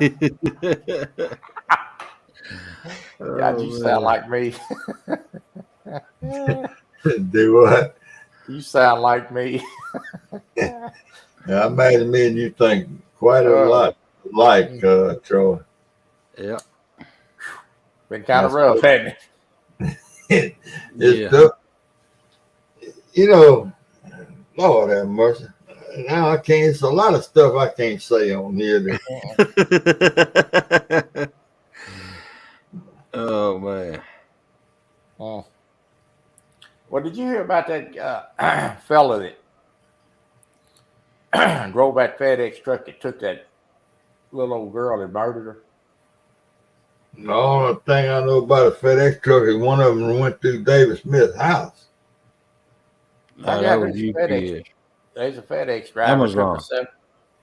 Amazon. FedEx driver took a 7-year-old girl, a 6 or 7-year-old girl, and kidnapped her and killed her. Where was that? I can't. I don't know what state it was in, but they got him. They arrested him. They should have shot him. Well, yeah. I told my wife they should let me be the executioner. It sure wouldn't be an easy death. Yeah, he did. She's a pretty little old girl, and she don't even live here. She was here with her father for the fall break, and got kidnapped. Oh, from a FedEx driver. Mm-hmm. A contractor for FedEx is what Boogman said. Yeah, I think he's right.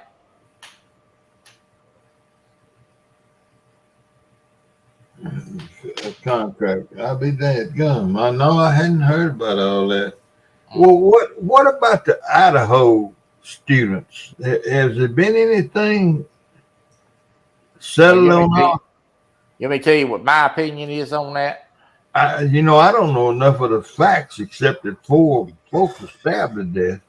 I told my wife this morning, that we was talking about it, and my opinion of that is, since I used to work for the police, is that they are being so tight-lipped about that situation up there. I think they got a nut on the loose and don't want to tell everybody. Oh, are you talking about a serial killer? Yeah, I'm thinking that the guy, they got somebody on the loose up there, and this probably ain't the first murders he's done. Somewhere in that tri-state area, he's probably done this before, and they just don't want everybody to panic. You think it's a he? I'm pretty sure it is. They talk about a stalker, and then they backed off of that, and then they got on something else, and they running around in a circle every time they talk to the media, and I think they got a killer on the loose, and they don't want to tell everybody that. kind of like one of them back in the day serial killers. You know, now it may not be that way today, Like it. but let me tell you this. It may not be that way today, but I do know in the past that law enforcement in that part of the country up there were they didn't like the FBI coming in.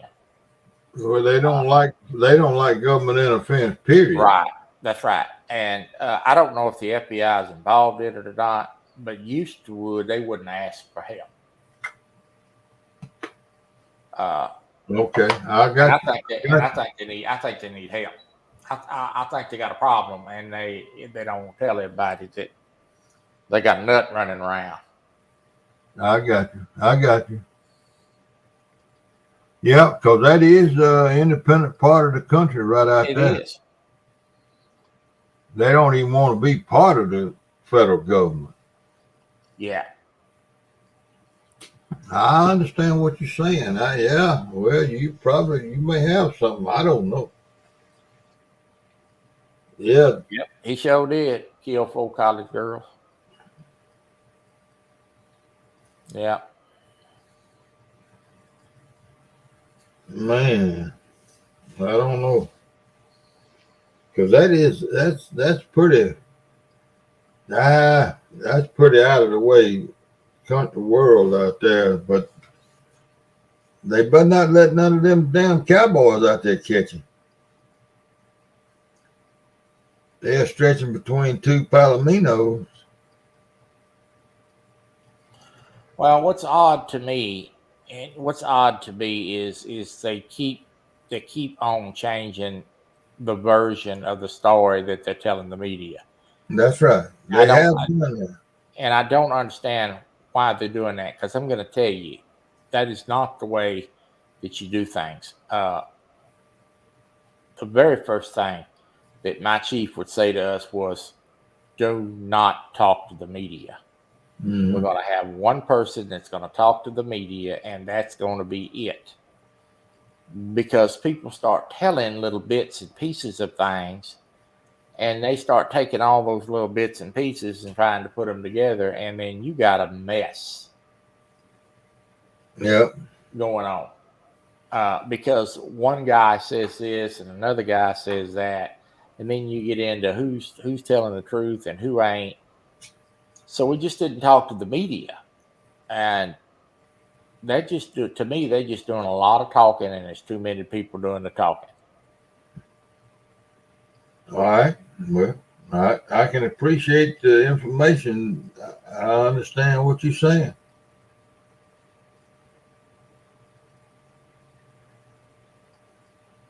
Yeah.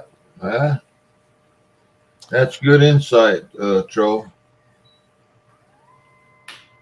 I know I've read a few accounts, and they're talking about it's wishy-washy, and everybody's talking about this and that. Well, But most places of that size are not equipped to handle an investigation like that. Yeah. I mean, they're just not. When you work in a small town police force like I did, you're just not equipped to handle that type of investigation. You need help. They need help. Yeah, and they don't want help. And they don't want. I think that's a lot of it. I think they're not asking for it, and they need it. I think they need the help. See, unless it's federal and it has to be across state lines, then the FBI has to be invited in. Yeah, that's right. I know that much.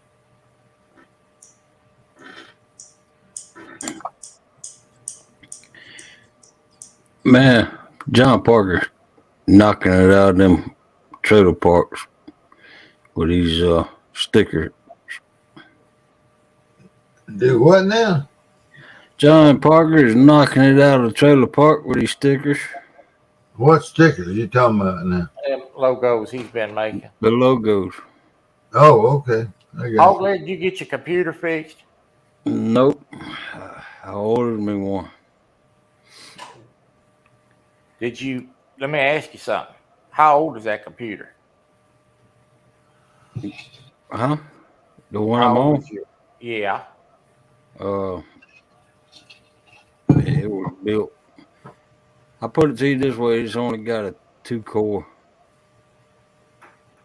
Well, processor in it. so do you have a lot of stuff on it? Not really. Okay. Yeah, I bought me one. It makes a big difference when you buy a new one. Yeah. Yeah. I had an old laptop and then I bought this desktop and it makes a big difference. Bugman, I'm not familiar with the Delhi murders. I don't even. There's so much stuff. So many folks get killed now that young people and all that. I tell you, it just this world is. Hey, Solo. Gone nuts. Yeah, it's nuts. The one I got coming now has got a Intel i7 4-core in it.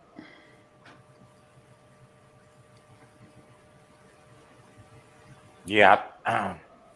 Yeah, you're gonna be like, "Ooh, this is good." Because I was running off an old laptop and it was slow. Yeah. Well, I don't know nothing about computers or nothing else. Well, I can sum it up for you in one sentence. Steve, What? I can sum computers up in one sentence for you. Are you ready? Yeah. If they're new, they work great. If they're old, they don't work at all. Okay. I'll take that. That's pretty good information. Yeah, the software on them, they could do an update on Stream. That update they did on StreamYard here not a couple of weeks ago is about the time that a lot of hog legs problems started. Yeah, And exactly. that computer's older, and that software they're using now, it just may not like it. Yep, I got you. exactly. I don't even know what wonders I got. I don't know nothing about it. I don't know nothing about computers. I just know how to operate what I got. That was in Texas, John Boy says. Yeah, I was just telling them about that. I didn't know Yeah. that was here.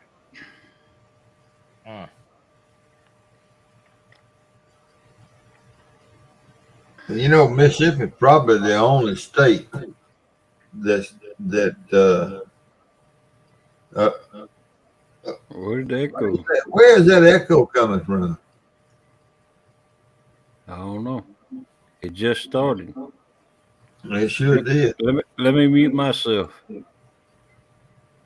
Mississippi may be. Let me mute myself and you talk. All right. Mississippi? No, it ain't me. All right, you mute yourself and let me talk. All right, now. Yep, it's you, Steve. Now, how did that happen? How am I going to all of a sudden be the problem? You got an old computer. Now it went away. Yeah, I didn't ever hear it. Well, Mississippi might be the only state left in the union that a good prosecuting for the prosecutor says that, well, the son of a bitch just needed killing. That might be the only state. We may be the only state left that believes that. No, you wrong about that. That man, he gonna get the needle down there in Texas. I promise you that.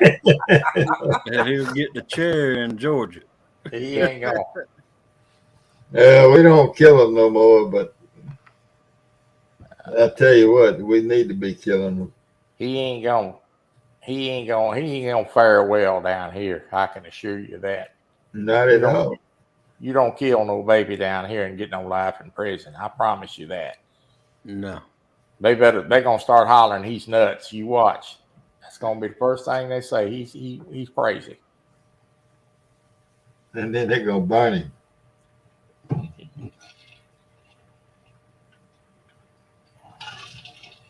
No, I tell you what, this country is out of control. You know, we went from we went, and now I just be straight out simple with it. We went from white supremacy, total white supremacy, to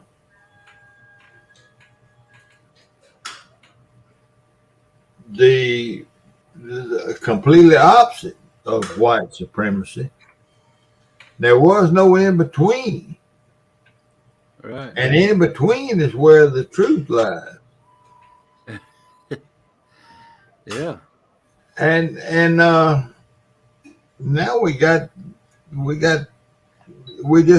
are totally lost in our judicial system. We're totally lost in our environmental system. And when I was speaking of white supremacy, I meant the industrial age and all of that part of our history. And we completely lost everything in between. There's no in between now. There's no right from wrong. There's no middle ground. It's all. Well, truth is that we've lost the ability to talk reasonable with each other without yelling and screaming and fighting. That's Right. the deal. Exactly. That's kind of what I'm trying to say. And you know what? I believe that was brought on prior to the previous election we had. Before that, years. They get on the TV every day. They get on the TV every day and argue and fight with each other, and then they expect everybody else not to do it. You have to lead by example. And we got to get back to a spot in this country that we can talk to each other without getting mad and disliking each other because of the difference of opinion. Well, let me ask y'all this. What in the world would cause somebody to get so mad at another person killing a person to destroy a whole city? well, that's true. Well, that's just we done lost touch. This whole part, one city, they destroyed more than one city. You talking about when they burnt Portland and Indianapolis and all them other cities? Yeah. Exactly. And the police stood by and let it happen. Exactly. Well, in my little old town that I grew up in, that wouldn't have never happened. There'd have been a bunch of folks laying in the street. Oh, no, it wouldn't have been a bunch. It'd have been 2 or 3 laying in the street dead. Yep. And it'd have been over with. That's right. But, I believe Bugman summed it up right there. I don't know. I don't know if he's right or not. I don't know. Can I get a trophy for not selling jigs? That's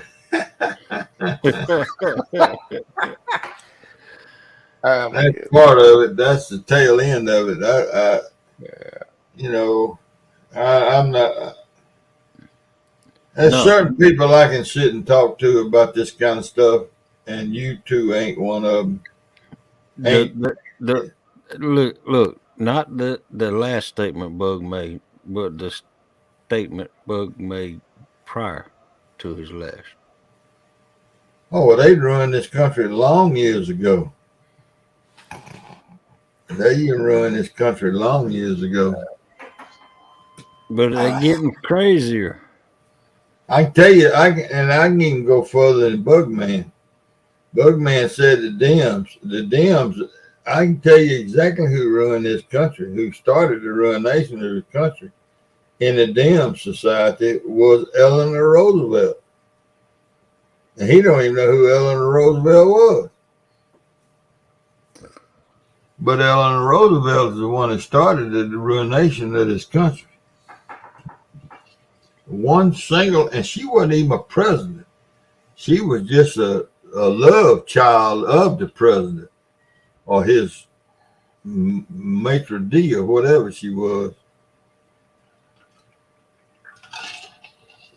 The ugliest damn woman I ever seen in my life to be the first lady. But Eleanor Roosevelt is the one that started all this crap we got going on now.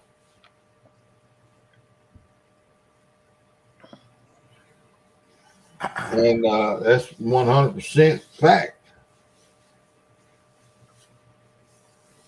Yep. Well, I think I'm fixed to go to bed. I just had to come up here and make sure that y'all didn't let this get too far out of hand. Now that I've ruined it, I'm gonna go to bed now. All right. Okay, Troy, and I'll pass on any jig orders I get. I'll send them right on to you. Tell them Hey, to send Troy. the check. Hey, Troy. Tell 'em- I want to put my order in for 200 of them. All right, that'll be $200. Just send the check, and then you hold your breath and wait on them here. Oh, no, they were free. And you, Yeah, and you go back- well, that's $200 handling, shipping, and handling fees. They got restocking fees. I use some of those terms that they use now to get you for an extra $10. All right. Well, Hog Leg, I'm glad you got to see me. See you, Troy. Got to see me too. Tell Melissa I said hi. Go Dogs. Go Dogs. They're gonna win it. I guarantee you that's coming. Let's see you, Steve. All right, boy. Go to bed. Go to bed. See you later, man. Yeah, that's it. You can go back up there. That's right, Bug. The decline of the family unit, and that all started with Eleanor Roosevelt, the president's wife, FDR. Yep.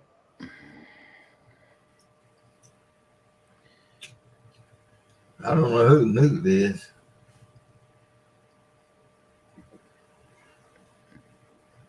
Yeah, damn, Troy got off and Chuck wants 75 G.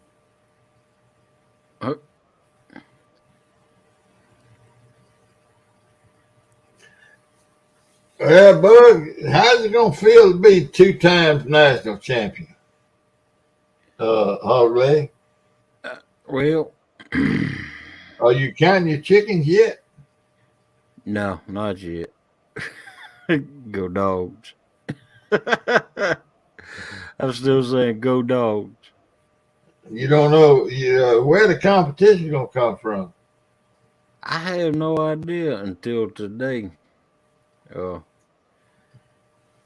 I really don't think there's no competition out there right now that can handle the Dogs. I don't believe it is either. But you never know. I do believe that Kirby Smart is the best there is. Yeah, I do believe so myself. I believe he's the best coach there is. I believe he's got the best staff. I don't know what's going to happen. The same thing happened to all the great staffs. Did you see that? Did you watch the game today, Georgia? LSU? I didn't have to. I watched bits and pieces. Well, Georgia I'm sure played you heard. Georgia played just as good as they had to. Yep.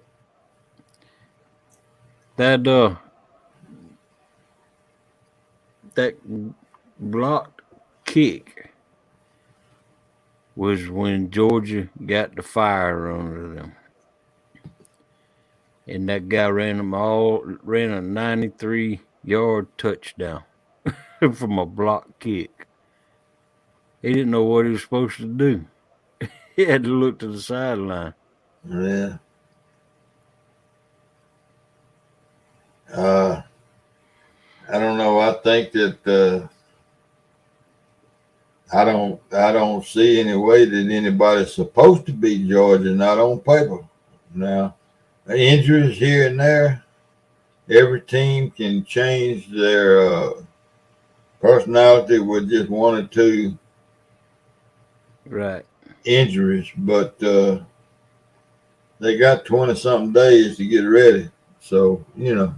Well, all I know is Georgia is probably the only team I know of that has played their second and third string this year. Georgia got one boy that's not going to be eligible for. No, the referees changed that, didn't it? Yeah. And see, that was flagrant targeting. I don't think it was targeting. Well, everybody in the world but you thought it, and the replay guy. Well, that was flagrant targeting. But that was the power of the SEC. They're not going to allow their best defensive back not to play the first half of the first playoff game. Right. I mean, it happened right in front of Brian Kelly, and you can see Brian Kelly. I mean, he's a shit. Man, he like to take his damn head off. Look, Hog, that was flagrant. That was flagrant targeting. The boy went in. The boy went in with his head down. The guy that caught the ball had his head, went with his head down, and this boy went down with his head, the top of his, not the front, the bottom of his head. He went in to try to kill this boy, but he didn't know he was going to hit him in the head. He thought he was going to hit him in the, below at the shoulder pad. Right. But that was flagrant targeting according to the rules that they have now. No doubt it was targeted. But when they paused the game and Brian Kelly came out, wait a minute now. Ain't no way that the media is going to set the best defensive back that Georgia's got for a half. No way. That ain't going to happen. It ain't going to happen. Yep. And they didn't. They said not targeting. And I mean, there's no doubt it was targeting. In my opinion, that if there ever was targeting, whether the receiver lowered his head or not, that was targeting because he never had his face up. He came in with his head down. Well, he dove in, Steve. You can't come in with your head down. You got to come in with your head up. That's how you're taught. You come in with your head up. Look, I played college football. I know what you taught. And man. You do not duck your head and go in. I mean, when you duck your head, you're going in to try to, I see something. I'm fixing to dislocate his nuts. I'm fixing to make him, I'm going to hit him so hard, he's going to be a girl when I get through. I know what, I played defense. I played cornerback. I know what he thought. And it just so happened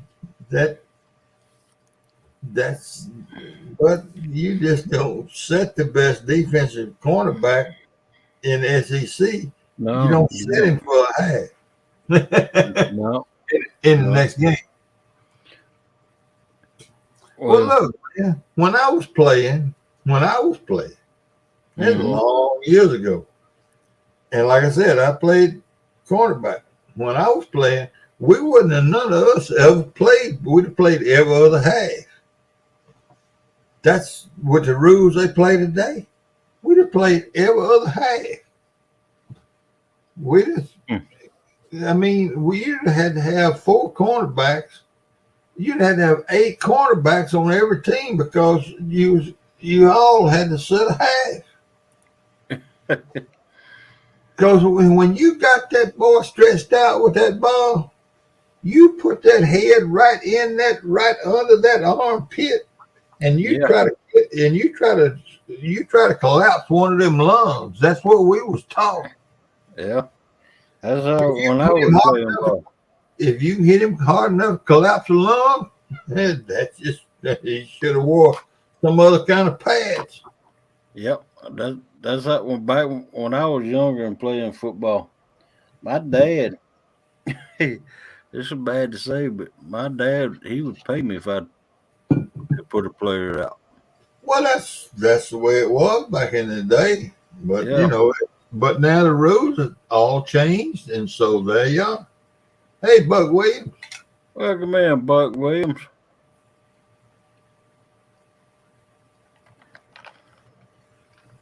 I tell you, I hated. I probably said this before, but when I had to coach football, high school football, when I went into the school business as a baseball coach, and they made me coach football, help coach football. I wasn't ever the head coach. I hated it, man. I hated football. Standing on the sidelines, and I was a defensive coach. I hated it. It is a violent damn game. Yeah. Even in high school, standing down there on that sidelines and watching them boys. Yeah. Ooh, I hated it. I hated it. Yep. I didn't like it. I didn't like it at all. But now, when I was coaching, that was after my boys was gone. They wasn't playing football no more. And I wouldn't have never, if I had coached football before my boys played football, I don't believe I'd let them play.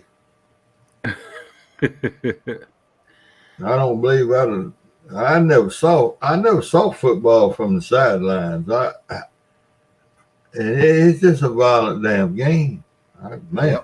It really is. And a defensive player, if a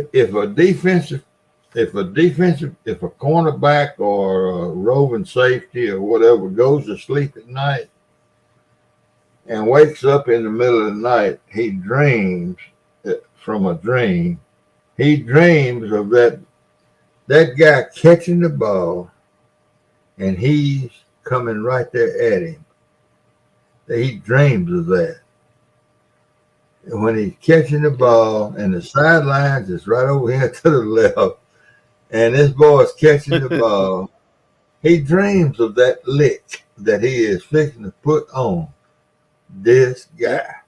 He's fixing to send him back to wherever he grew up because he ain't going to be over down for nothing else. And now that's all little girls football now. They don't allow that no more. Yep. Yeah, David Smith, I seen that guy on the sideline doing this on his helmet. Oh yeah, right off the get-go. I saw that too. Yep. Hey, David Smith, you talking about? I see. He was the Clinton's main man in Arkansas. Who was the main man in Mena, Arkansas, for the Clintons? In Mena, Arkansas, at the airport over there. Who was the Clintons' main man in Mena, Arkansas? Mena's on Arkansas, and only town in Arkansas that's got, I don't know, 1,000 or 2,000 people, and they got an airport over there. that Little Rock is ashamed of. where Clinton was flying all them drugs in, and Clinton got away with it, man. Ted Bradshaw played a cast on his arm. Shit, how many times did Archie Manning play with a cast on his arm? Yeah.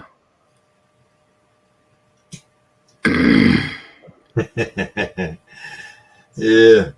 The damn Mena, Arkansas. Mena, Arkansas got an airport that there's a lot of cities would love to have.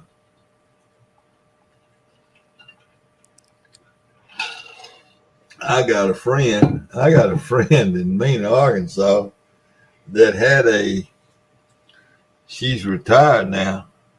She's retired. She's not as old as I am, but she's retired. That she had a rebuilding upholstery, big jets, 777s or whatever they call them big jets. That she would get contracts with Boeing to redo the inside of the airplanes, upholstery. They landed the damn things in Mena, Arkansas. And then they can't hardly land one of them in Little Rock, and that's the capital of the state. But they had a they got a place in Mena that they could fly them damn big jets in, and where she could redo the interiors of the commercial jets. It must have been a big airport then. Well, they had one damn long airstrip for sure. Heck yeah. And to fly all them drugs and all them young Spanish girls into Arkansas for you know who. Yep. And that's all fact. that ain't hearsay. But same happened with the two kids on the train tracks in Alexander, Arkansas. That's salty. I don't know. See, David, you're in Arkansas. Yeah. Only thing I'm privy to is people I know, personal friends in Arkansas. Like people in South Arkansas that entertain the governor, the governor at Deer Camp in South Arkansas. Those are the only people that what I'm telling you is what friends of mine tell me. I don't know about some of the other stuff.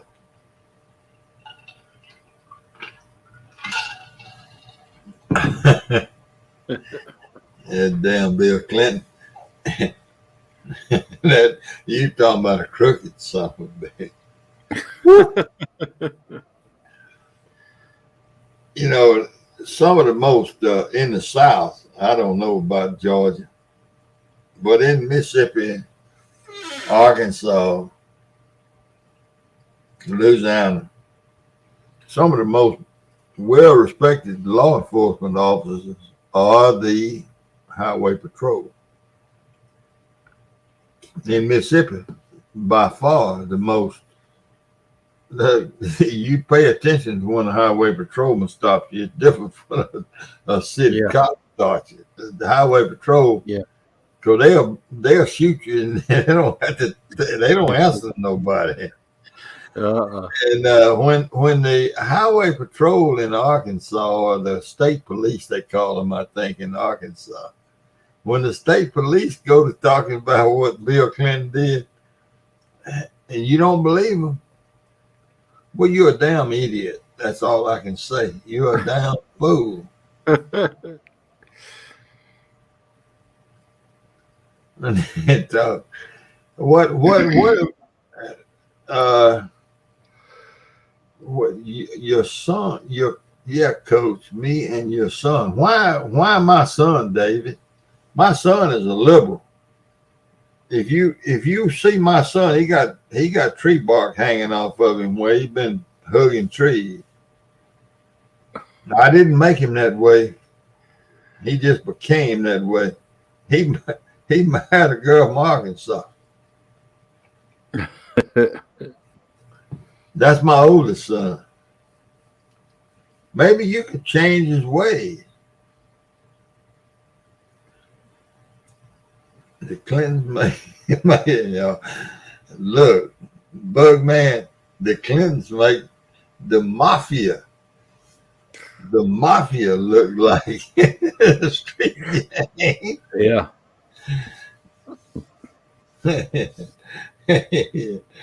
He said what Buck Williams said. Yeah, my son is a tree hugger, Dave. I disown him except at Thanksgiving and Christmas. And when he needs somebody to come up there and fix his garden for him.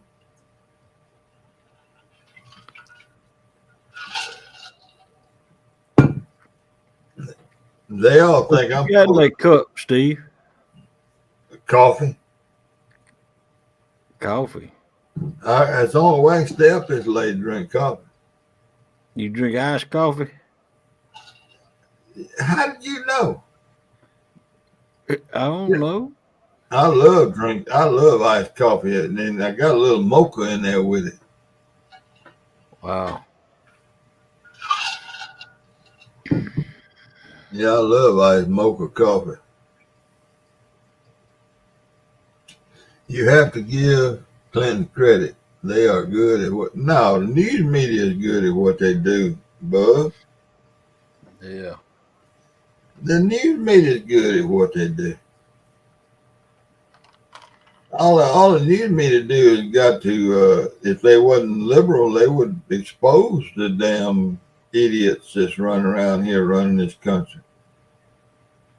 I tell you what, I'm 75 years old. I don't know. I may have 5, 10, 12, 15. However knows. I may have 1 year left. I don't know how many years I got left. But the country that I'm leaving is not the country I was raised in. And I don't know who, I don't know what y'all going to turn into. I don't know what this country's going to turn into.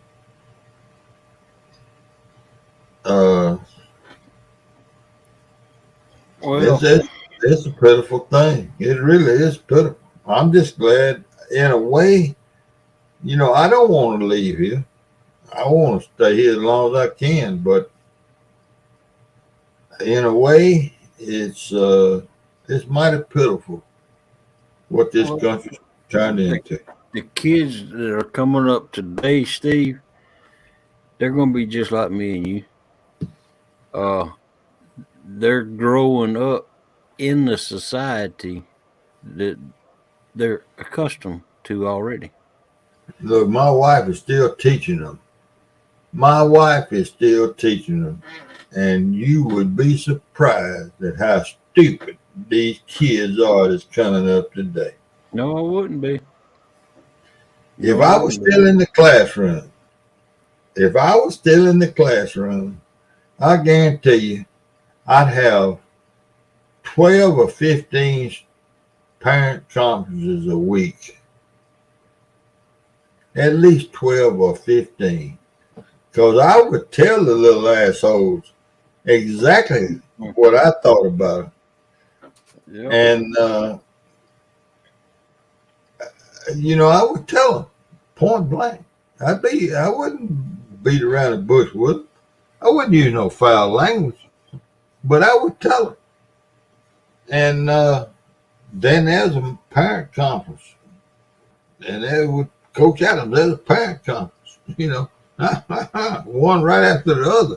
And I'd have them constantly. Because I tell her, she teaches a lot of the classes that I taught.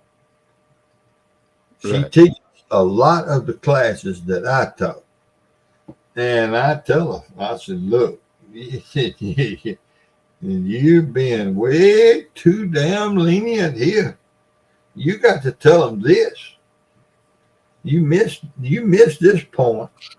Well, I understand what you're saying, Steve, but just like I tell Melissa all the time, you know, we have 5 grandkids, and she worries about them. And I tell her, you had your childhood, you growed up in. They're having theirs that they're going to grow up in. And yeah, I agree. The kids coming up today, they're stupid, but they're book smart, computer smart. They're you know. Hardly. I'll give Yes, you sir. a good example. It happened just last week, Thanksgiving. My second oldest grandson, he's brilliant. And I'm just telling you, he's brilliant. Yep. He can do. He is. I guess he. I don't know if he's a genius or not, but he scored 30 something on him on them tests. Right. He's been doing research, college level research since he was Right. in high school. He's freshman in college. He walked in my house, him and his mom and daddy and younger brother, and he had a cap on. First thing I said was, man, don't come in my house with a cap on. Don't wear a cap at my house. That's right. I said, you don't wear a cap in my house. He said, well, you got on shoes. I said, I don't give a damn if I got on shoes. Take that damn cap off your head. Well, he did. And nothing else was said about it. Because he realized he and I have a pretty good relationship. And he realized that I didn't appreciate that cap on in my house. And so the next day, his cousin showed up with a cap on. And this is another setup, my other sons. And both of them walked in. Well, one of them walked in.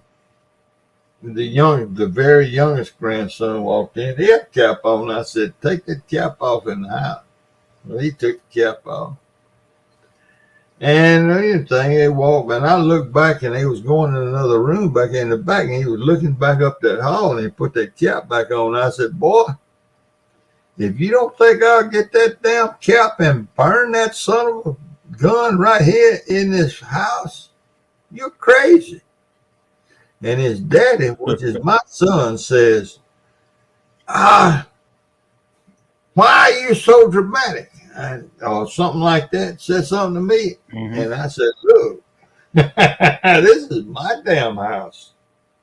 Right. If I don't want a cap on in this house, there won't be no cap on in this house. That's right.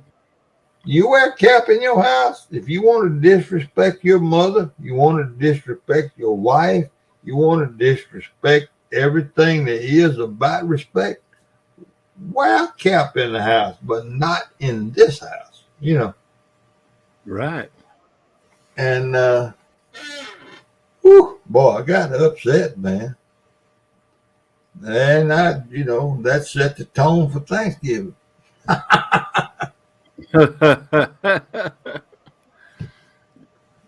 But no, you don't wear a damn cap in my house. You don't. That's right. The only time my grandfather ever got after me, and look what Chuck said. See what CP said? Yep. Don't wear a cap in the house. Look at Hogleg sitting up there with a cap on in his damn house. It's allowed to wear caps in my house, though, Steve. Yeah, but would you wear a cap in front of your mother in your cap in your house? Yeah. Think about what I just said. Yeah. You would. Mm-hmm. See, we don't do it here. It wasn't allowed here. That was just your upbringing. I guess so. No, it's worse than wearing one in church. You never wear a cap. I won't wear one in church. You never wear a cap where your mother serves food.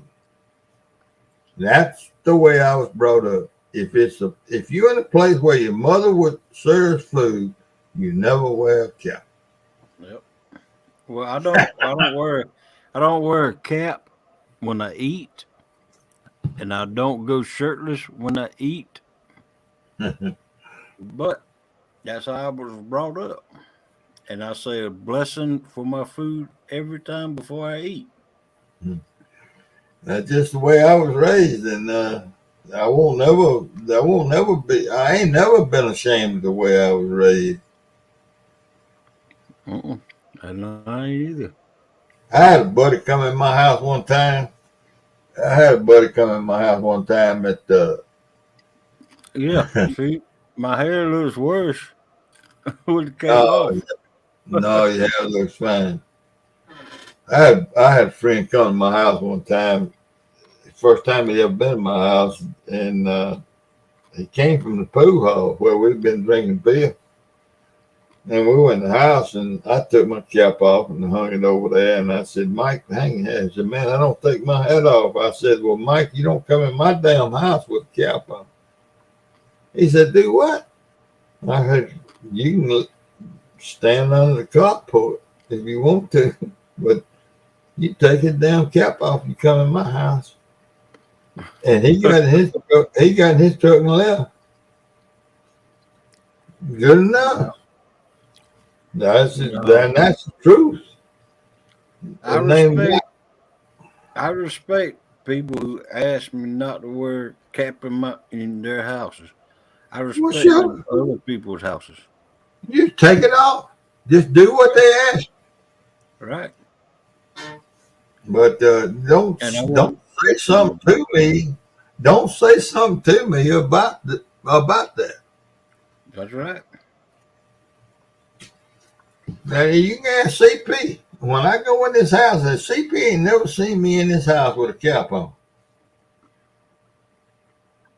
No, they don't. And when I go in the house, I take my cap off. I don't know. Hell no. I spent 5 or 6 days, 6, 7 days the last month with CP at his house. And when I go in his house, I take my damn cap off. Yeah. Now, he didn't ask me to take it off. I take it off. It's just That's the way you was raised. that's the way I was raised. That's right. And you can ask him. He never. I don't sit up there in his house drinking beer or drinking whiskey or whatever I'm doing. I ain't got no cap on. I may be eating hot pickle sauce, but I ain't got no cap on. That's right.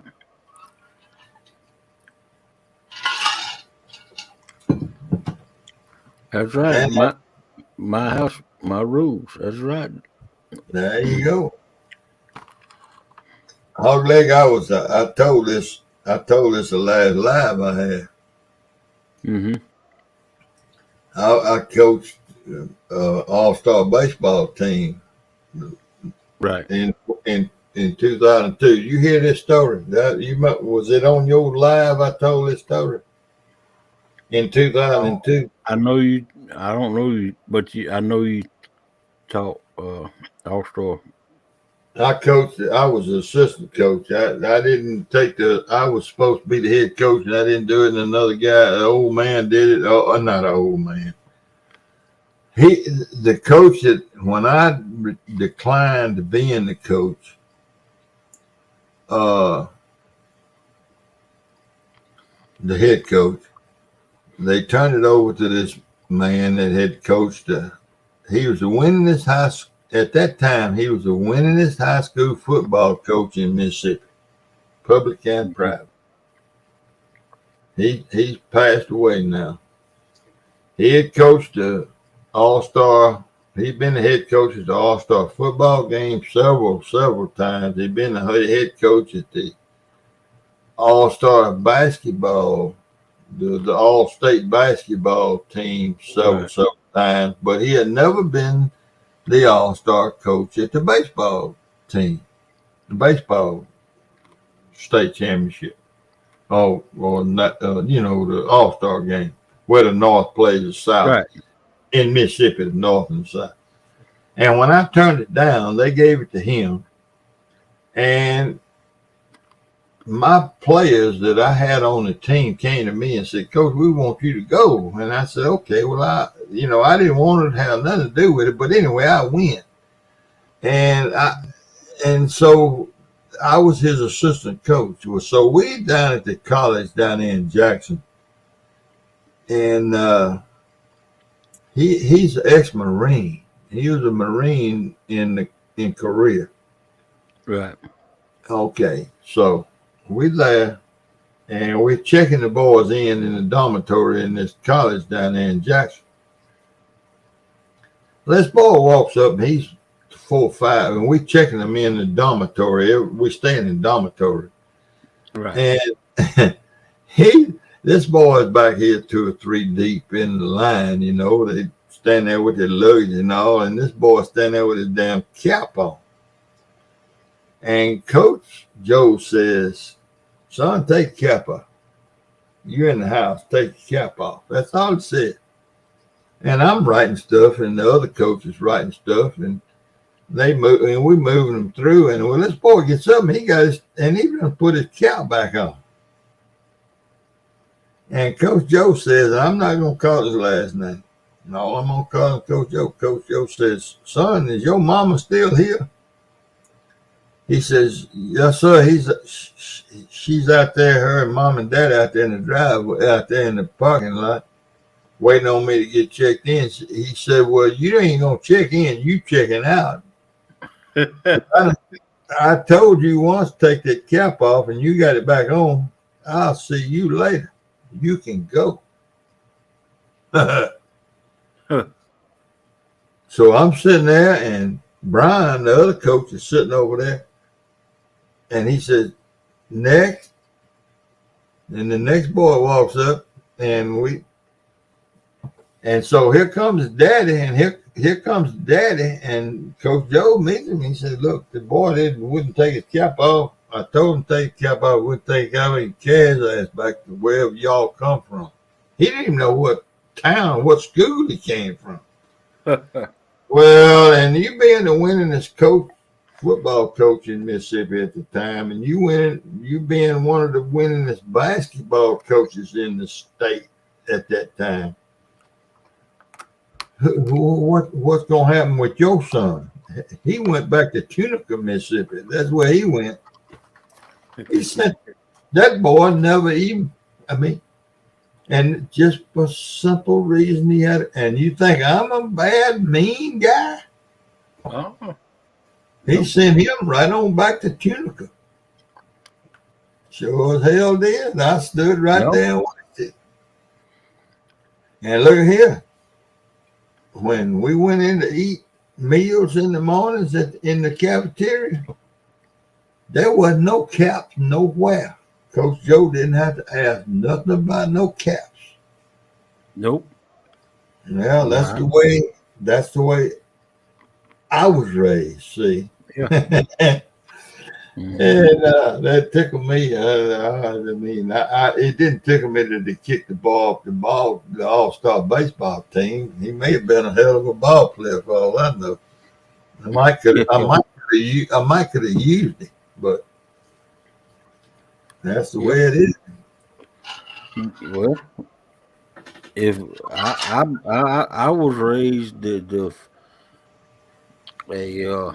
my elder asked me to do something, I did it. Within reason. He didn't ask you. Well, I wasn't raised. They asked you. They told you. Mm-hmm. That bug man said he wears a shirt when he eats because that hot food burns his fat belly.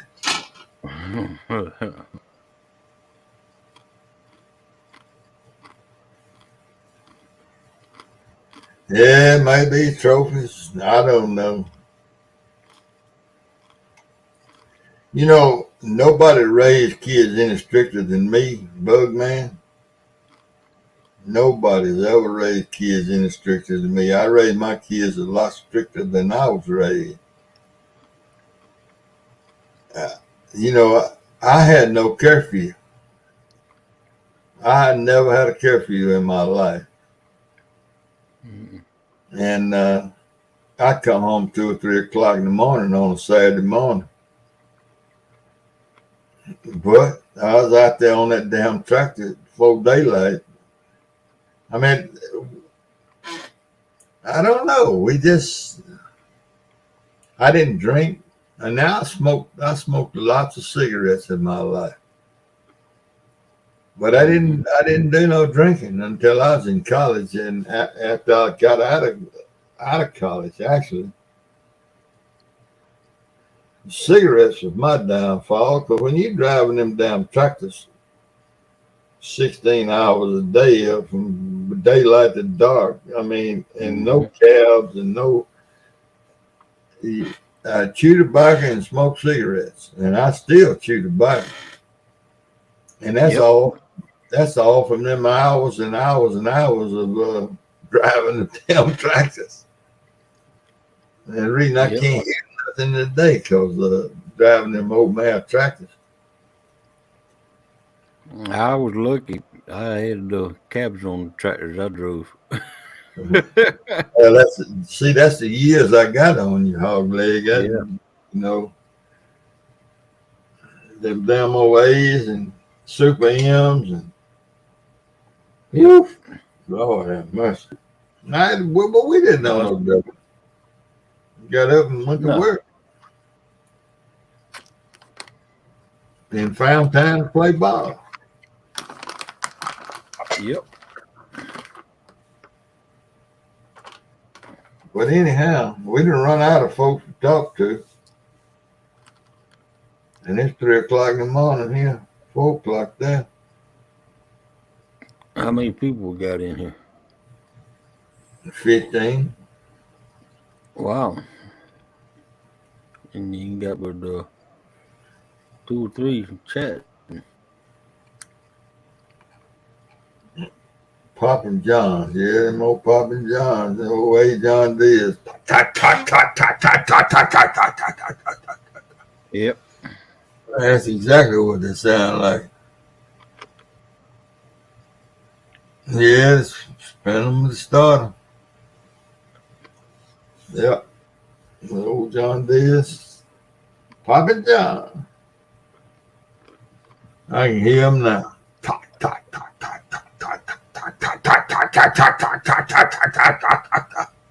That's exactly what the damn thing sound like.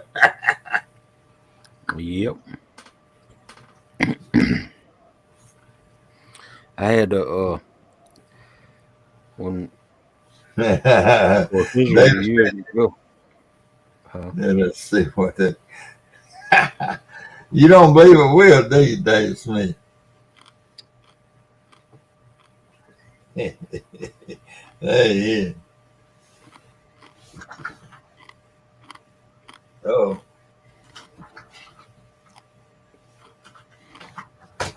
Hey, that's my buddy right there. That's my buddy. That's my buddy. He got his claws sunk into him. Yeah. He got 4 sets of claws and all 4 of them sunk into him. Hey, buddy. Kitty. Lucky. I want to see you, Lucky. Oh, wait, give me one paw. There, my buddy. He's swinging that tail, Steve. Oh, man. What's he talking about? Look at that pretty kitty. Look at that pretty kitty.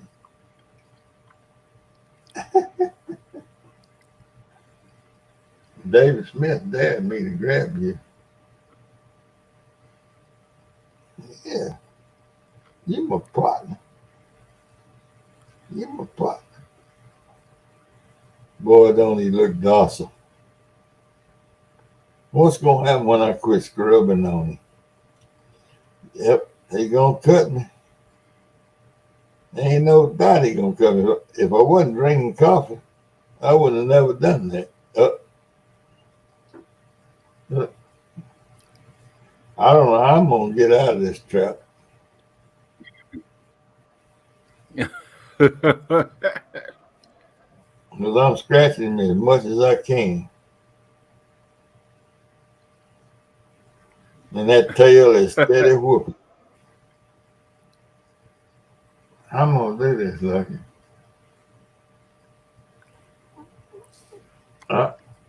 Be careful. Be careful. Oh shit, I'm finna get cut. Ouch. Mm. Whew. Let me Heck put no. this on. Well, the back of my hand ain't so bad. David Smith.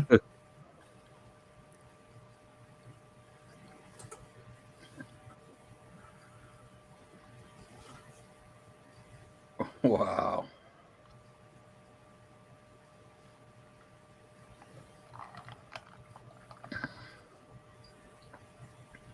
Now look at him over there licking himself. I gotta go get a paper towel. Look.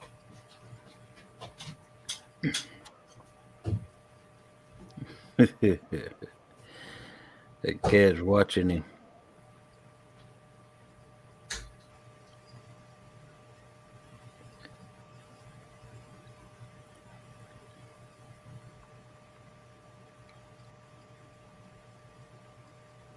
It's he loves that cat to death.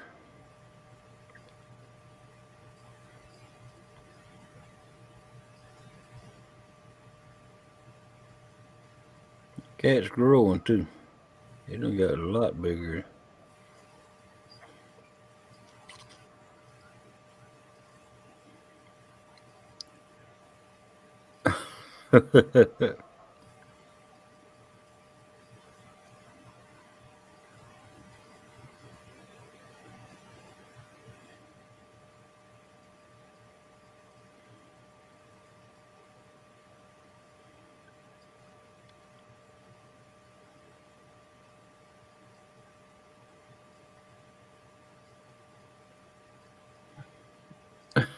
Hey, yeah.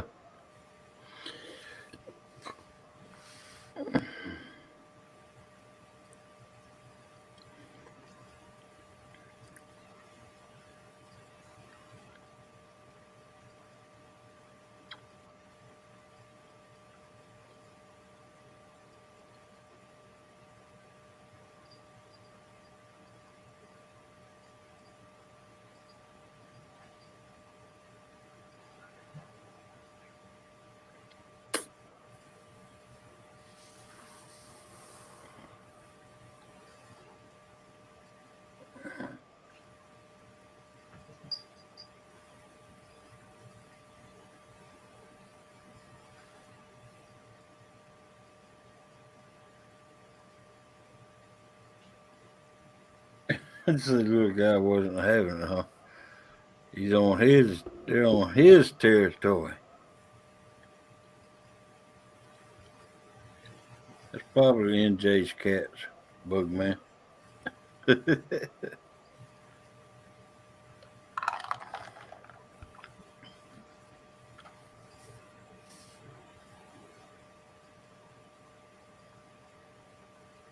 Yeah, he does look sweet and innocent. He went to find Steve.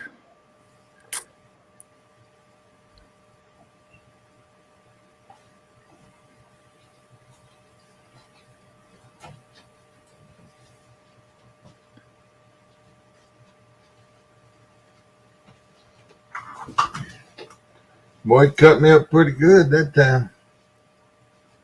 Yeah. Well, I bleed like a stuck hog anyway. Yeah. But he Thank- cut me. He cut me pretty good. I had to wipe up the bathroom and everything. Yeah. Good Lord. Yeah, man. Hell, I'm bleeding like hell. I'm bleeding through 4 wraps of toilet paper. That boy, that cat. I knew better. David Smith, you something. And I'm stupid.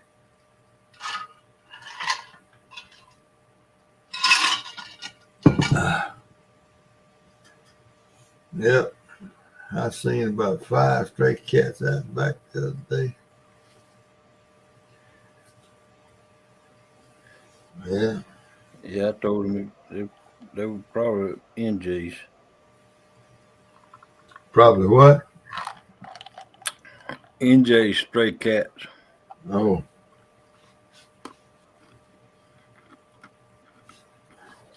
You know, he don't do it on purpose. He does it because I don't have him. I don't clip his claws. I need a cam and have his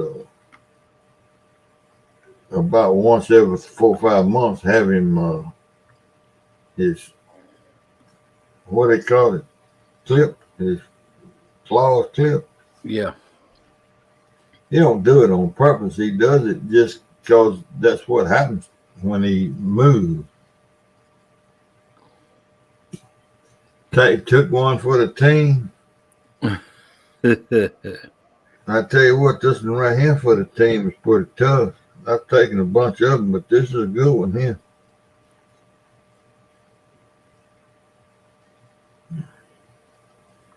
So He when don't- you going fishing again, Coach? Next spring, I ain't going out there in the wintertime. Mm. And if I had anybody to metal detect with, I'd be metal detecting, but I'm just too sorry and lazy to go. Should have gone once. I should have gone today, but the weather looked like it was going to be rough. If it was anybody here close, that let me ask you this, Hog, and CP knows the whole story. Yeah. I had a boy that I hunted with every day for 3 years. Uh-huh. A man. He's older than I am, actually. Wow. He's a year older than I am. For 3 years. And 2 years ago, right for this time of year, about this time of year, we've been metal detecting, and we're always, in my truck, and he paid for gas, and it wasn't none of that kind of business. Yeah. And this is a year after COVID had been going. And I dropped him off at the house, and I said, well, what time are we going to go tomorrow? We're going in the morning? And this is his words. He says, and I ain't going to call her name. So my wife just is worried to death about this COVID. And I guess I'm out for a while. Oh, wow. And this is after 3 years now, 2.5, 3 years. And this was 2 years ago. 2022. This is 20. I could look at these relics and tell you exactly when it was, but it's at least a year and a half, close to a year. Right.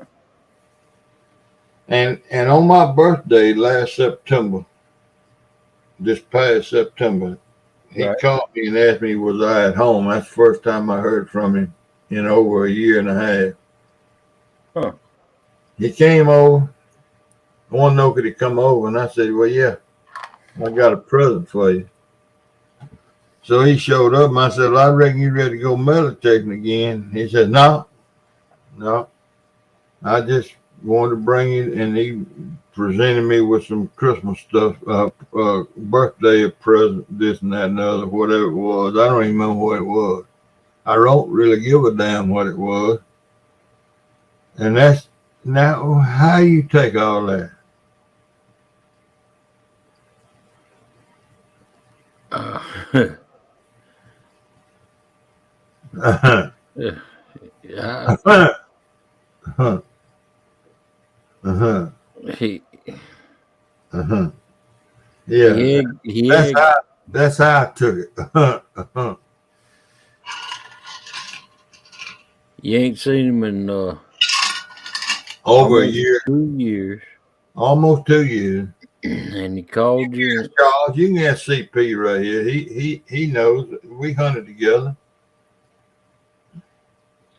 Showed up for with a birthday present.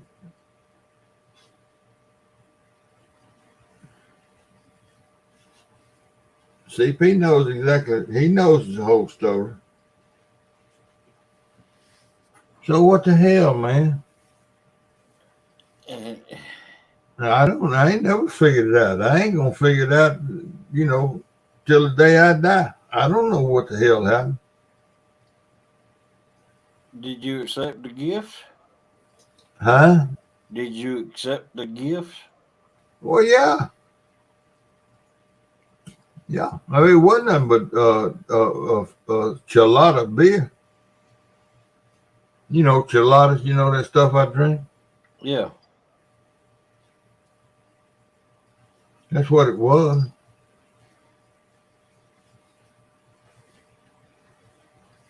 Wow. No, I ain't heard nothing from him since. There you go, Chuck. No, not since. That's one contact in 2 years. One contact in 2 solid years. I guess it didn't want to be friend What no more. What do you think? Is hunting with a fella every day for every day? I mean, I didn't go hunting without him every day for at least 3 years. Every day that I went hunting.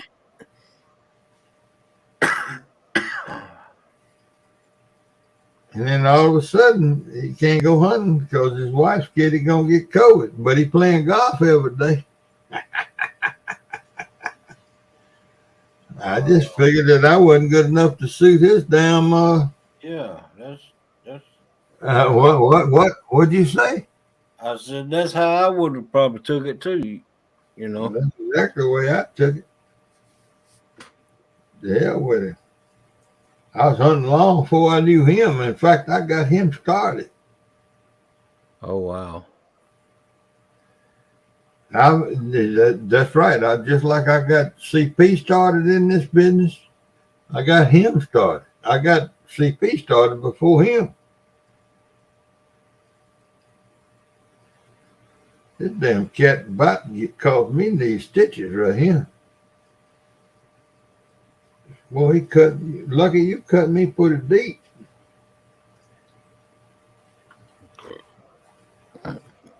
Oh yeah. No, he don't take pain meds. He don't take nothing. I hope he's listening. I hope he shows up in here. Yeah, we've been across the country metal detecting together. Man. In a motel room and all that. Yeah. Now you grunting and carrying on. I ain't never figured it out.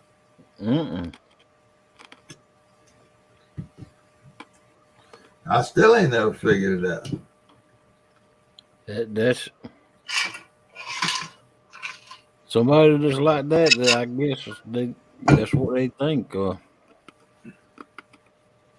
Just strange. I know I'd be hunting a lot more, if I had a hunting buddy right here close. I'd be hunting a lot more. Look, I tell you something else he told me when we first got started doing it. I said, man, you ain't got to do nothing. He wanted to furnish gas and pay for gas, this and that. I said, I'm going anyway. I'm gonna go hunting anyway. I just appreciate to have somebody hunt with me. And I said, you can help me do some research. He said, I don't do no reading and research. Daggone. Yeah. Oh, That was 3 years ago. I said, well, okay, that's fine. wow. He gonna go find some old relics and he ain't gonna do the research on them. CP now QCP.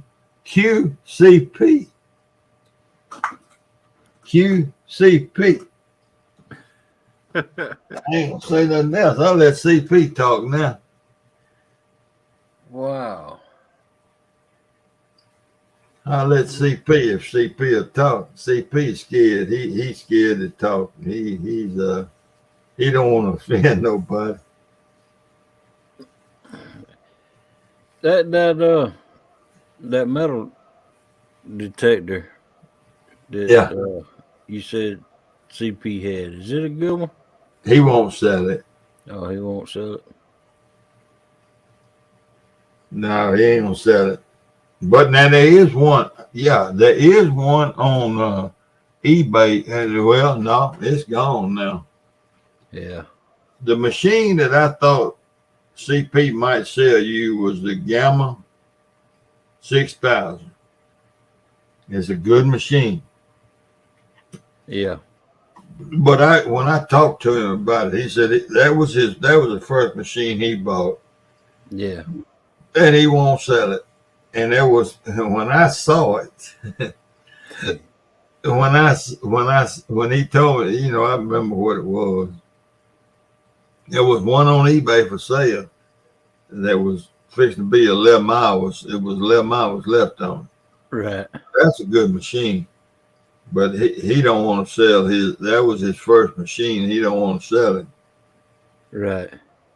So that's that. I don't know how serious you are about buying one, but to buy one, you got to get serious. You just got to buy it. Yeah. Just depending on how serious you are about doing it. Well, like you said, like you told me, I need to get a good one, but not pay too much for it to find out if I like it or not. That's right. That's exactly right. And that's what I was talking to you the other night about. I don't know how serious you are about getting one. I'm pretty serious. Well, all right. Now, you need to write these names down, not just try to remember them. Okay. Technetics. TEC. Hold on. DEC. N. N. ETICS, I believe is how you spell it. D. Before I go to bed, let's see. Hold up. Let me. I'm crippled up now. Before I go to bed, give that cat a big hug for me because I'm calling it a night now. That's all I'm giving that cat tonight. That's right. Look, David, that son of a cut me deep right there, buddy. Okay. I ain't rubbing that cat no more. All right, there's the proper spelling. TEK. TEKNETICS. All right. Technetics. All right, and then Fisher. Fisher. FISHER.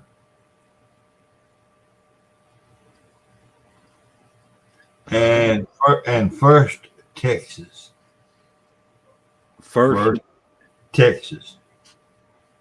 That's all the same company. They make they sell 3 different brand names. They're all the same company. Now I don't know what the Fisher number is. I don't know what the Technetics number is, and I don't know what the First Texas number is. But it's the same company. Now CP may be able to help you. So you said that's a good entry level. Yeah, I would say so. All right, let me pull it. All right, David. See you later, man.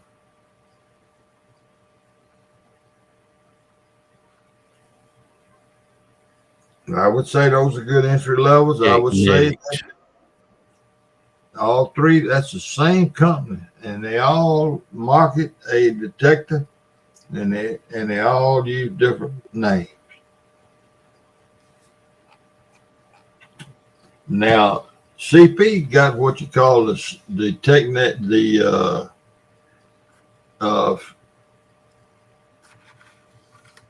he's got the Technetics. Wait a minute now. He got 2 Technetics machines. He got the Patriot right now. Patriot. That's one of the fish. That's the Technetics. I think is a Patriot, and he's got the Technetics Gamma 6000. I believe that's right. Yeah, I may be fixing to lie. Technetics Gamma 6000 and the Fisher Patriot. There you go. The Fisher Patriot. All right. I may be All right, okay, it's the Technetics Patriot. Okay, it's both of them are Technetics Patriot and the Technetics Gamma 6000. Now, Fisher makes the same machine with a different name, and First Texas makes the same machine with a different name. And I don't know what the names are.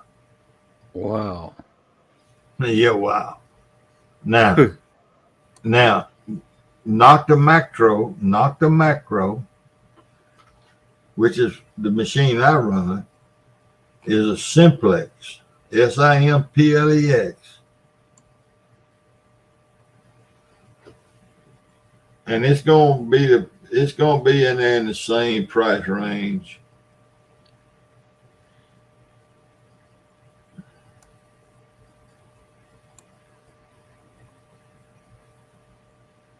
And that's the machine that I won't never own. I won't never own another one.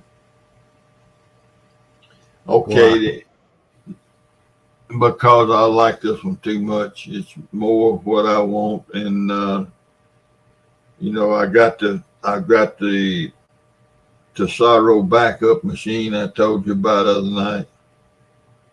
I got 2 machines, and that's all I'll ever need.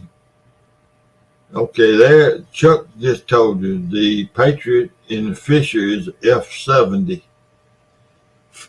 The Patriot in the Fisher is F70. That's the same thing as the Patriot. You see that, Hog? I'm trying to find it. It's right there at the bottom of the chair. Oh, Patriot. It's the F70.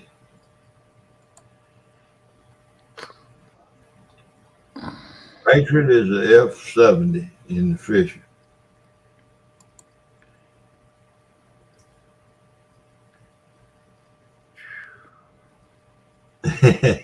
Man. Bugman says the 6000 is on sale for $293 on Amazon.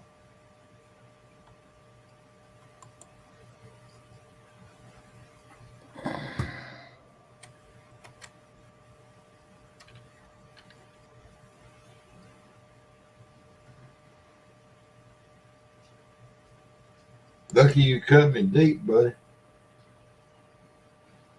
You cut me deep. 41% off, he said. Technetics. Patriot.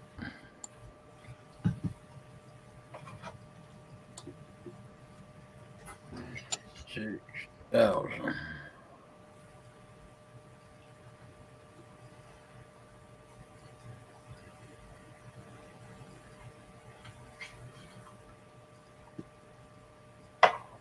You understand what they're trying to tell you? Oh, Yeah. not really. Okay, listen. The Technetics Patriot, okay, Right. is the same thing as the Fisher F70. Fisher's.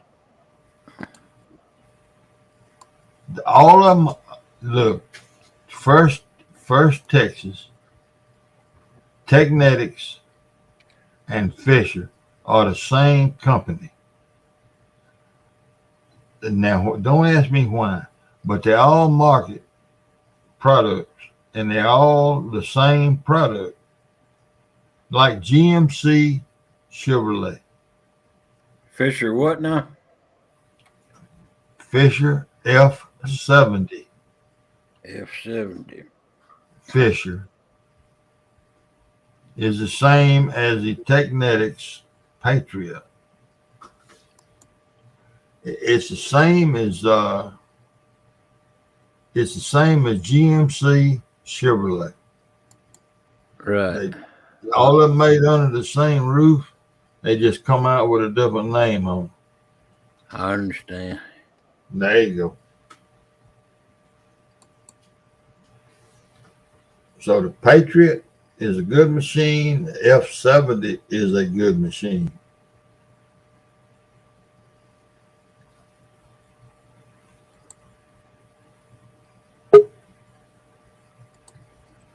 Oh, Lord. Now you're going to come in here and want to talk. Welcome in, CP.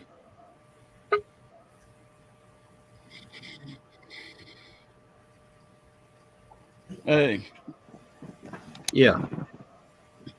okay, what it is, First Texas is the name of the manufacturing company. And First Texas produces bounty hunter metal detectors. They produce Fisher metal detectors, and they produce Technetic metal detectors. And some of them it's got a slight difference between models, but like the Patriot, Uh-huh. the Technetic Patriot and the Fisher F70 is the same machine. It got a different faceplate on it. And to push the Patriot, they took the F70 off the market. They quit making them. But the price was a couple $100 cheaper than the F70 was. And the Gamma 6000 still made at the same company. It's a good machine. Right. Most of them you see come with a concentric coil on it. It's a far better machine with a DD coil, but still it's a good machine. And Bounty Hunter make a clone. They make one that looks just like the Gamma 6000. I don't remember what model it was, but they about the same price. And then you got your Fishers, like your T2 Classic. I think that's Technetics. But your Fisher, Technetics, and Bounty Hunter brand, all of them is the same company. And all of them made by First Texas. Yeah. Huh.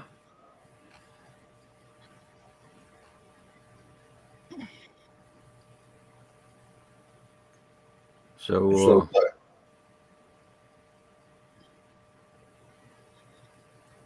you can just figure you're going to spend $300 to get a decent machine, hog leg. okay. Yeah. At least 300.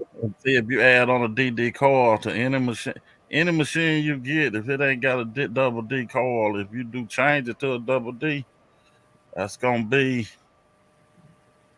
roughly $100 for any double D coil. Whew. Let's see.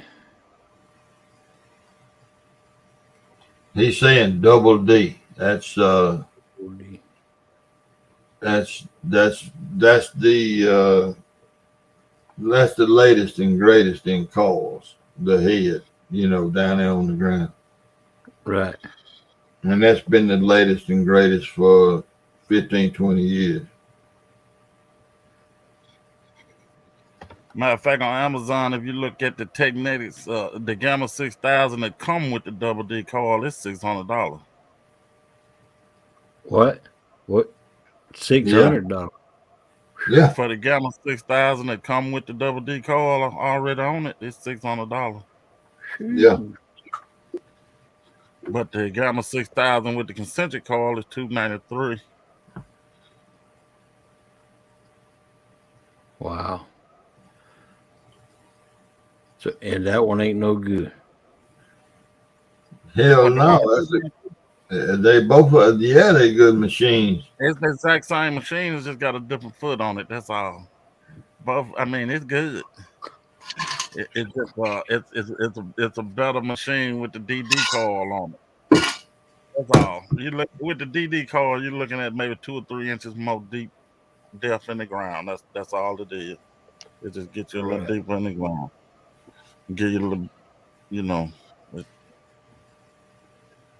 Right. Man. It all kind of boils down to how much money you finna spend. I want to get into it as cheap as possible. Cheap as possible. Yeah. Because I don't know if I'm going to even like it.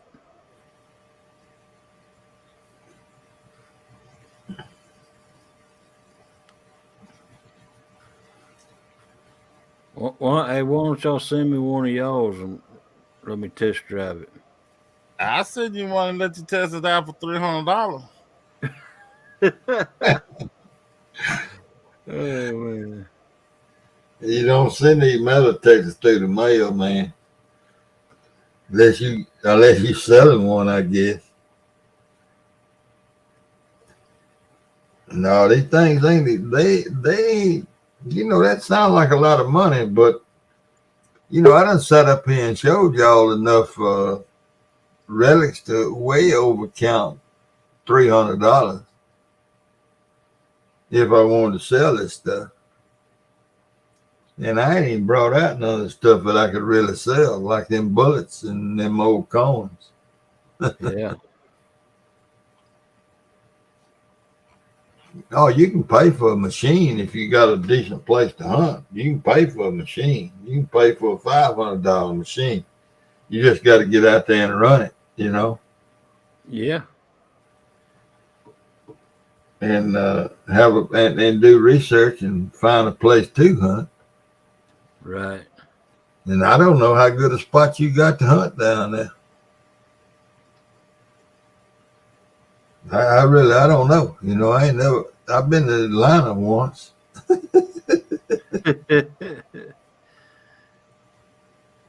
don't know.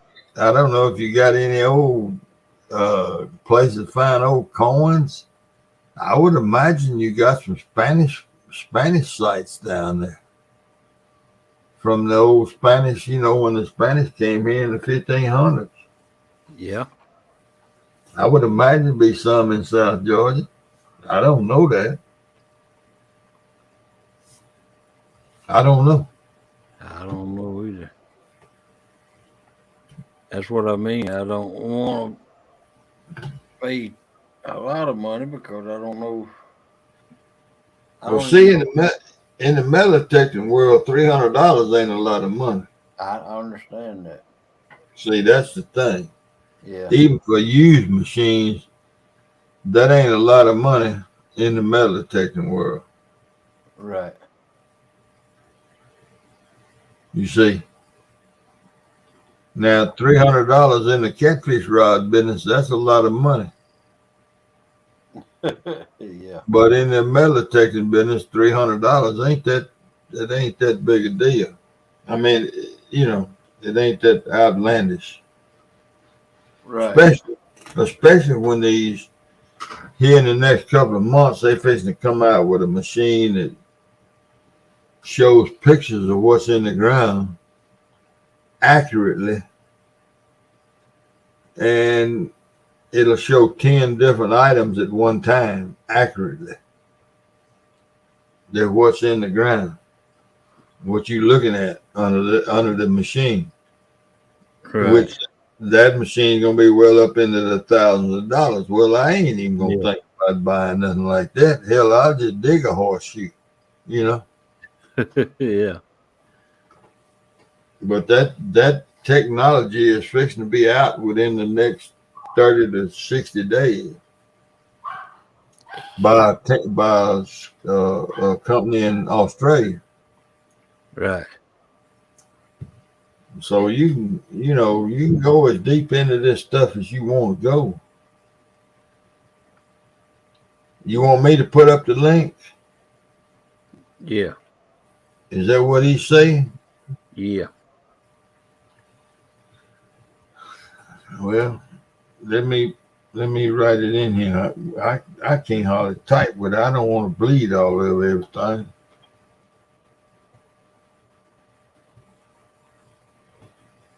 Wait, I ain't even typing. I got to put it in here.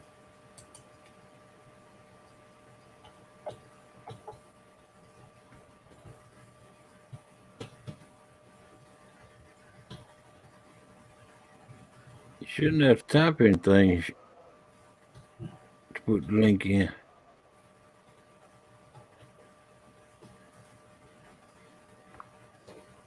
Oh, he wants the link for that machine that's coming out. Oh, he wants the link to get back in here. I thought that's what he was wanting. Well, I don't know what he wants. He don't even know what he wants.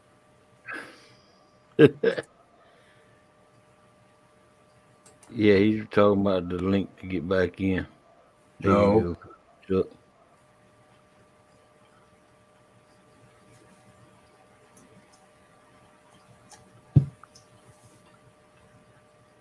Well, that machine there that I just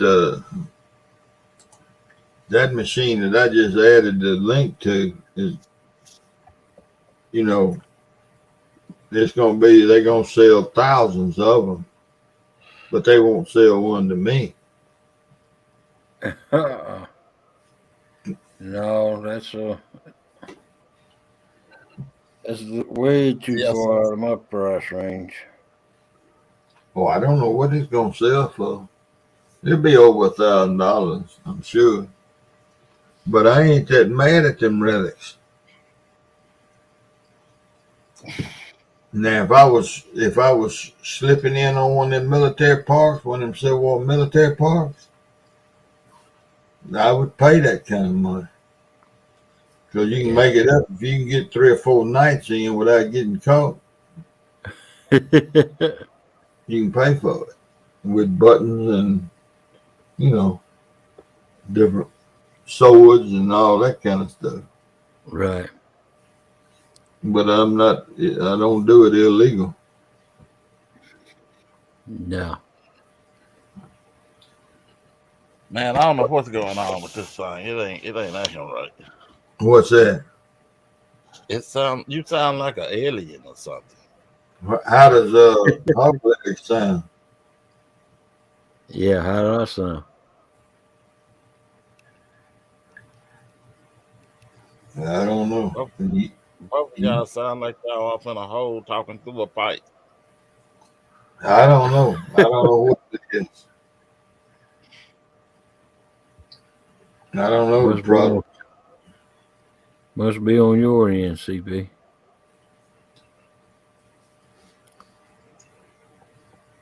I guess it is. I don't know what's wrong. We Don't can hear know. you fine. Well, go on and buy you that Garrett. Buy one of them Garretts at $189 and try it and see what you think.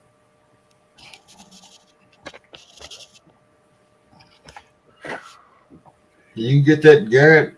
What is it? Ace 2,200, whatever. Look, I'm trying to upgrade over here. Oh, yeah. I'm trying to upgrade.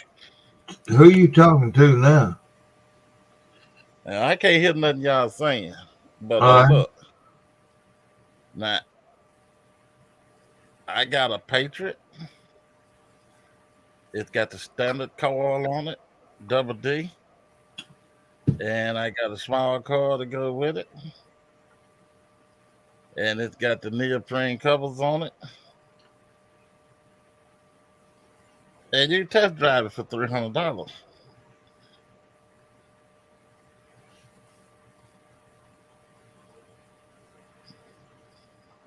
There you go, Hog Leg.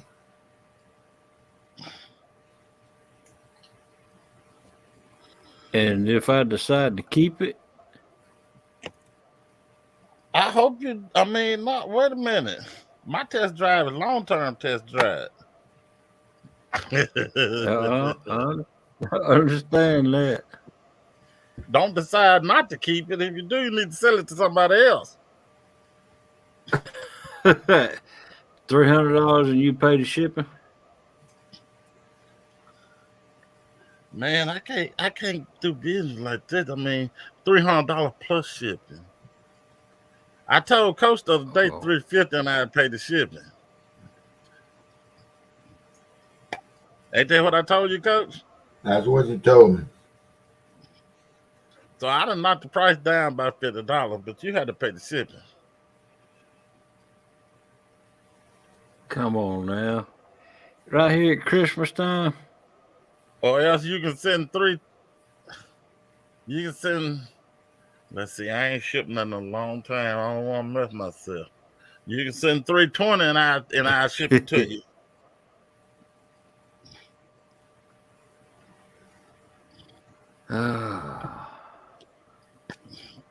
You can just think on it. It ain't going nowhere.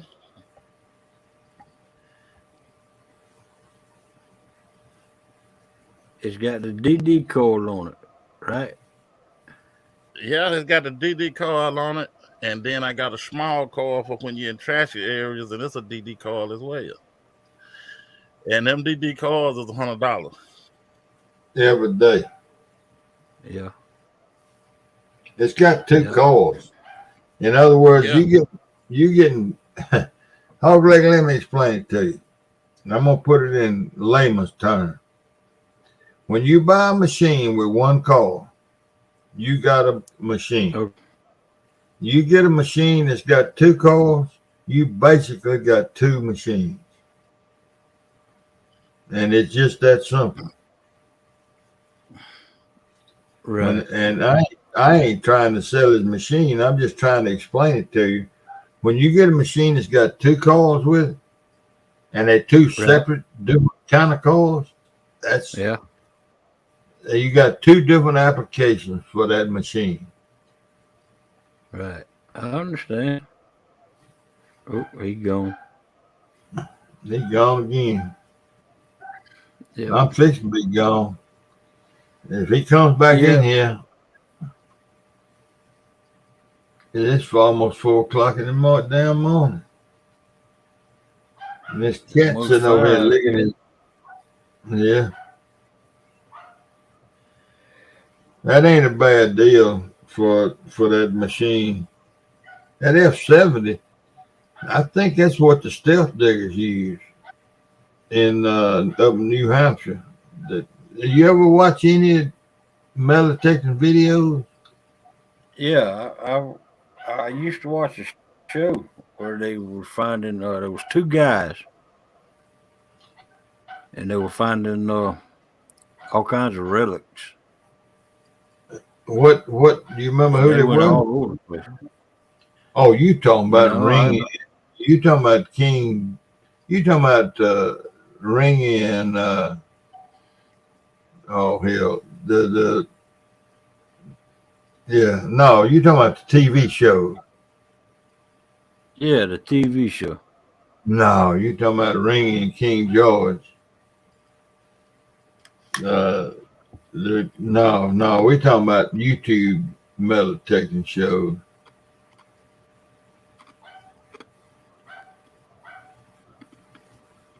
Damn, that cat split me wide open. All right, look, y'all, I'm finna go to bed. Maybe y'all make a deal. I don't know, but I gotta go to bed. Okay, all right. Well, let me think on it and talk to Melissa. Well, you talk to Yeah. CP because that ain't no bad. He ain't trying to beat you. That's just Right. a reasonable price, and you're getting 2 calls, and you know, dealing with him Right. is like dealing with me. No, you don't want that Mind Lab Explorer because that's a too complicated machine to be trying to sell somebody, CP. You got to know what you're doing to run one of them. All right, see y'all later. Good night, everybody. Thank y'all for All right. watching. Take it easy. Deuces, y'all. Bye. Bye.